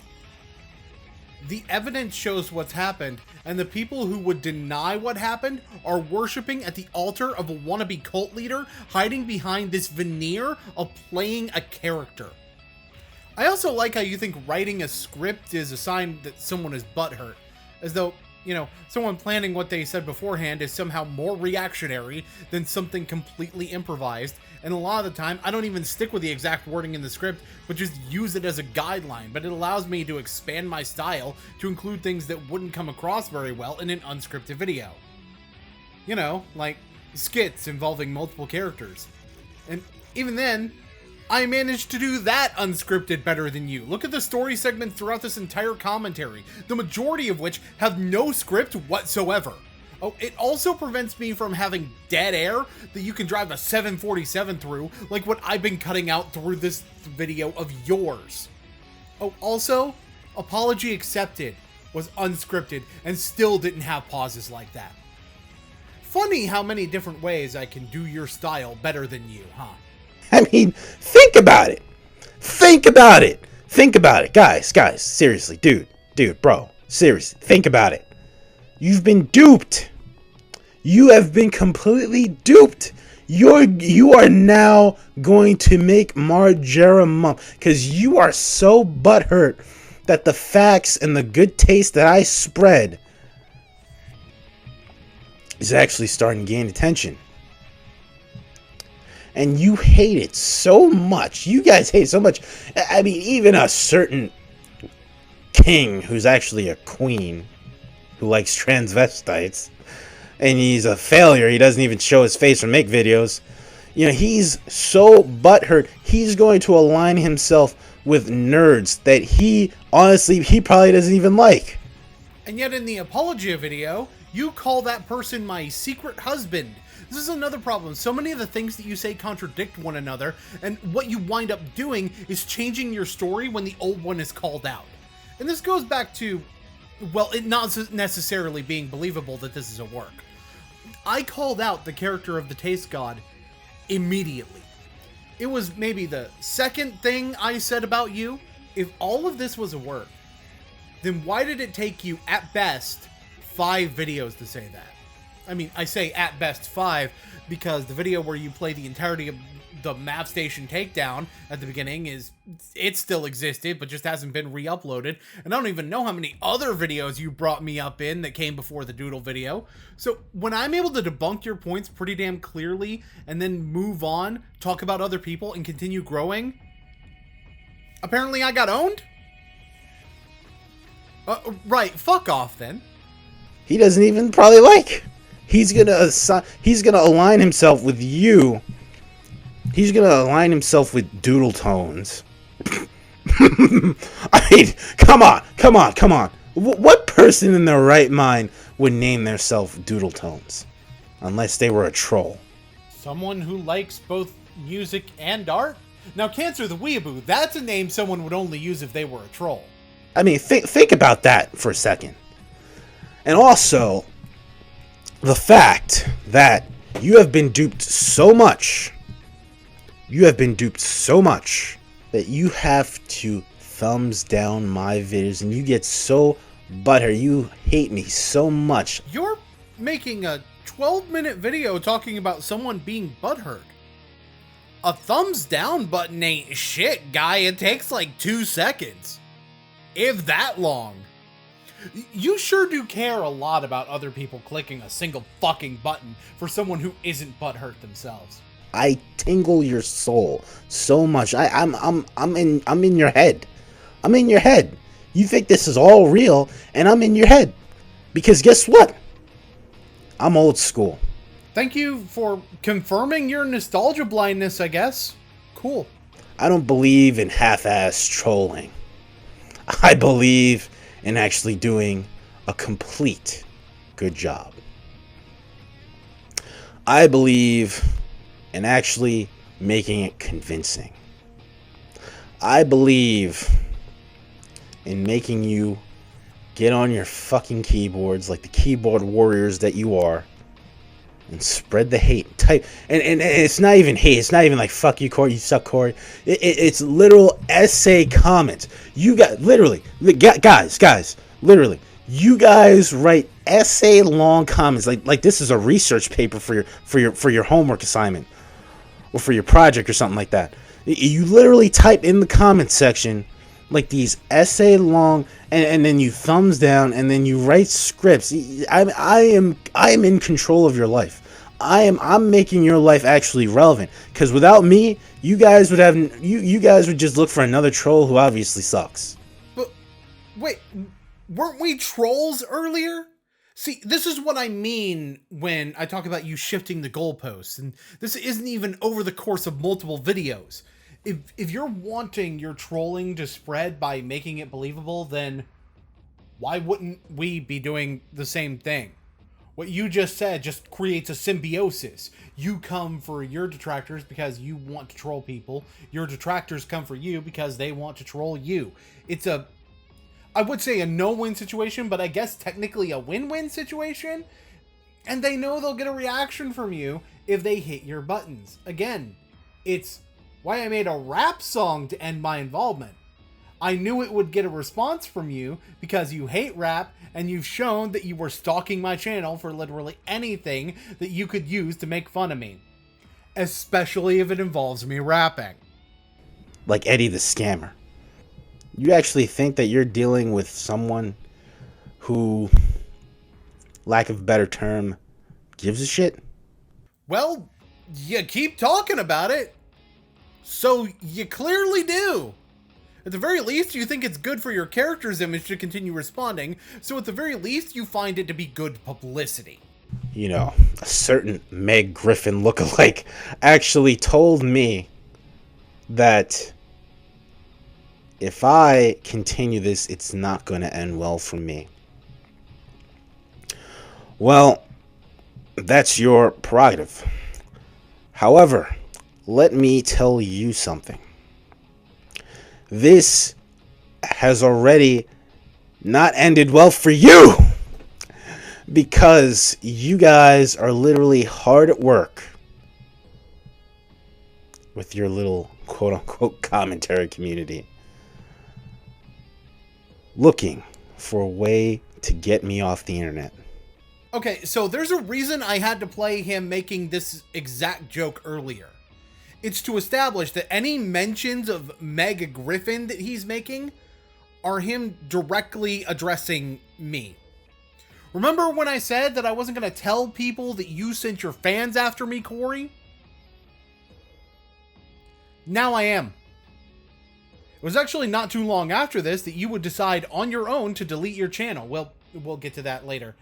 But when you tell your fans that I'm trying to get you off the internet and then you leave the internet, who are they going to blame it on? Who are they going to assume caused their Lord and Savior of good taste to make his exit? You created a cult that worshipped your every move on this site, and then when you couldn't make things happen the way you wanted, you took the one action that you could to sick them on me. Your butthurt is just so amazing. It's amazing how I can make you guys dance. How I can make you write all these long comments. Like you just took a long shit. These long essay comments. And just bitch and moan. You're not the taste guy. Fuck you. Your opinion is subjective. You're not bringing up facts. You can't even argue with my academic resources and all this fiddly do nonsense. This is a bunch of nonsense. You mean because we know how to use fucking Google? Seriously, finding an accredited source for my claim took like 5 seconds to do. You really act like it's taking a ton of my time when really I was just doing the bare minimum of journalistic integrity. You can ask just about anyone around me too. I write and talk in paragraphs most of the time. You can call that nerdy, I don't really give a fuck. But you think that I'm obsessed with you because I'm doing it? No. It's just the way I operate in general. You're not getting any kind of special treatment from me, no matter how much you clearly actually think you're the center of the universe, based on what you're saying here, when you're saying that now you're shooting. Ah, man. Guess what, Meg Griffin? I am owning you just like Vince Russo owned Jim Cornette. Because Jim Cornette, he still, to this day, if you watch his U-shoots, has nightmares about Vince Russo. He has dreams about killing Vince Russo because he was so butthurt that his ideas were out of date.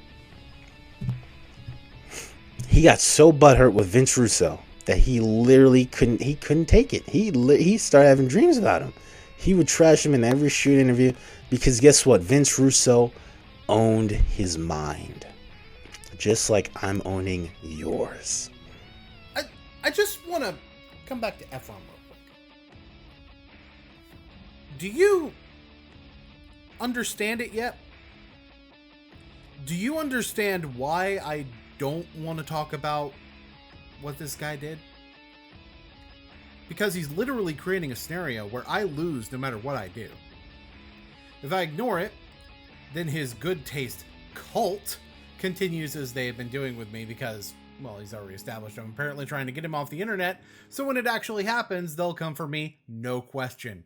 He even came back to YouTube at one point, said he didn't want old dramas to be involved, and then left again. I did see him, but I left him alone. His fans didn't leave me alone, by the way. I don't know if Corey actually wanted to move on from old drama or not, to be quite frank with you. I don't know if he came back just to see what kind of damage he'd done to try to make it stop, or this, and, well, everything else about his departures from YouTube were completely unrelated. So, I'm not going to say that he left with the intent on using that to incite hate onto me, because it's honestly more likely that he didn't, in my eyes. It's more likely to me that when I stopped talking about him, he had one last thing to say and was done talking about me at that point. But with what those final words actually were, I can honestly say that the intent to have people continue coming after me was clear, even if him leaving wasn't part of that plan. As is the real source of the continued hate, but we're not quite done with Corey himself yet. I've got a couple more things to say about his comments. The comparison to Jim Cornette and Vince Russo is very interesting, too. See, Jim Cornette's ideas were mostly out of date in 1997 when the whole feud between the two of them started, and he continues to be the old man shouting at clouds in the wrestling community, which I've never been. Actually, funnily enough, given my comparison to you being stuck in the past and me falling into the whole cult of the new thing based on what was going on at the time, you were the one who was more like Jim Cornette in the whole situation, and I wasn't even Vince Russo. I was more like Kenny Omega. But enough about that, because unlike you, I'm not going to compare myself to a booker while trying to put over my own goddamn feud like I'm Vern Gagne. And I'm not going to go the easy route and say I'm much more like Dave Meltzer because I'm a journalist. I'm barely a journalist. No. I should compare myself to the actual talent. Something that you can't do because you don't have any. But I'm a lot more like Chris Jericho. Perpetually reinventing myself and getting over damn near everything I do. It's why I keep stealing his catchphrases. For fuck's sake, I even got over a rock at one point, but I digress. Vince Russo, meanwhile, represents you in at least one way other than what I just said. Both of you have dead careers. Only difference is that Russo's was actually worth a damn at one point. It's gonna get to a point where you're literally gonna lose control. You're gonna. I'm the Joker to your Batman. See, you guys, you think you're smart. You think you're smart. Yeah, like the Joker, I'm just trolling with you. I'm just toying with you. That's a very interesting comparison. Idolizing the Joker, the obsession with nostalgia, the straight edge shirt in spite of the constant lusting over porn stars. It's time to discuss what the good taste community really is. Other than, dead.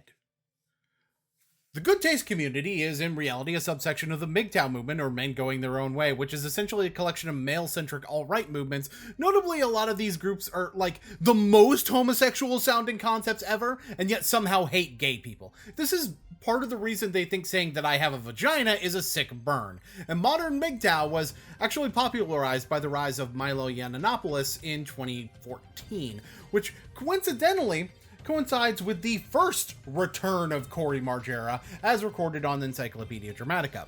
Cory's departure from YouTube coincides with the presidential campaign of Donald Trump, during which a lot of the alt-right sentiment kind of got folded together. So, what with the MGTOW market at its height, you'd think that this would be a great time for Cory, but about that. It just fucking sucks. And, the people fucking suck. There's too many fucking goddamn children on here.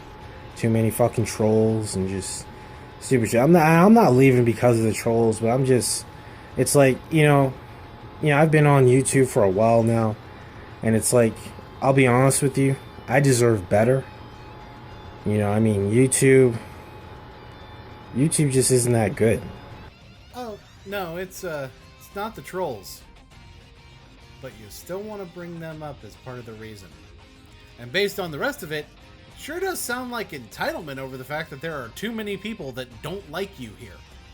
This could very well be a slip of a mask on his part, but the fact of the matter is that this only served to accentuate me being the instigator of Cory Margera leaving. And I won't lie, I did eventually kind of lean into being the guy who took out Cory Margera, but factually speaking, him leaving was so far removed from anything I ever said about him that it's not realistic to treat that as, to put it in Cory's words, a scientifically proven fact. But back on topic. When the alt-right candidate got the Republican nomination and even the presidency, it was a perfect time for someone who fit into that mold to come back. Claimed to not want old drama to come back up, but would quit again within a few months when no one showed up to start issues with him. Possibly expecting to bait out this whole idea of me having nightmares about him. He also did this, by the way, during a different drama that was actually damaging my reputation, so it would have been a really good time for him to pull some shit.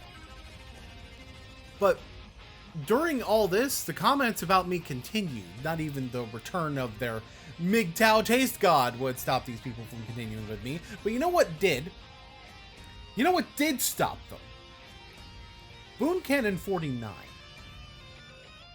The very video you, Ephrom, are covering. The very video where I broke silence about the people continuing to come for me with this Cory Margera shit. Now, the unfortunate thing about all this, though, is that I don't have much more archives, since if I did, I'd probably have a lot more to talk about. I'd have other channels that were continuing harassment of me. Corey's continued harassment of me, where he even claims that I would obsess over him behind the scenes, thus showing more evidence of his intent to make sure that I can't move on even if I want to, and tons of things to, you know, just really make sure that this video could reach the 12-hour mark a lot easier, if not way longer than that, because spite.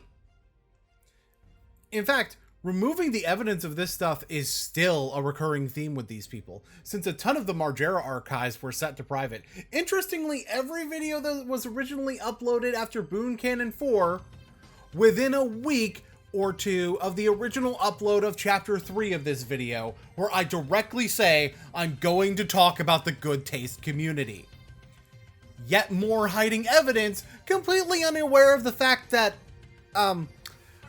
maybe I already have it saved if I'm declaring my intent ahead of time and calling the whole thing Boon Canon 60. There have actually been several archive channels that have come, gone, still remained up, but sadly it seems a lot of the stuff related to me, other than some cringy wrestling gameplay videos involving me, Doodle Tones, and Dalsmic for some reason, getting beat up, don't seem to be there. In fact, I could have sworn there was a specific archive channel with some of Corey's stuff on it, but I guess that got removed for hate speech according to a post I found on a DeviantArt of a fan who drew some art of him. Which really goes to further prove the relationship to a known hate speech group, and also provide a possible explanation for why a lot of the known members of the good taste community have disappeared. In fact, hold on. I talked about the DeviantArt post, but I didn't show the screenshot. So I'm sorry. I should have shown the screenshot. So here you go.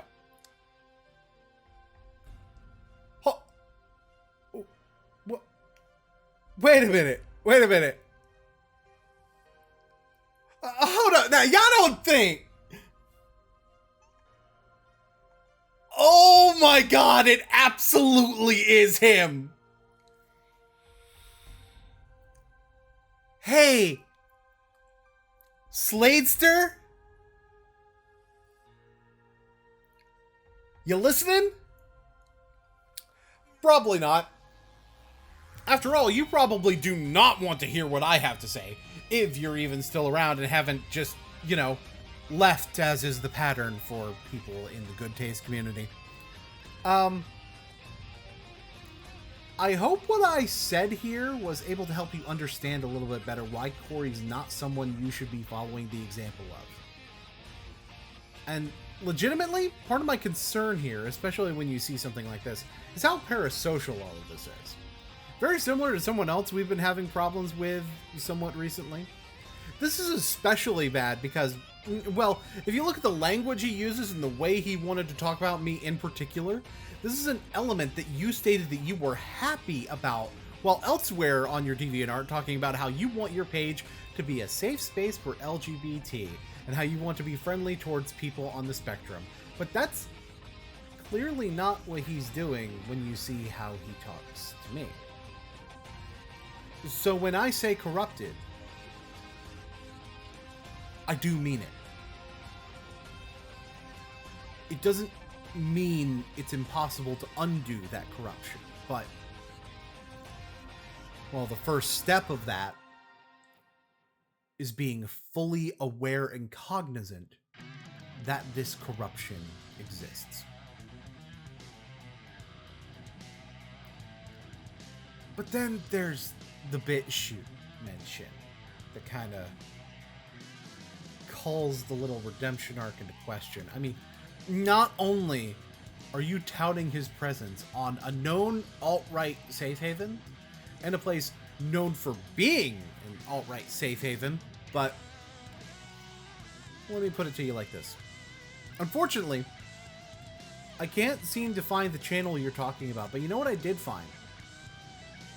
Two channels that have a small portion of Corey's old content. One called Bad Taste Negro, that is on a channel that is pretty much re-uploads of a ton of other racist shit, and I Hate New Jersey, a very small channel that hosts some of Corey Margera's other anti-black content almost like it's being used as a safe haven for racially charged rhetoric. Yeah. I wonder what about the archive channel you mentioned got flagged for hate speech over. Could it be videos like these? And here's the overload. Not even the kicker at this point. You knew all of this. The comment about my sexuality? You knew about those. You cited what he had to say about me as something you specifically enjoyed about Corey's content. I admittedly don't know what of Corey's content you were watching on BitChute since it's no longer there, but based on what is still there, it seems like what you were going to BitChute for is a lot of the same. You are intentionally following a homophobic, racist, misogynist cunt that leans so far to the right, in spite of saying that he hates Donald Trump, that the only place he can call home is where the people who decided that a coup was a good response to losing an election were gathering. Oh. And, for those of you wondering, the good taste community isn't dead. I lied to you earlier. They've just moved to Facebook. You know, place that's known for real good moderation.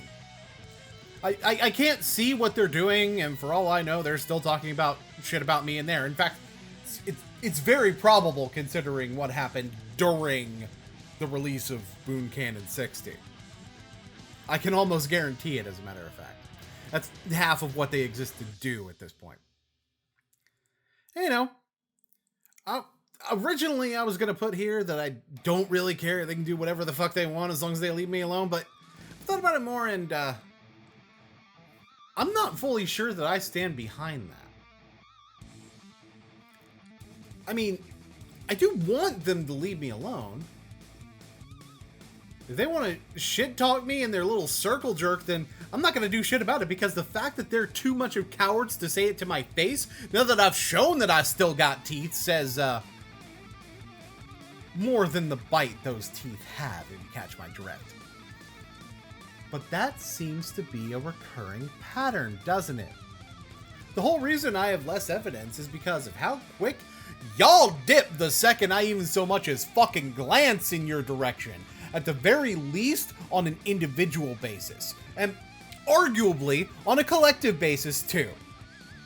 But as a collective, you're cockroaches who are somehow less useful to society than that statement implies, that solely exist to be edgelords that were rejected by all the other edgelord communities for being too soft.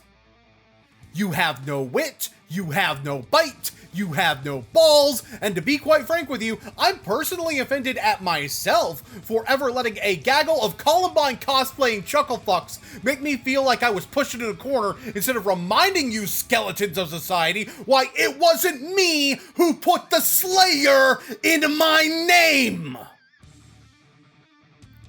I want you to leave me alone. Because dealing with you is tiresome and, quite frankly, just not worth my time. That would honestly be great. It's raining blood if you don't. So, Ephraim, is that enough fucking context for you? A lot of which was very easy to find? Have I flogged myself enough for you to be able to continue watching this video? Fantastic! Then I'd like to move on, please.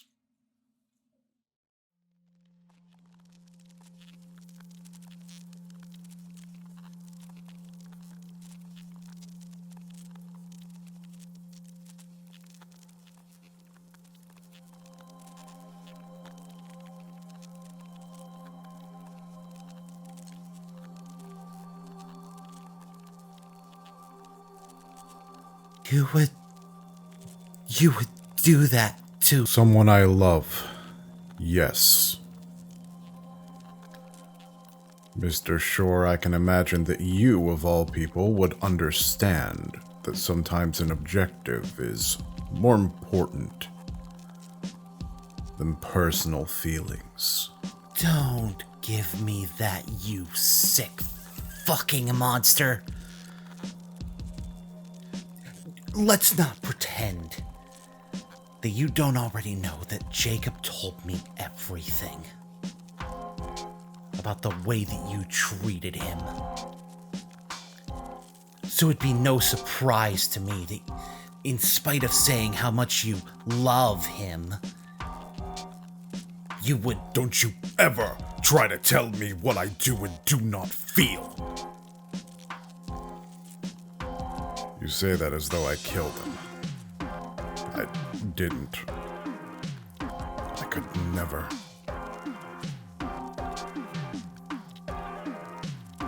I have no qualms about killing his new boyfriend, though.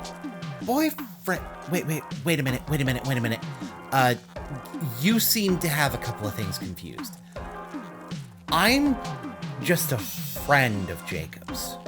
Then why the hell are you even... Okay, you apparently missed the part of social interaction where friends care about other friends. Besides, this is both business and personal. You are still a wanted criminal. You know what? None of this actually matters. Point of the situation. I have what I need. I'm leaving. Get in my way, and you die.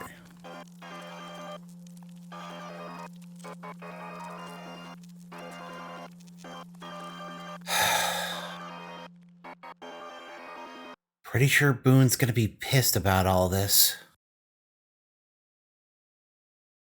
I went through all of that because Boon is essentially saying that it's okay for him to be this venomous against Sladester because he's been this venomous against other people before. No, I'm not. I even admit that some people are likely to feel that I went too far, but I'm saying that I have a very good reason to be this venomous. You know, for someone whose research involved a video where I expressly call out somebody for literally putting words in my mouth, you sure are doing a lot of the figurative variety, especially considering how punchable your face already is. However, even ignoring the fact that doesn't logically follow, he was not that venomous against two of those people, and the one person he was that venomous against was in entirely different circumstances. And here's the commonality in all those circumstances that you missed. In the case of Alexander Kayford, I was harsh even before the clip you played, but I became much more harsh after explaining the reason of it being criticism evolving to the point of being an outright personal attack beyond reasonability. With Desolator Magic, I got harsher when he threatened legal action. I was civil in my other two videos because he didn't outright attack anybody, but notice how harsh I got when he went on the offensive. It's almost like that's what the pattern is. Then we get to Corey. In my second video on him, I was a little more harsh, but didn't go fully in on him because he was simply doing a bad job of refuting my points in particular. And I'm not going to go back over what happened after that. There's a whole chapter for it. Just saying. The fact that you can see what happened in 2016 and somehow call Corey the one who came out on top in that discussion proves to me how few brain cells you actually have. And you present with all the fucking traits, including your complete and utter inability to make a point beyond spouting meaningless buzzwords. What the fuck buzzwords did he spew? What the fuck are you talking about? You've never used the word buzzword once throughout the rest of this commentary. You're pulling these points out of your ass. Yes, because I have to have actively called them buzzwords verbally in order for them to be buzzwords. This is a summary, and a summary can use truncated language to tie together things I said in more detail with different words in the video. That's why it's called final thoughts. If we even go back to the insulted example, for one, you claim that it's poor word choice, right? So why would he make that word choice in the first place? Simple. Because it sounds good to say it that way. Saying that something is a fact, not an opinion, is also a buzzword, even though it's, technically speaking, multiple words, as another example. Like, the point is that he's saying things that sound like they have meaning, but they really don't, in place of argumentation. Quit getting pissy over the fact that I'm making a YouTube video for entertainment and not an academic paper, by the way. And I know what you're thinking. Wouldn't the word buzzword be a buzzword in and of itself in the way that I'm using it? Just a word being used to attract attention, even though the substantive quality of using it is diminished? Technically, yes, but the implication here is that someone is using a buzzword as a replacement for argumentation, whereas I'm using the buzzword as part of my argumentation. What I'm saying here is, at the very least, the majority of what Slayster is saying doesn't have substance, and is just words that sound good. Me using a buzzword or two in making that point because I'm making a video for entertainment is not hypocrisy in this regard, because there's still meaning behind my statements that I am explaining, even if that word itself isn't the entire explanation. I'm also using buzzwords specifically because of the fact that it goes with my BuzzFeed joke, which you decide to separate, even though you don't have a separate point about it, even though, you know, if you were talking about the entire statement and actually played it all together, it actually would make your argument look better. It still would be wrong, but it would actually look more correct, because the buzzword being attached to the BuzzFeed joke actually makes it sound like I'm only saying it because it sounds good.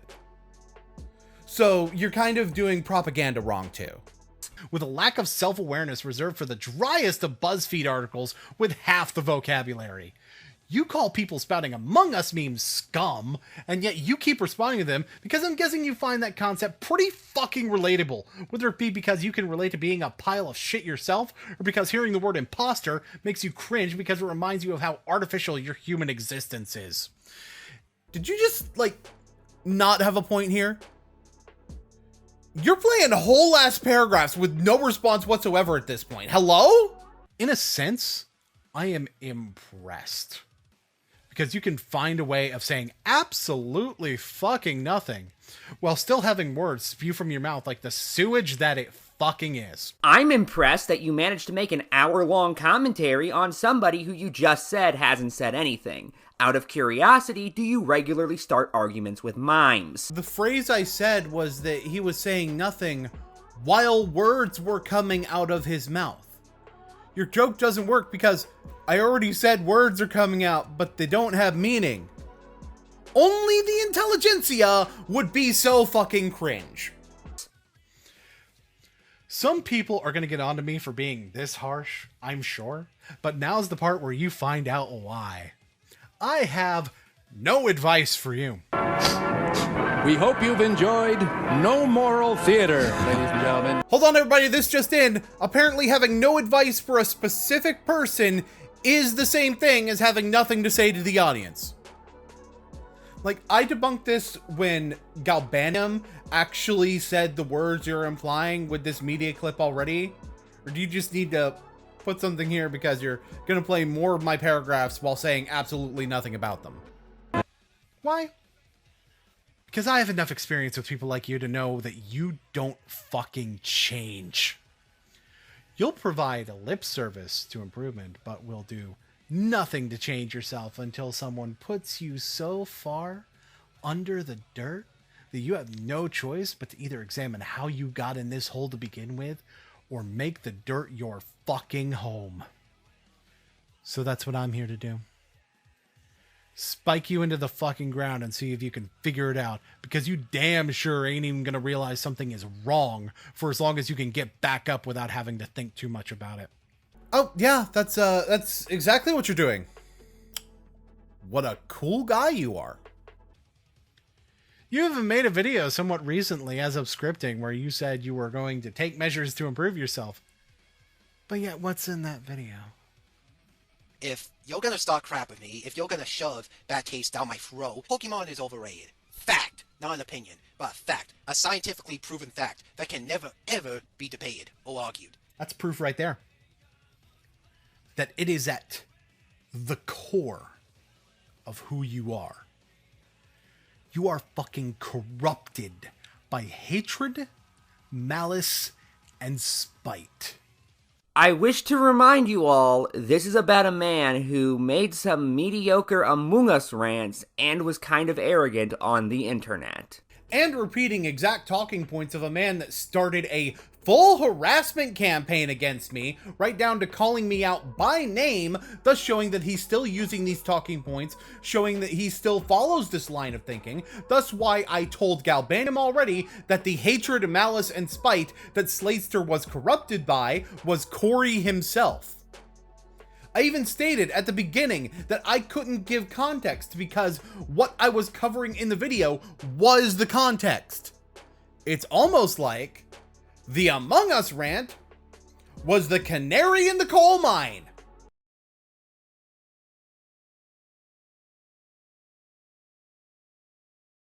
Ah! Fuck! Jacob! Relax, don't get up. Okay.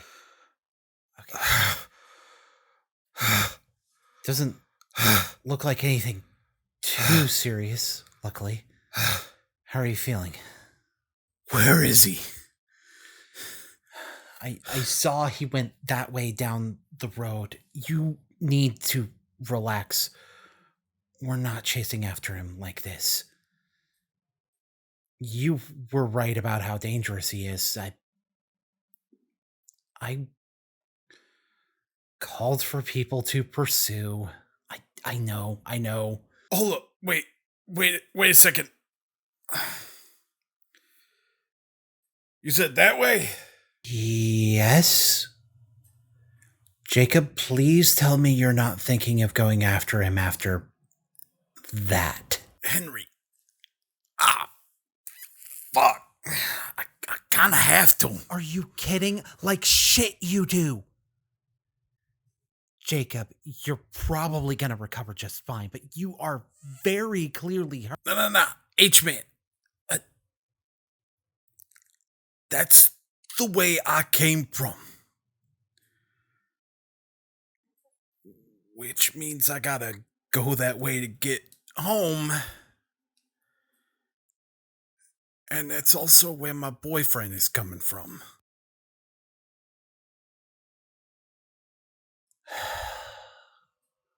Shit. Okay.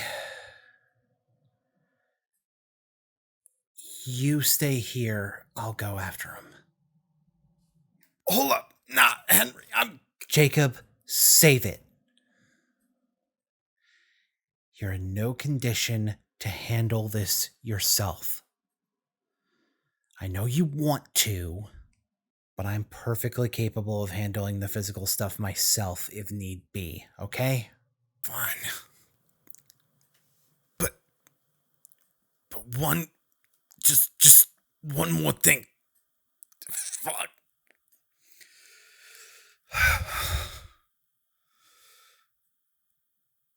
The god that's with Boon. I know who that is. Okay. Who is it? I want to be very clear. My issue is not that Boon is being mean. I've made mean commentaries before. I've liked mean commentaries before. My issue at hand is why Boon is being mean. I simply do not feel like this is a deserved reaction to what Slatester has done. Yeah, okay. Fine. I did say some people will find my final thoughts too harsh. In the final thoughts.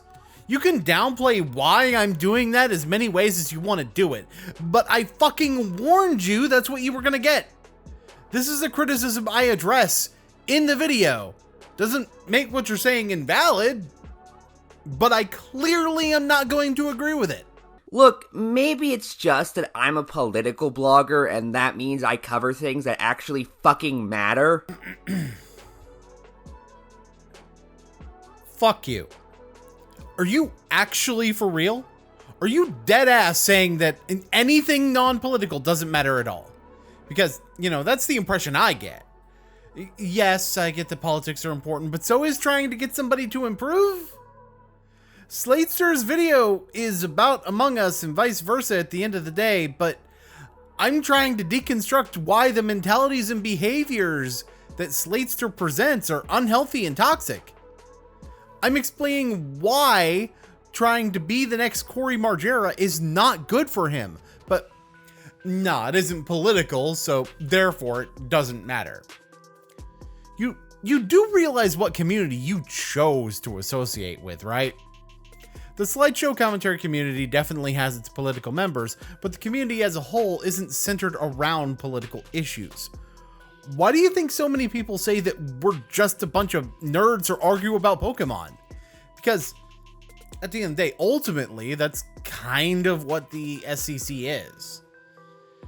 You've been making slideshow commentaries for not even a year, and truth be told, you've been around this for way too long for you to be getting on your high horse dictating what actually matters and what doesn't. You are not the arbiter of what is an important thing to discuss in this community, nor do you have any right to get on to others for covering things that don't matter when you also cover things that don't matter. Because last time I checked, you didn't come into Tony Sonic's video for racism discussion or Kean Horace's video to talk about equal rights. I don't really care what your overall point is.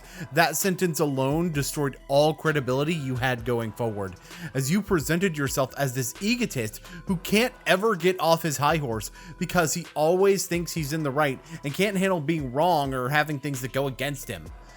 I remember at the beginning of the video, you got onto me for filling my videos with fluff, but not even 10 minutes later, you go on a completely irrelevant side tangent about reviews of Sonic the Hedgehog 1, and you drag it out for over 7 minutes.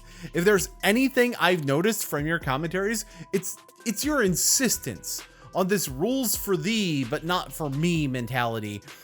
And it ties back to my issue with you getting on your high horse about literally everything ever. How about you actually listen to what people tell you instead of being an overly argumentative jackass who can't seem to take an L to save his life? Now, Ephrom, you might recognize most of the words that I just said to you. And you would be absolutely right to. Because Boonslayer McJr. with Cheesy Potatoes said it to you first. And to be honest, it's probably pretty much exactly how I would have put it, other than the fuck you I added, a couple of words changed here and there, maybe cut out some stuff that are points I said elsewhere in the video, but I chose not to here because I want to make this a 12-hour video and it's funny. And, of course, to set up the fact that you responded to this, let's break that down. Are you deadass saying that anything non-political doesn't matter at all?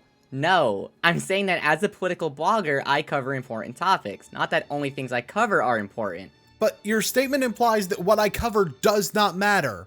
We'll get more into this topic later, but by bringing up the fact that being a political blogger, that means that the subject matter you cover in your blog matters, and what people who aren't political bloggers cover doesn't.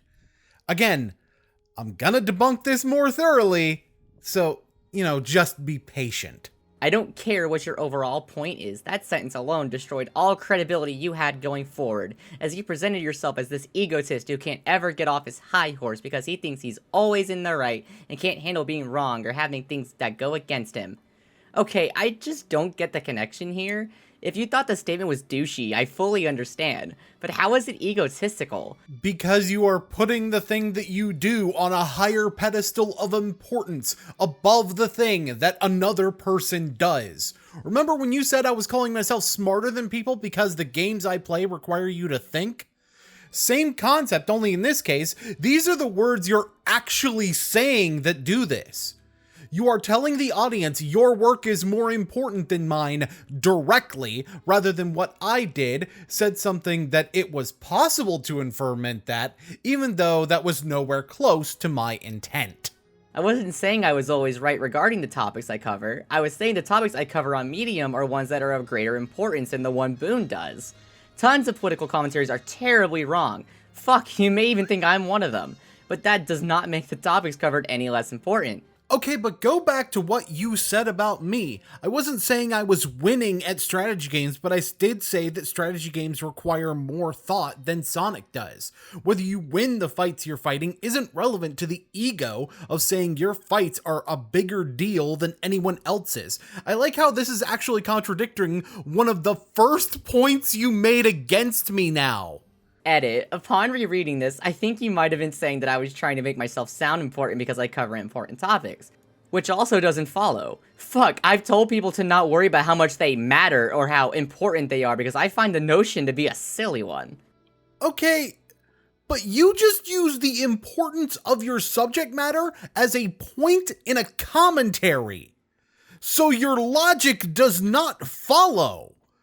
You also don't explain why it doesn't follow to think calling what you do important is calling yourself important, because it sure does seem to track to me. Other than the fact that we're all disposable bags of meat that one day will die, be absorbed into the earth, and feed the worms below us that we deceive ourselves into believing we are above, I don't really get how calling what you do important and who you are important aren't at the very least linked. Excuse me, I think you mean that most of you are disposable bags of meat?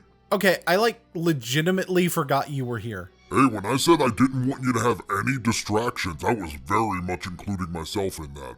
I remember at the beginning of the video, you got onto Boon for filling his videos with fluff, but not even 10 minutes later, you go on a completely irrelevant side tangent about reviews of Sonic the Hedgehog 1, and you drag it out for over 7 minutes.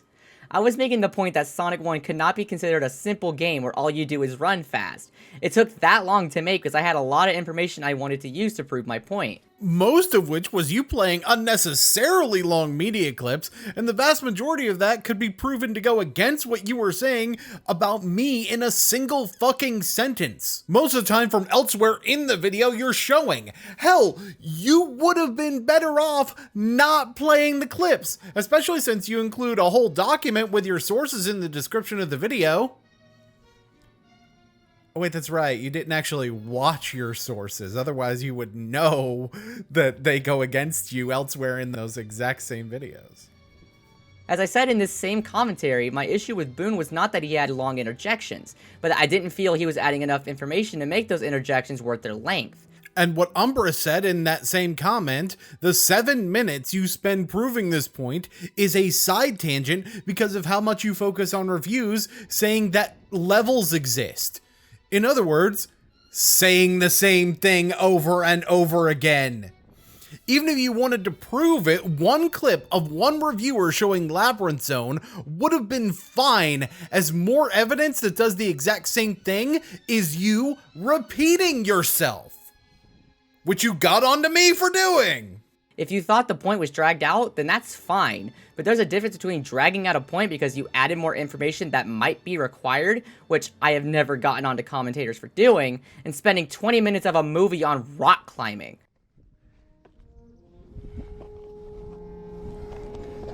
As for your overall point, you're putting words in my mouth. No, she's not. She's talking about the way the words you said make you look like. Yeah, at the end of the day, what I'm doing here in the STC really isn't all that important. I don't do it for importance. I do it because I find it fun, and there are people who enjoy it. But we're not talking about if you think your videos are important. We're talking about the fact that you think your political blogging is more important. It kind of just makes it worse, really. I don't do this for importance either. I can do important things with this medium, but it's not the reason I'm here. I find doing this fun. I find the characters fun. I find playing up the anger fun. People enjoy what I do. That's why I channel any sort of anger I feel into something that comes out as a creative product rather than a gibbering mess. So, if I'm having fun in a different way than you, why even bring up that you're a political blogger other than to hold your self-perceived importance over my head? I've also written non-political stuff on Medium, and I never act like that is nearly as important as my political work. But you didn't talk about that. You said, I'm a political blogger. You're specifically talking about the importance of your political blogging. Not any other kind of blogging, just the political one.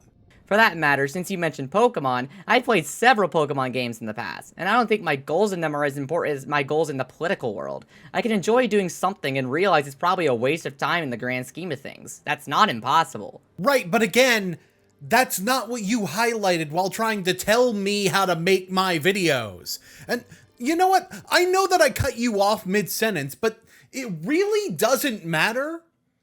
You're using your own self-importance as evidence in your video, and that is quite frankly enough to make all of the points against you that I've been making for the past couple of pages.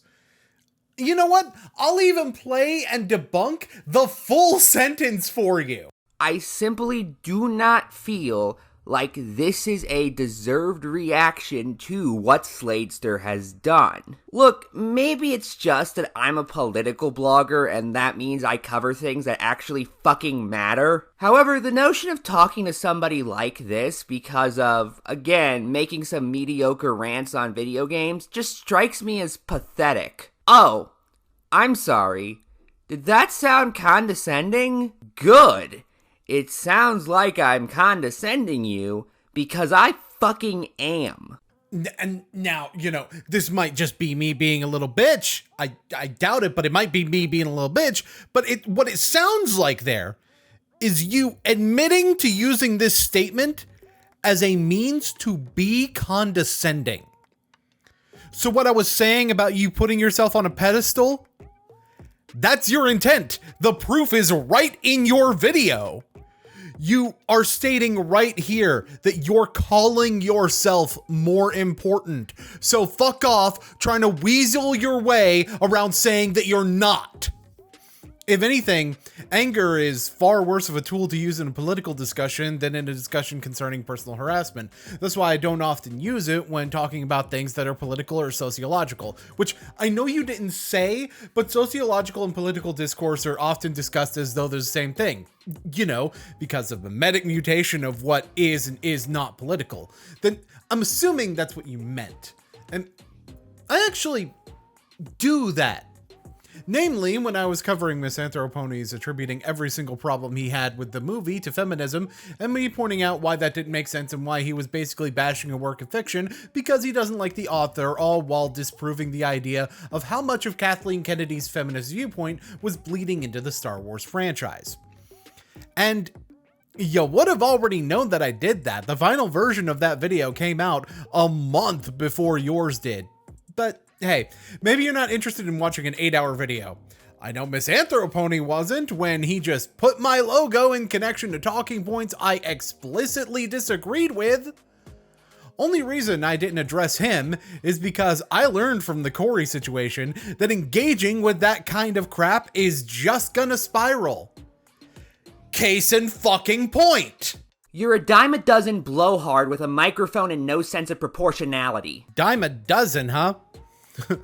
Well, that's rich coming from the alt-CC cuckdoll that finally got to be a real boy when he wished on the Doodle Tones fart cloud he'd been chasing with a lighter for 5 years prior.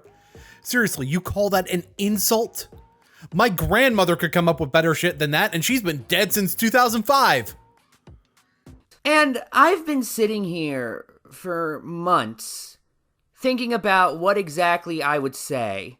But truth be told, I don't really feel like there's much more I could. I could repeat that 5 fucking times like you constantly feel the need to, but it's not worth it.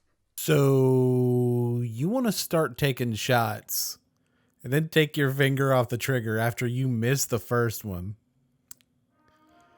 Hey, DNA, what do we call that? Rookie mistake!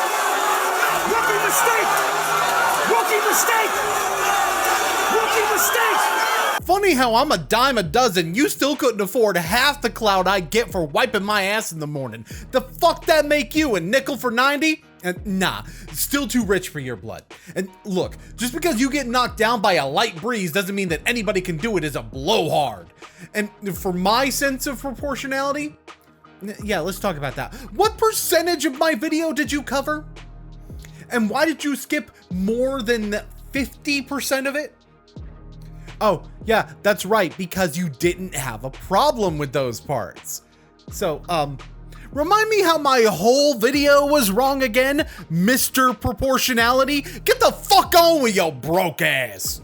Instead, I just want to say that this would barely be understandable on the condition you were actually right. However, given how wrong you were over the course of this commentary, this comes off less like an epic takedown and more like a case study in the Dunning-Kruger effect. But you didn't prove me wrong. You just proved that you have no media literacy. You've been told about your misinterpretations of media by... let me check my notes here. Everyone. You've been told this was a problem. And in case you can't tell, I'm done being nice about it.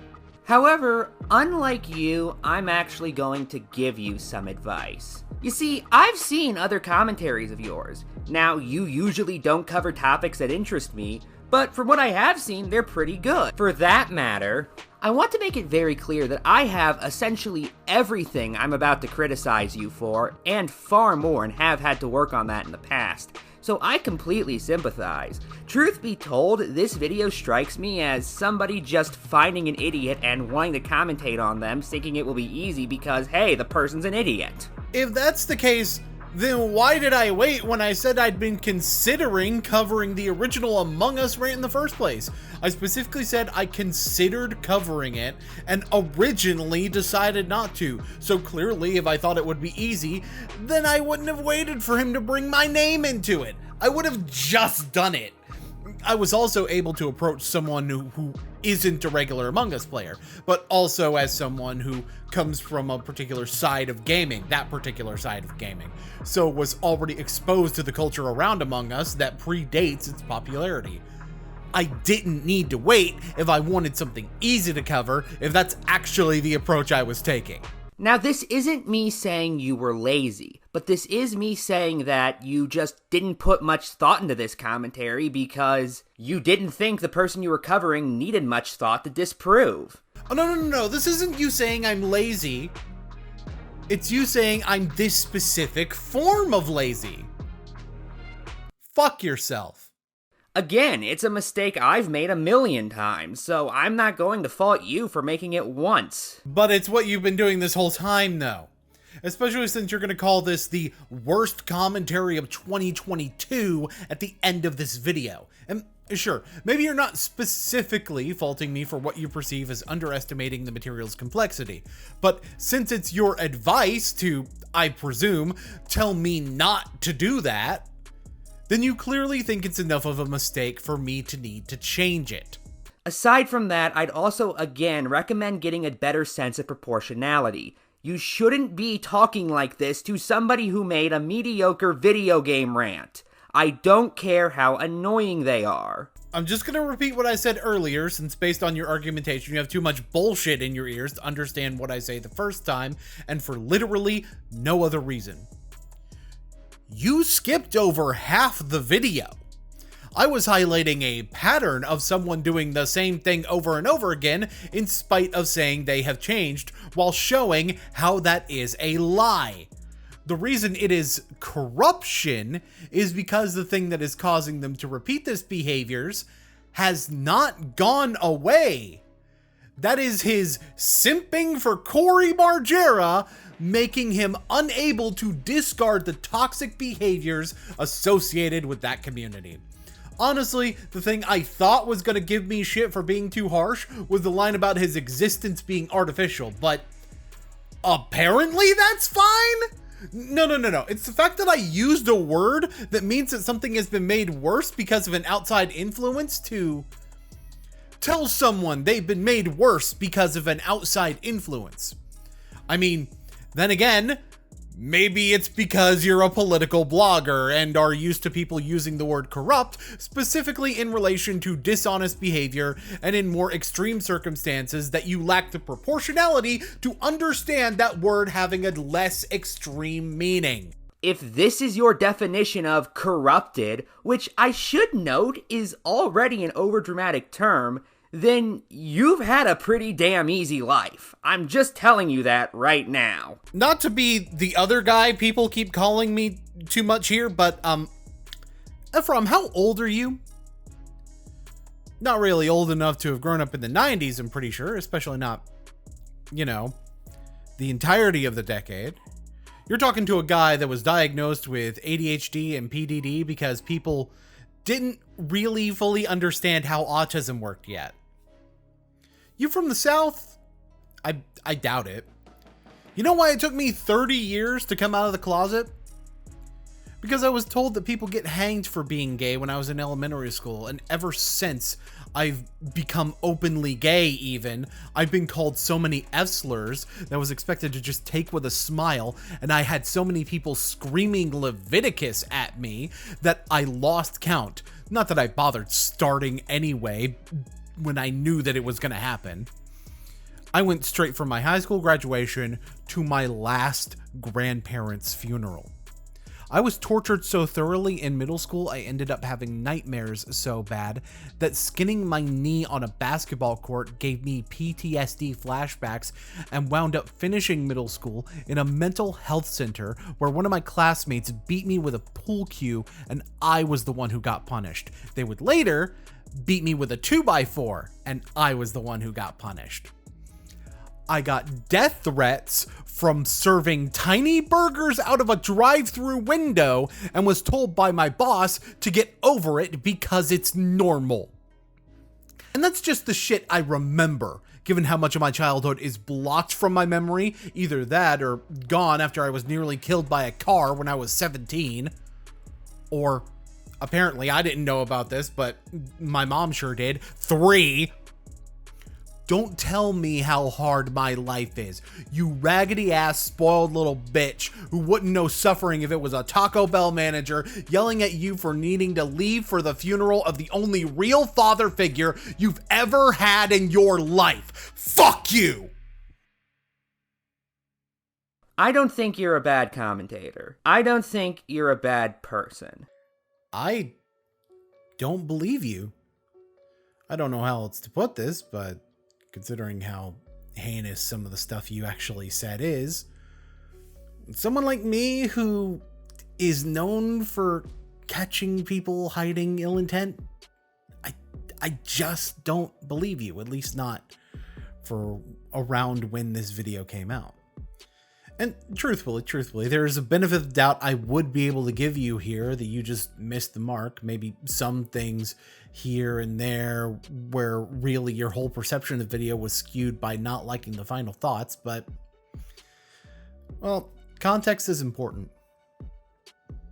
So I've mentioned Galbanum once or twice, the person who called me a mental abuser in the video I covered in Boon Canon 52. Now, his video did actually occur before this video as well, and was something Ephraim was already saying he didn't fully agree with. I made my joke about Daddy Ephraim, which you seem to take as a compliment for some reason, for a reason. And that reason is part of the reason Galbanum made that video. It's because you told him about not liking it. The only thing he said that you didn't was to call me a mental abuser out loud. I mean, the implications of me being ableist, the downplaying of how much I'm covering because of other things being more important, the complete ignorance of the fact that Sladester is the one who brought me into it. There's really two things you do differently. Sure, you have things to say that Galbanum didn't, primarily involving completely butchering what my point and therefore debunking my evidence on a level that has no weight in relation to that point, or getting on to me for repeating what my target said half a minute prior when you yourself forget what they said 10 seconds before. But it's mostly the same video, only longer and honestly better, mostly because of the fact that you have enough tact to not say the quiet part out loud. Which, while that could be because you don't believe the quiet part, it could also be because you saw how people reacted to that and left it on the cutting room floor. But let me be fair again. You don't stand by at least some parts of this. After all, you definitely don't stand by it being the worst commentary of 2022. When you made that list, you put this lower than number 1. But let's talk about where you put it.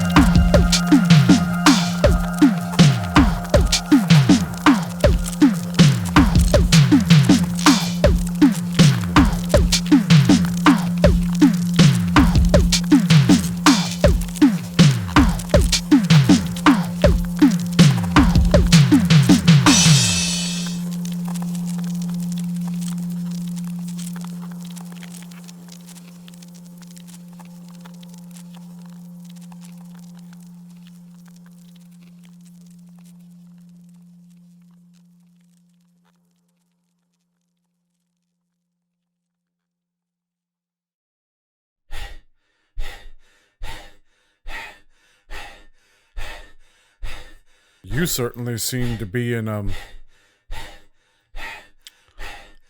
all right.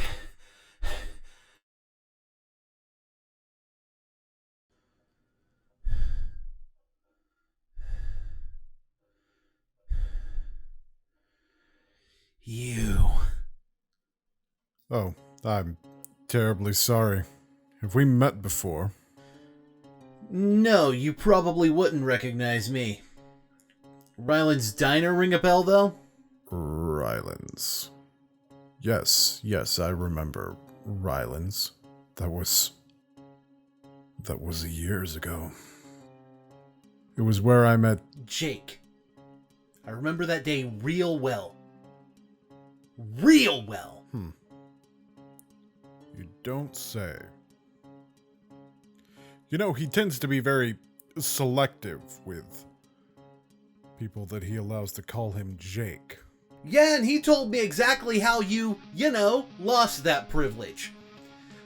I knew something was up with your sorry ass the second I saw him walking away with you. I should have said something then. I didn't. I really should have, though, and I'm regretting it for every single day of my life since. Wait a minute. Hold on. You're his new boyfriend. Okay, see, this is how I know you don't actually care about him. You don't even have any clue what's going on in his life. I'm not new. This has been going on for a while. I guess when you're that detached from reality, based on what he told me, it would make sense that you wouldn't pick up on that, huh?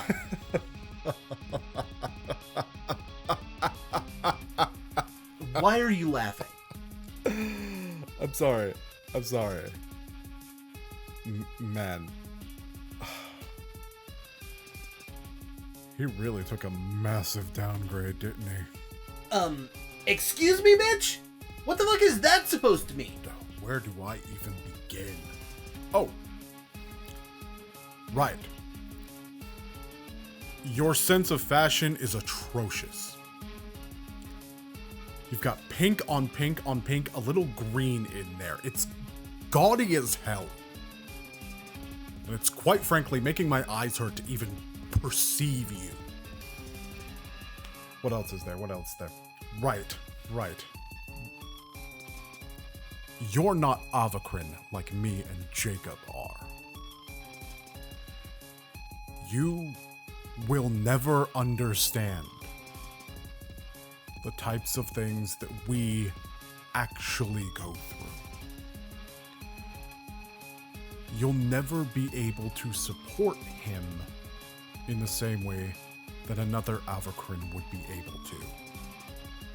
And third, I suppose that this is the most important aspect, at least for me.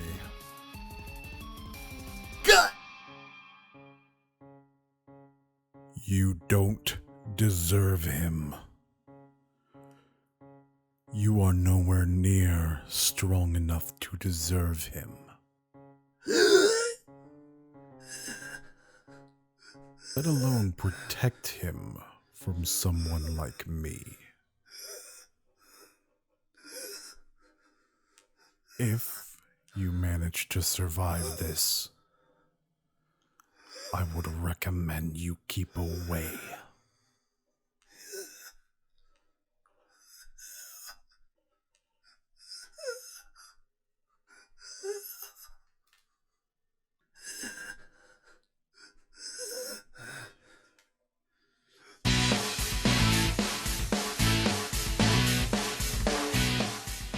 Okay, so first of all, this hurts my fucking eyes. And yes, I know Fractured Light made it, but the fact that it hurts my eyes isn't really Fractured's fault. It really has to do with going from dark blue to light blue and no motion to fast motion very quickly. That's the problem here. It's very abrupt and it's painful because of how much my eyes need to adjust to the change. I can't say I've never done this, but I tend to do rapid changes in the opposite direction, light to dark, simply because of the fact that it's, well, less painful to look at. So it's not the fact that Fractured Light made it that way, it's how it was actually used. One question that is often asked by commentators is, Many Magic the Gathering players ask the question, What the fuck just happened? how mean is too mean for a commentary? There, see? I can throw a media clip on the screen as the entire joke too.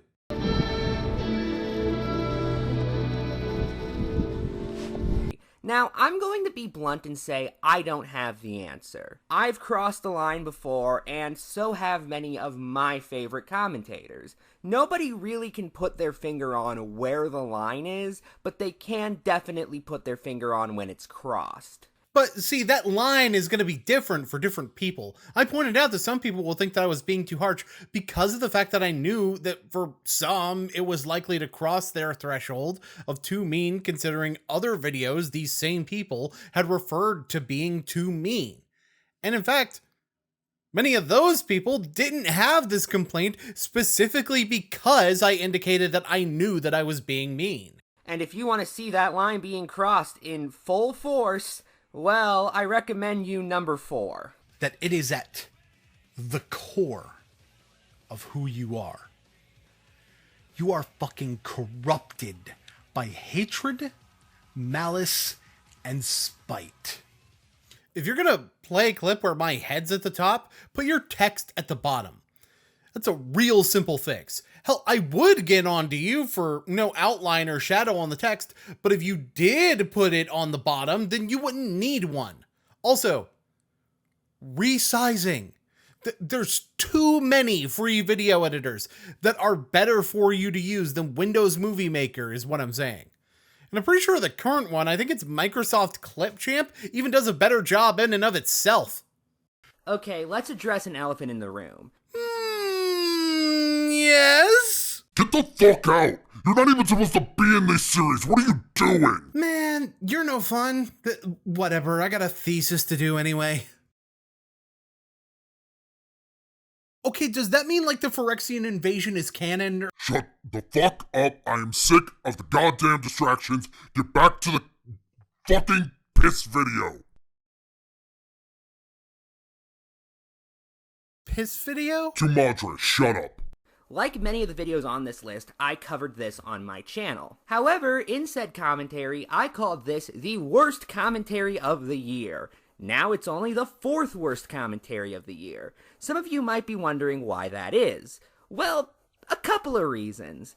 The biggest one being Boon's video on Gal, which caused me to look at this video in a new light and reconsider some of my criticisms against it. And you know what?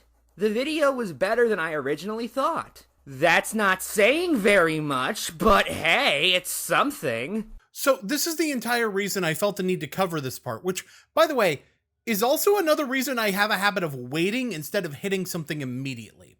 I knew that 2 days after your video, I would have one that covered a lot of the things you said, so I wanted to see if you would stand by the video after I covered Galbanum, which, to be fair, if you completely disown your video, it would just prove that the part you weren't saying loud was an intention in your video, but still, I digress. Although, this is a self-defense commentary, and yet you had a whole entry on self-defense commentaries at number 9, where, for one, you pretend to coin the term when it's kind of already been used plenty before you, but just didn't typically have much of a reason to be a thing people said frequently. And 2, you didn't include this there. Didn't even mention this there. It's almost like you're ignoring the self-defense aspect of my commentary to make it sound worse. The biggest issue with this video, besides some incredibly baffling points, is just the sheer amount of, well, the only word I can think of to really describe it is melodrama that Boon puts forward. And yet, as you pointed out earlier in this video, one of your favorite commentaries of the year was the Commentertainer, where part of what I said in response to Galbanum calling out that very same melodrama to refer to myself as the titular Commentertainer, baby, and was so melodramatic that I sang a Judas by Fozzy for the intro to stock footage of snowy trees. Hypocrisy, thy name is Ephraim Josine. If you think somebody is corrupted to their very core with anger, malice, and spite because they made mediocre videos on Among Us and lashed out at criticism, you are being melodramatic. I'm sorry, that's the only word I can think of to describe how that comes off to me. Alright, so if you're gonna quote me correctly. I said he was corrupted by hatred, malice, and spite. Malice and spite actually having slightly different meanings, and hatred having an entirely different meaning, even though it's related to the other two. And, by the way, that goes for Pink Robot too? That said, if I can step in favor of Ephraim for a second, the onus really should be on Boonslayer to present why Slatester being a Cory Margera stan is problematic or shows that he's, quote, rotten to the core. Oh, I'm sorry, were y'all expecting people not to catch strays in this one? Yeah, I never said the word rotten once in my video. Even worse, when you call it a quote. And in your case, by the way, it's arguably worse, since you were already have the context of me breaking down my final thoughts on a molecular level in order to prove to Galbanum that I was providing context for the type of person that Cory Margera is to the audience, but doing so with the type of linguistic acrobatics that I have a tendency to use when I do these kinds of things. And I do get new viewers onto my videos, so I would imagine that if this was really an issue, I'd have more than 3 people saying this to me. And by that, of course, I mean 2, because Pink Robot isn't really saying that I actually did this, just that she agrees with Ephraim's point that I should have provided context if I didn't. And I wouldn't want to assume she's speaking firsthand about what's in the video, only what's in Ephraim's comment. And by the way, this is something I didn't directly address already from that comment, but like, you don't need to do hours of research to watch and to understand enough information in order to get the gist of why I'd be so mad. You just have to actually pay attention to what I'm saying. The reason I didn't call this out before is because of the fact that I already made that point, precisely that point, in the Commentertainer. Do you see why I say so many of the points Galbanum made were repeated by Ephrom yet? I would hope so. Let me tell you guys something. I own a book called The Science of Evil on Empathy and the Origins of Cruelty by Simon Baron-Cohen. It is a book I purchased at the Holocaust Museum while I was in DC in 2016. The people in this book could be described as corrupted to their very core by hatred, malice, and spite because they did evil things as a result. Oh, so you do know what the actual quote is. I'm sorry. I kind of interrupted your thought process there. Please continue. Sladester hadn't done anything evil. He had just done some things that were idiotic. Except different people can react in different ways to corruption by hatred, malice, and spite. One commonality is an unwillingness to listen to reason, because hatred, malice, and spite interfere with their ability to process reasonable thought. And just because you can use the same words to describe two people, it doesn't mean that those people are equivalent. I'm not calling Sladester Oh my god, I just realized you have invoked Godwin's law while telling me to chill. Again, I think it's the fact that these final thoughts were so harsh, put together with all of the mistakes Boon made up until this point. One of which, as I pointed out, was confusing opinions with facts and assuming that opinions could be proven in some way. And as if it's engaging, that's subjective and something the analytics could show you to be true or false. Even though that's what caused him to launch into this massive tirade against Sladester. If you're gonna start crap with me, if you're gonna shove bad taste down my throat, Pokemon is overrated. Fact, not an opinion, but fact. A scientifically proven fact that can never, ever be debated or argued. So let's operate under the assumption that I actually did confuse fact for opinion and not just, say something very nuanced in what could be argued to be not enough words to get that nuance across. Dog, which, by the way, also assumes that I wouldn't think there's a difference between facts and opinions. I mean, I do later say that a fact is something proven to be the truth. So theoretically, my logic could be that a piece of information that has not been proven is an opinion that converts into a fact once there's proof of its validity. Which, now that I think about it, actually kind of makes sense. Opinions can oppose factual evidence and still be opinions, whereas facts can't, but opinions can also be supported by facts. So, you know what? Even using what I said in the way that you're interpreting it, wrong, by the way, I'm still fucking right. And for that matter, I never said that something stays subjective after it's proven or disproven, just that it's subjective and can be. But whatever, let's just say that you're right about what I'm saying, which again, you're not, but let's just say that for the sake of the rest of this point. He didn't just say that it was a fact and not opinion. He also said it was scientifically proven and cannot be debated.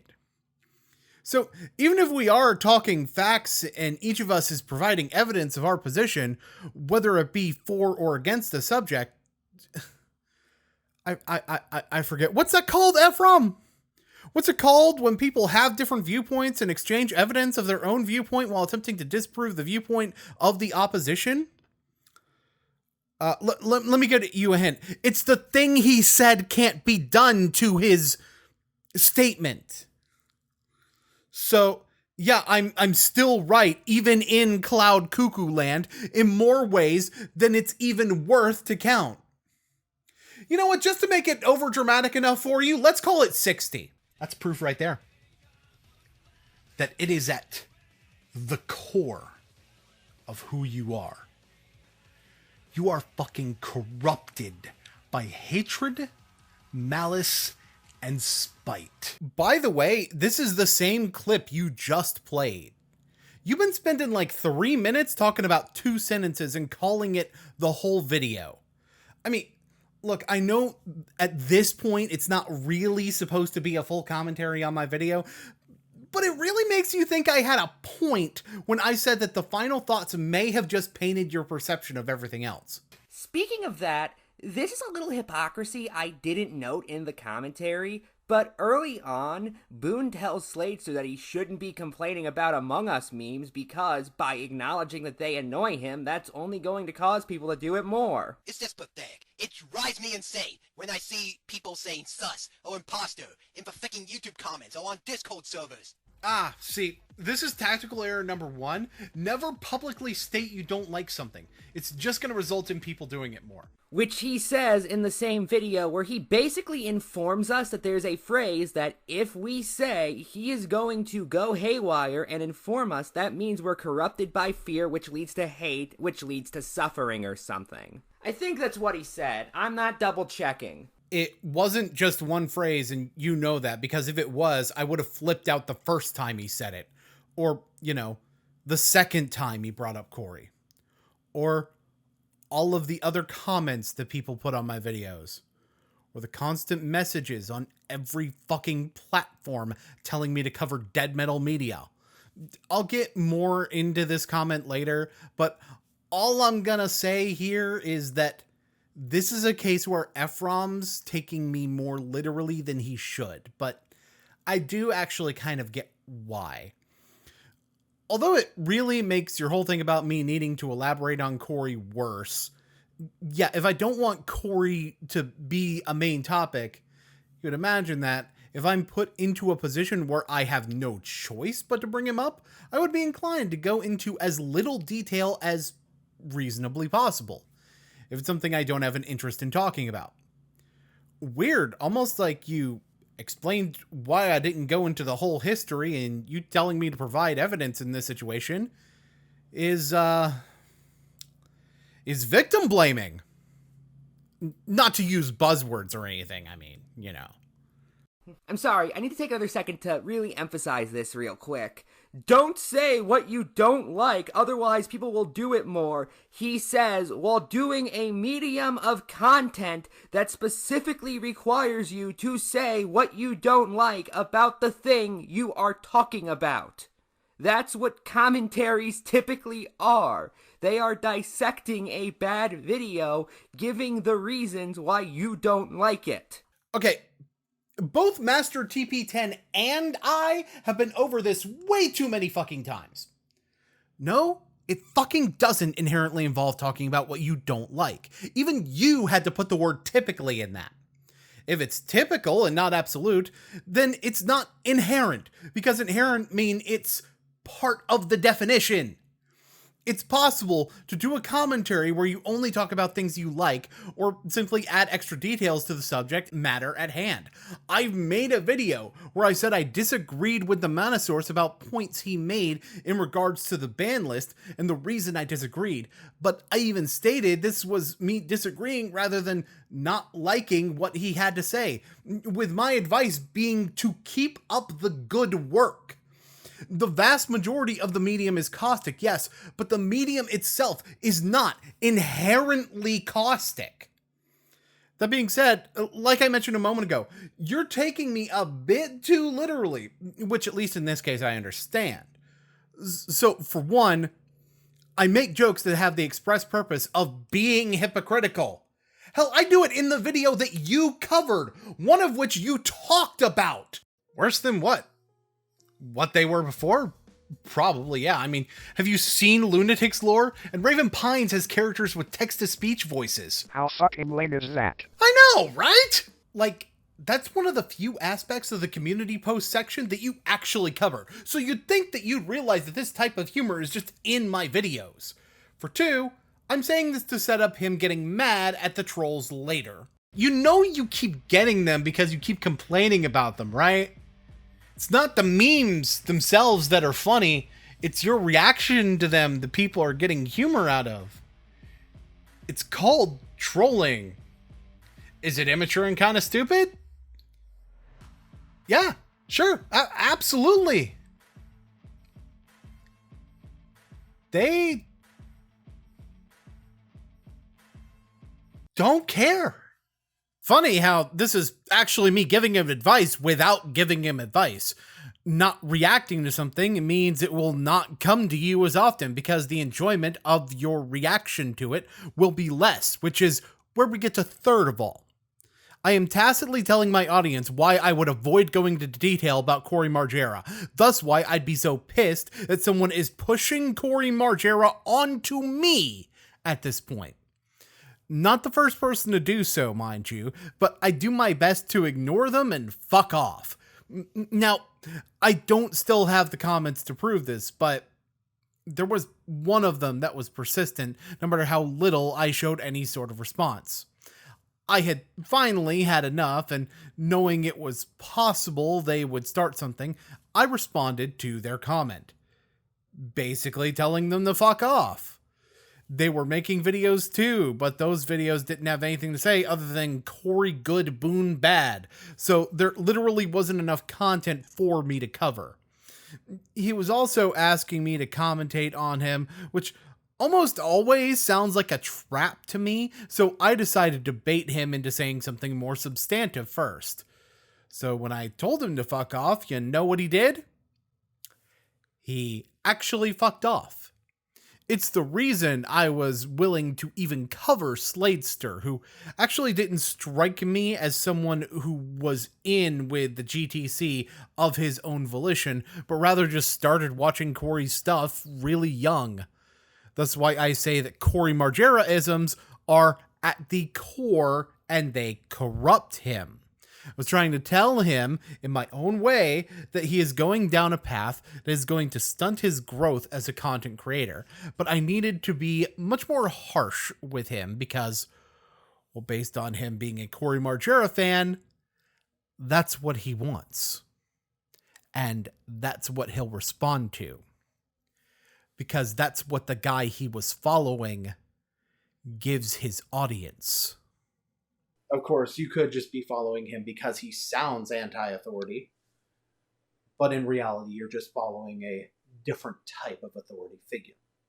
Although, given Boon also wondered why somebody would watch a stream of a video game that they don't like. Why the fuck are you watching a live stream of a game you don't like and expecting to enjoy it? I'm not going to go on a StarCraft 2, there went my strategy gamer credibility, but fuck it. I'm not going to go on a StarCraft 2 live stream and expect to be highly engaged all the way through, because I personally don't enjoy StarCraft 2 that much, and I especially don't enjoy watching it. So maybe caustic mediums just aren't something he understands. Well, I understand them better than you if you think a live stream of a game is even typically a caustic medium. Fuck, even engaging in a caustic medium towards something doesn't mean that you don't like the things that you're making fun of. You can be sarcastic towards things that you like and respect. Heaton's the leader of the Simpson Gumi. Lyle Convoy explicitly told me that I could call him a hypocrite in a commentary. Dr. Crafty's views on Genshin Impact are imbalanced and one-dimensional, and Avi Haltman is Jewish. Oh, and Aaron Tempest jerks off to lore. Did I miss anything? I think that's it. With that said, I do find it amusing he says this, despite also saying the reason people watch Among Us live streams is because of the personalities of those involved. Unlike StarCraft 2 live streams, apparently. It's not so much about the game as the personalities of the people playing the game. It's a just chatting stream with a gameplay structure, guy.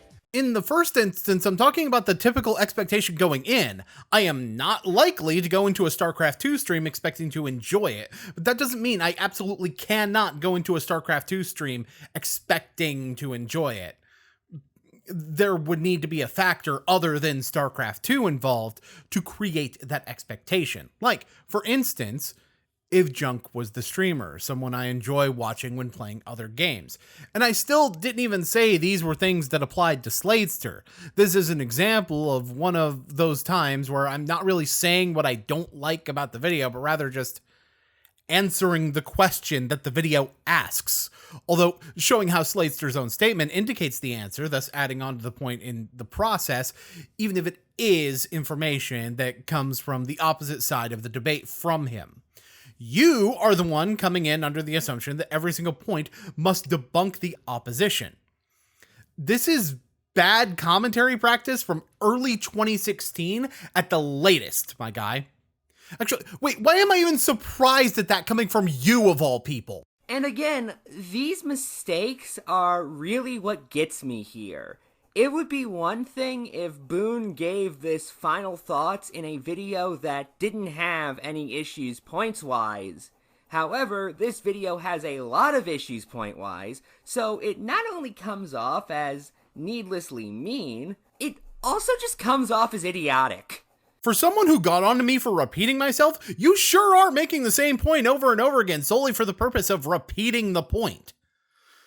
It's almost like the mistake is so bad that you need to drill it into my head, or you really need to say it constantly for your audience to understand. Then again, that last part may be because you already know at this point people aren't buying the shit you're selling, and you decide to do the same thing trying to get a different result, like the Wish.com version of Voss Montenegro with 1% of the Riz and 2% of the testicular fortitude. It's one thing to say I have done all the things I'm calling you out for. It's another thing to still do them after calling me out for them. It's on a different planet to do them at the exact same time that you're calling me out for it. Because while hypocrisy doesn't make you wrong, it reflects the type of rules for thee, not for me mentality, where you may as well get a red cap screen printed with the words "Make commentaries great again" all over it. But you know what your entire coverage of my video was? A case study on the Dunning-Kruger effect. And by the way, I don't mean the misuse of the term that you said in your video where you admit to me being highly competent while saying I made a single bad video. No. I mean the actual Dunning-Kruger effect where someone of low competence overestimates their capabilities. And that's not only what you covering me is, it's kind of what you are as a person sometimes. I mean, granted, you sure do say words to pretend you don't think you're above these other commentary plebs, but with all the other shit you say, I tell you the same thing that I told Galbanum when he said he wasn't calling me a mental abuser. I do not believe you, because of how insistent upon it you are and how much the rest of your behavior showed me otherwise here. And this shit isn't even new. I'm not even talking about the shit that's on your current channel either. You popped up on my radar way back. You see, I have a certain detestment for fake moderates is what I'll call them. For those who do not know, fake moderates are people who don't care about who's right, they care about who's louder. Basically, if you say something in too loud of a tone, they'll call you wrong because peace and justice and those other quotes that I know Martin Luther King said. I'm not gonna pay attention to anything else he said, though. Oh, wait. Shit, sorry. I was supposed to play that clip earlier when I pointed out how you had no problem with over half my video, and yet the whole thing was wrong. Yeah, that stance sure has changed in some regard, hasn't it? And calling your enemies just as bad as you is one of the most commonly used propaganda techniques. Oh, fuck! I'm sorry, I meant to play that when you said this. I want to make it very clear that I have essentially everything I'm about to criticize you for, and far more, and have had to work on that in the past. So I completely sympathize. Just give me a second. I swear, the actual clip I need has got to be in here somewhere. Because God forbid I admit I'm not completely knowledgeable about something, or that an opinion I am not in the slightest bit informed of. In fact, I'd probably be more informed if I goddamn skimmed the Wikipedia page. Fuck! I'm sorry, I'm just really bad at this whole thing of using a media clip in place of actually making a point. See, I'm supposed to play this one when describing every single commentary you've ever made. She ends her little, I guess let me call it the epilogue, by this, "Oh, I'm only human. I'm sure I've made mistakes," type thing. Basically screaming, "I'm humble! Look at me! That makes me more right!" Not realizing, basically screaming, "I'm humble, so I'm right," is quite possibly the most egotistical thing someone could do. Some bitch! Sorry, that's the other clip I was supposed to play when you talked about how you weren't perfect either. And then, of course, I get some people who are like, "Oh yeah, where's your proof?" That's not how proof works. The person making the claim has the proof. Ah, damn it, that's not the right one either. See, this was an entirely different way to counterclaim what you said about me treating fact as opinion by pointing out what I didn't say simply because of the fact that I've had to say it a million times already. If something is fact and not an opinion, then Slayster should be able to provide proof of that claim, so it's not even on me to outright prove the opposite. And the fact that I provide evidence to the contrary is just extra information that at worst is more than what the point calls for. Look, I don't think I have the actual clip. It's possible that you unlisted it. I'm not going to go through hours of your content to find a single specific clip, but I remember you making a very similar sentiment to this back then too, when your YouTube channel was full of political stuff. There's also other accounts from different ways of you thinking you're above the rest of this community, but it's shit that I need to ask permission to put in this video. And to be honest, you're not worth exposing that hard. You've always put yourself on this egotistical pedestal that was above the SEC. So the fact that some of what you do isn't high and mighty above the rabble means jack shit to me. You think you're the emperor who is down to earth enough to walk among the commoners, but in reality, you're just some crazy homeless guy wearing a Burger King crown to pretend the fact that you have no clothes on is a parable. Oh, and by the way, remember when I said I cover socio-political topics as well? Yeah, not only is there the quartering trying to turn words on cardboard into anti-woke propagandizing, not only are there several instances of calling out an entire community for its toxicity and using the person I'm covering as simply an example of it, but here's something that neither of your original videos would have been aware of. I've been secretly doing this in every single video I've made since Boon Canon 49. I've already discussed Boon Canon 50, but I can go a little further in terms of covering things that actually fucking matter. So, for those who don't know, Miss Anthropony is gone, which, well, seems to be a pattern when people are shitholes to me in response to my criticism. I promise you that isn't intentional, but then again, that might happen when you wish death upon people like he did. Boon Canon 51 was on Mr. Enter, which, although was primarily about how Mr. Enter doesn't know what 2002 was like, is also a means to address people saying that he thought 9/11 should have been brought up in the movie Turning Red. And I was actually defending him on that front, so I think defending someone from a misinformation smear campaign would qualify as something that matters, along with agreeing with the idea of using movies as a scapegoat for political discourse to be, well, stupid. Let's talk about Boon Canon 52. I wonder if responding to allegations of mental abuse made against me matters, Ephrom. Is that something that fucking matters? Am I allowed to defend myself from an attempted cancellation? Kind of a fucking mystery, isn't it? Boon Canon 53 was about rap and was also, both directly and indirectly, about how historical sexism in that media affects the current day product.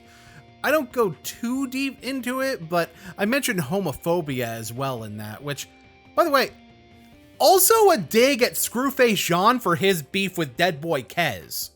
Oh, and by the way, while we're on the subject of Boon Canon 53, let's talk about you being wrong again. I just want to point out, Hello seems to have no idea how ghostwriters actually work. They tend to essentially just write early drafts based on what the person they're ghostwriting for tells them. They more mold ideas into coherent drafts and pieces of writing than when the person is having trouble organizing their thoughts as opposed to just creating things full cloth like a lot of people seem to think. Congratulations! That's another thing that you don't understand! I feel like I should probably be bringing in Jacob for this, but I don't know where he went, so it's just gonna be me this time, sorry. What you're describing is a form of ghostwriting, sure, but it's not the only way that ghostwriting can happen, which includes writing things entirely without the credited writer's actual input. And by the way, what Hello Yassine says doesn't even contradict that, since he even calls out songs where there are multiple writers, including the artists themselves, outright citing that when there are multiple writers, it's not known how much of the output belongs to the artist. You're thinking of the form of ghostwriting that frequently takes place when someone does an autobiography. They give the stories they want to tell to the writer who organizes the thoughts. Hell, what you're describing could also just be the editing process of literature, where someone has written the whole book and then an editor goes through to give corrections. So, is any piece of literature that isn't self-published ghost-written now? There are well-known examples of people who write entirely in place of another person and credit it to someone else. For one, that's what a fucking pen name is. For two, Carolyn Keene, the author of the Nancy Drew series, is a collective pen name for multiple writers who remain uncredited. Same with Franklin W. Dixon, the author of the Hardy Boys. And I'm going to resist the urge to make a wrestling joke for once, because this one is so easy that it's not even funny, and I mean that literally. But back to me covering sociopolitics.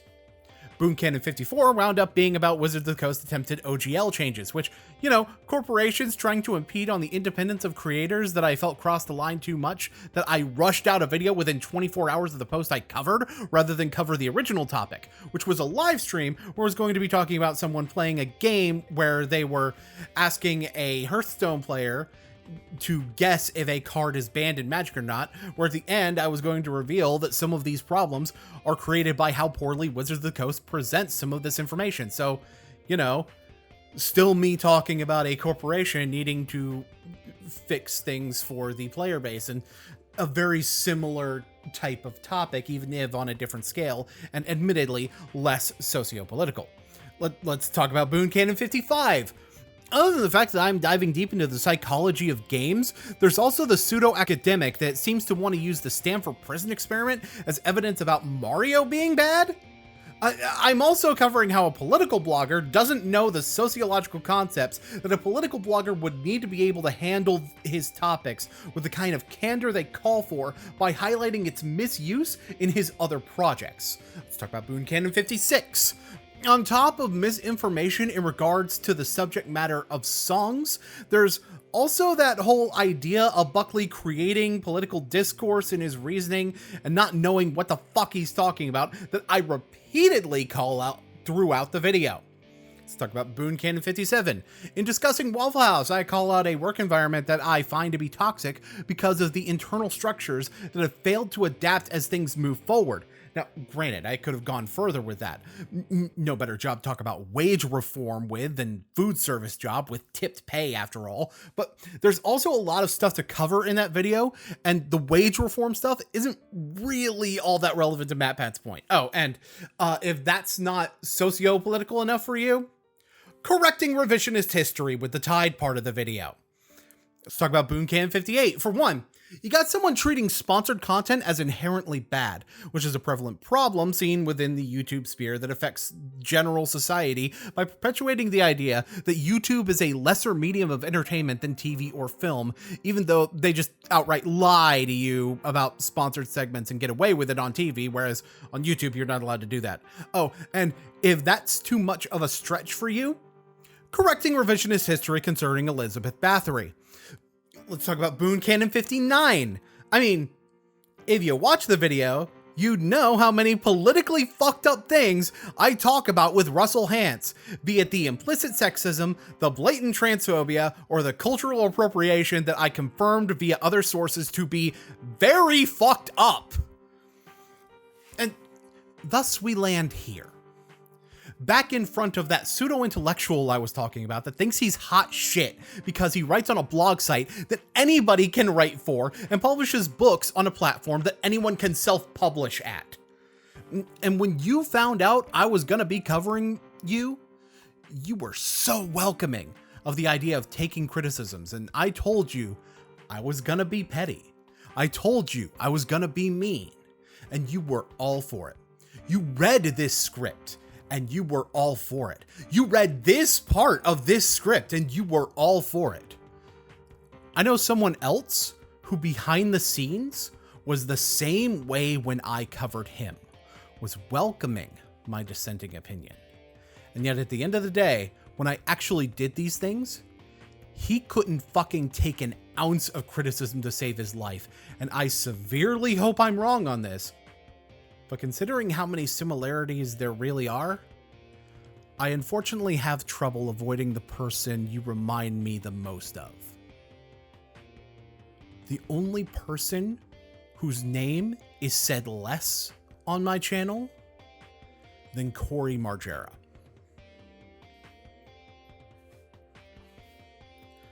Dylan Thomas. There's a reason I keep talking about you being an Alt-CC disciple, to use less caustic terminology than I did earlier, and that's because it's very relevant to what you're doing now.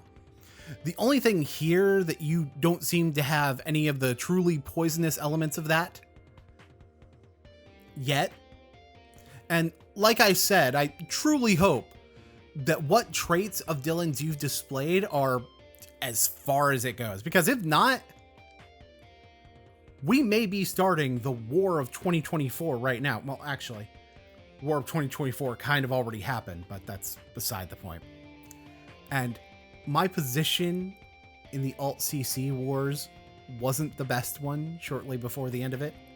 Dragged to a side that I had no business being on, simply because of the fact that I gave someone the benefit of the doubt that just used that benefit to pull me away from people that actually did have my best interests in mind instead of their own. I can't say for sure that I wouldn't make the same mistake twice, but I'm not giving you the benefit of the doubt when it comes to that. I'm asking you to give me a reason to have the benefit of the doubt. And so far you have, because I don't want you to be that person. I don't want anyone to be that person. And to be honest, I know earlier I said I don't believe you, but when looking at it from the lens of like a year and a half later from when that video came out, I don't think that you are. During this whole process, you've been in active communication with me, very receptive to the criticisms as you read them on this script, right down to the slightly offensive jokes. I mean, shit, if you haven't taken offense to the whole rookie mistake bit, you're probably not taking offense to anything I'm gonna say without you legit proving you're 100% asshole. And hell, you can't be that bad. We quoted John Oliver at each other. But don't mistake that for letting it slide if you are, because I've done too much of that in the past too. So have a lot of people in the SEC, really. That's been a theme from 2023 that has in part continued into 2024. Letting behavior slide when those good intentions are being paved with the cinder from the depths. That's why we got Dylan Thomas and people far worse than him. Be they Rachel Kohai, the Omega, Keyblade Master, Tippy, Veritas, or any of the others that came in, showed signs of how awful they were, and those signs went either completely unaddressed or downplayed until the actual harm came to our peers. If this starts a war, it's a war that was going to start with or without me. And it already started without me, but I already wrote this and it's too badass for me to cut. I don't mind taking the blame for being the catalyst when I know it's coming regardless. Because I'd personally rather burn in the fire of 1,000 suns than keep this community as a broken people living under the loaded gun of what's coming. I've been buried by that light plenty of times and reclaimed my name like a phoenix ash in Dark Divine. And it does seem like 2022 was the year where hating me was just the en vogue thing to do for some people. I don't get why, honestly. Maybe it's the fact that I come across like this unstoppable force, part of that is of my own creation, sure, because I have a track record for my stuff not only being well received, but leading to people acting in bad faith, either changing their ways or falling to the wayside, and I kind of just play into that. But I think part of the reason that I made this in the way that I did, part of the reason that I was this petty and this mean, is because some people forgot that I actually can do that. So I needed to remind people why I actually am called the God.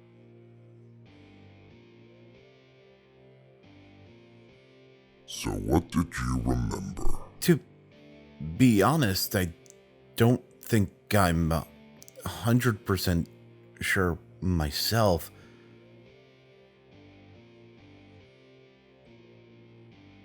Enough to know this is a trap. What? Nah, come on, man. I'm just trying to help you.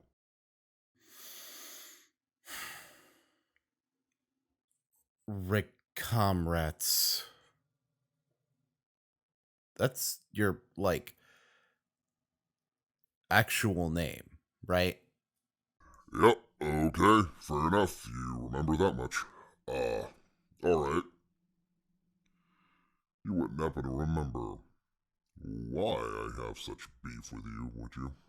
Not really, no. But you're not gonna kill me, I don't think. No. I'm remembering something else. There's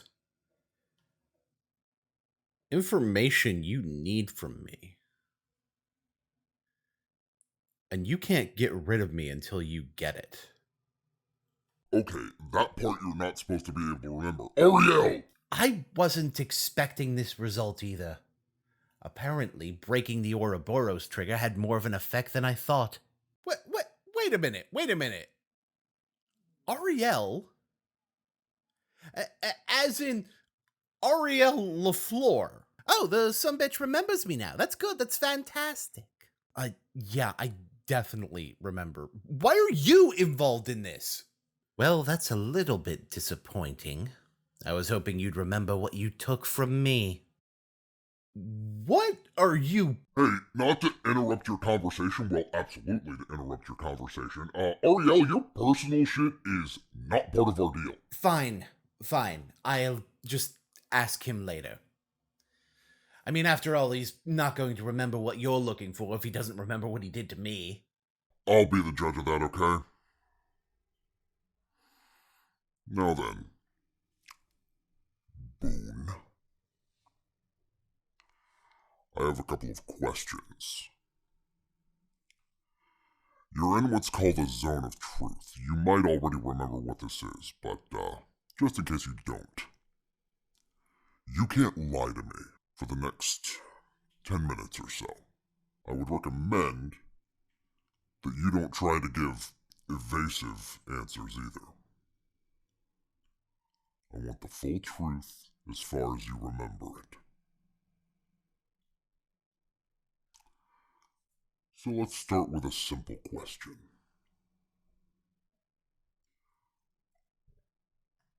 What's your true name?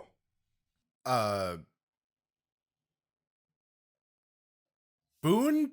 David? I'm not 100% sure what you're looking for when you specify true name like that. Unfortunately, that gives me the information I need to know. Fuck. Fine. How many idols are there? I don't know. Okay. Since you answered like that, you at least remember what they are. That's a somewhat positive answer, at least. Okay. Final question. Where's the 8th seal? The... what? I don't know what you're talking about. Yep. Okay. Still sealed. I tried to tell you. Shut up.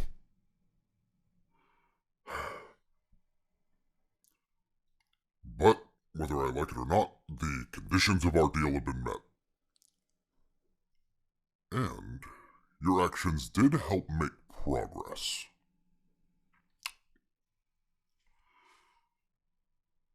I'll finish up here, and we'll reset with what you want. Excellent. Thank you. So, I guess that's it then? Didn't get what you want, so we're just gonna go back to the beginning of this? Again? How many times have you done this? 287. I can't help but notice that you're able to remember through my seals as well. That's interesting. That kind of makes it pointless to reset everything, doesn't it? I think I'll be a little bit more selective this time. Besides, with what's been going on outside, aftermath to that should be pretty fun now, shouldn't it?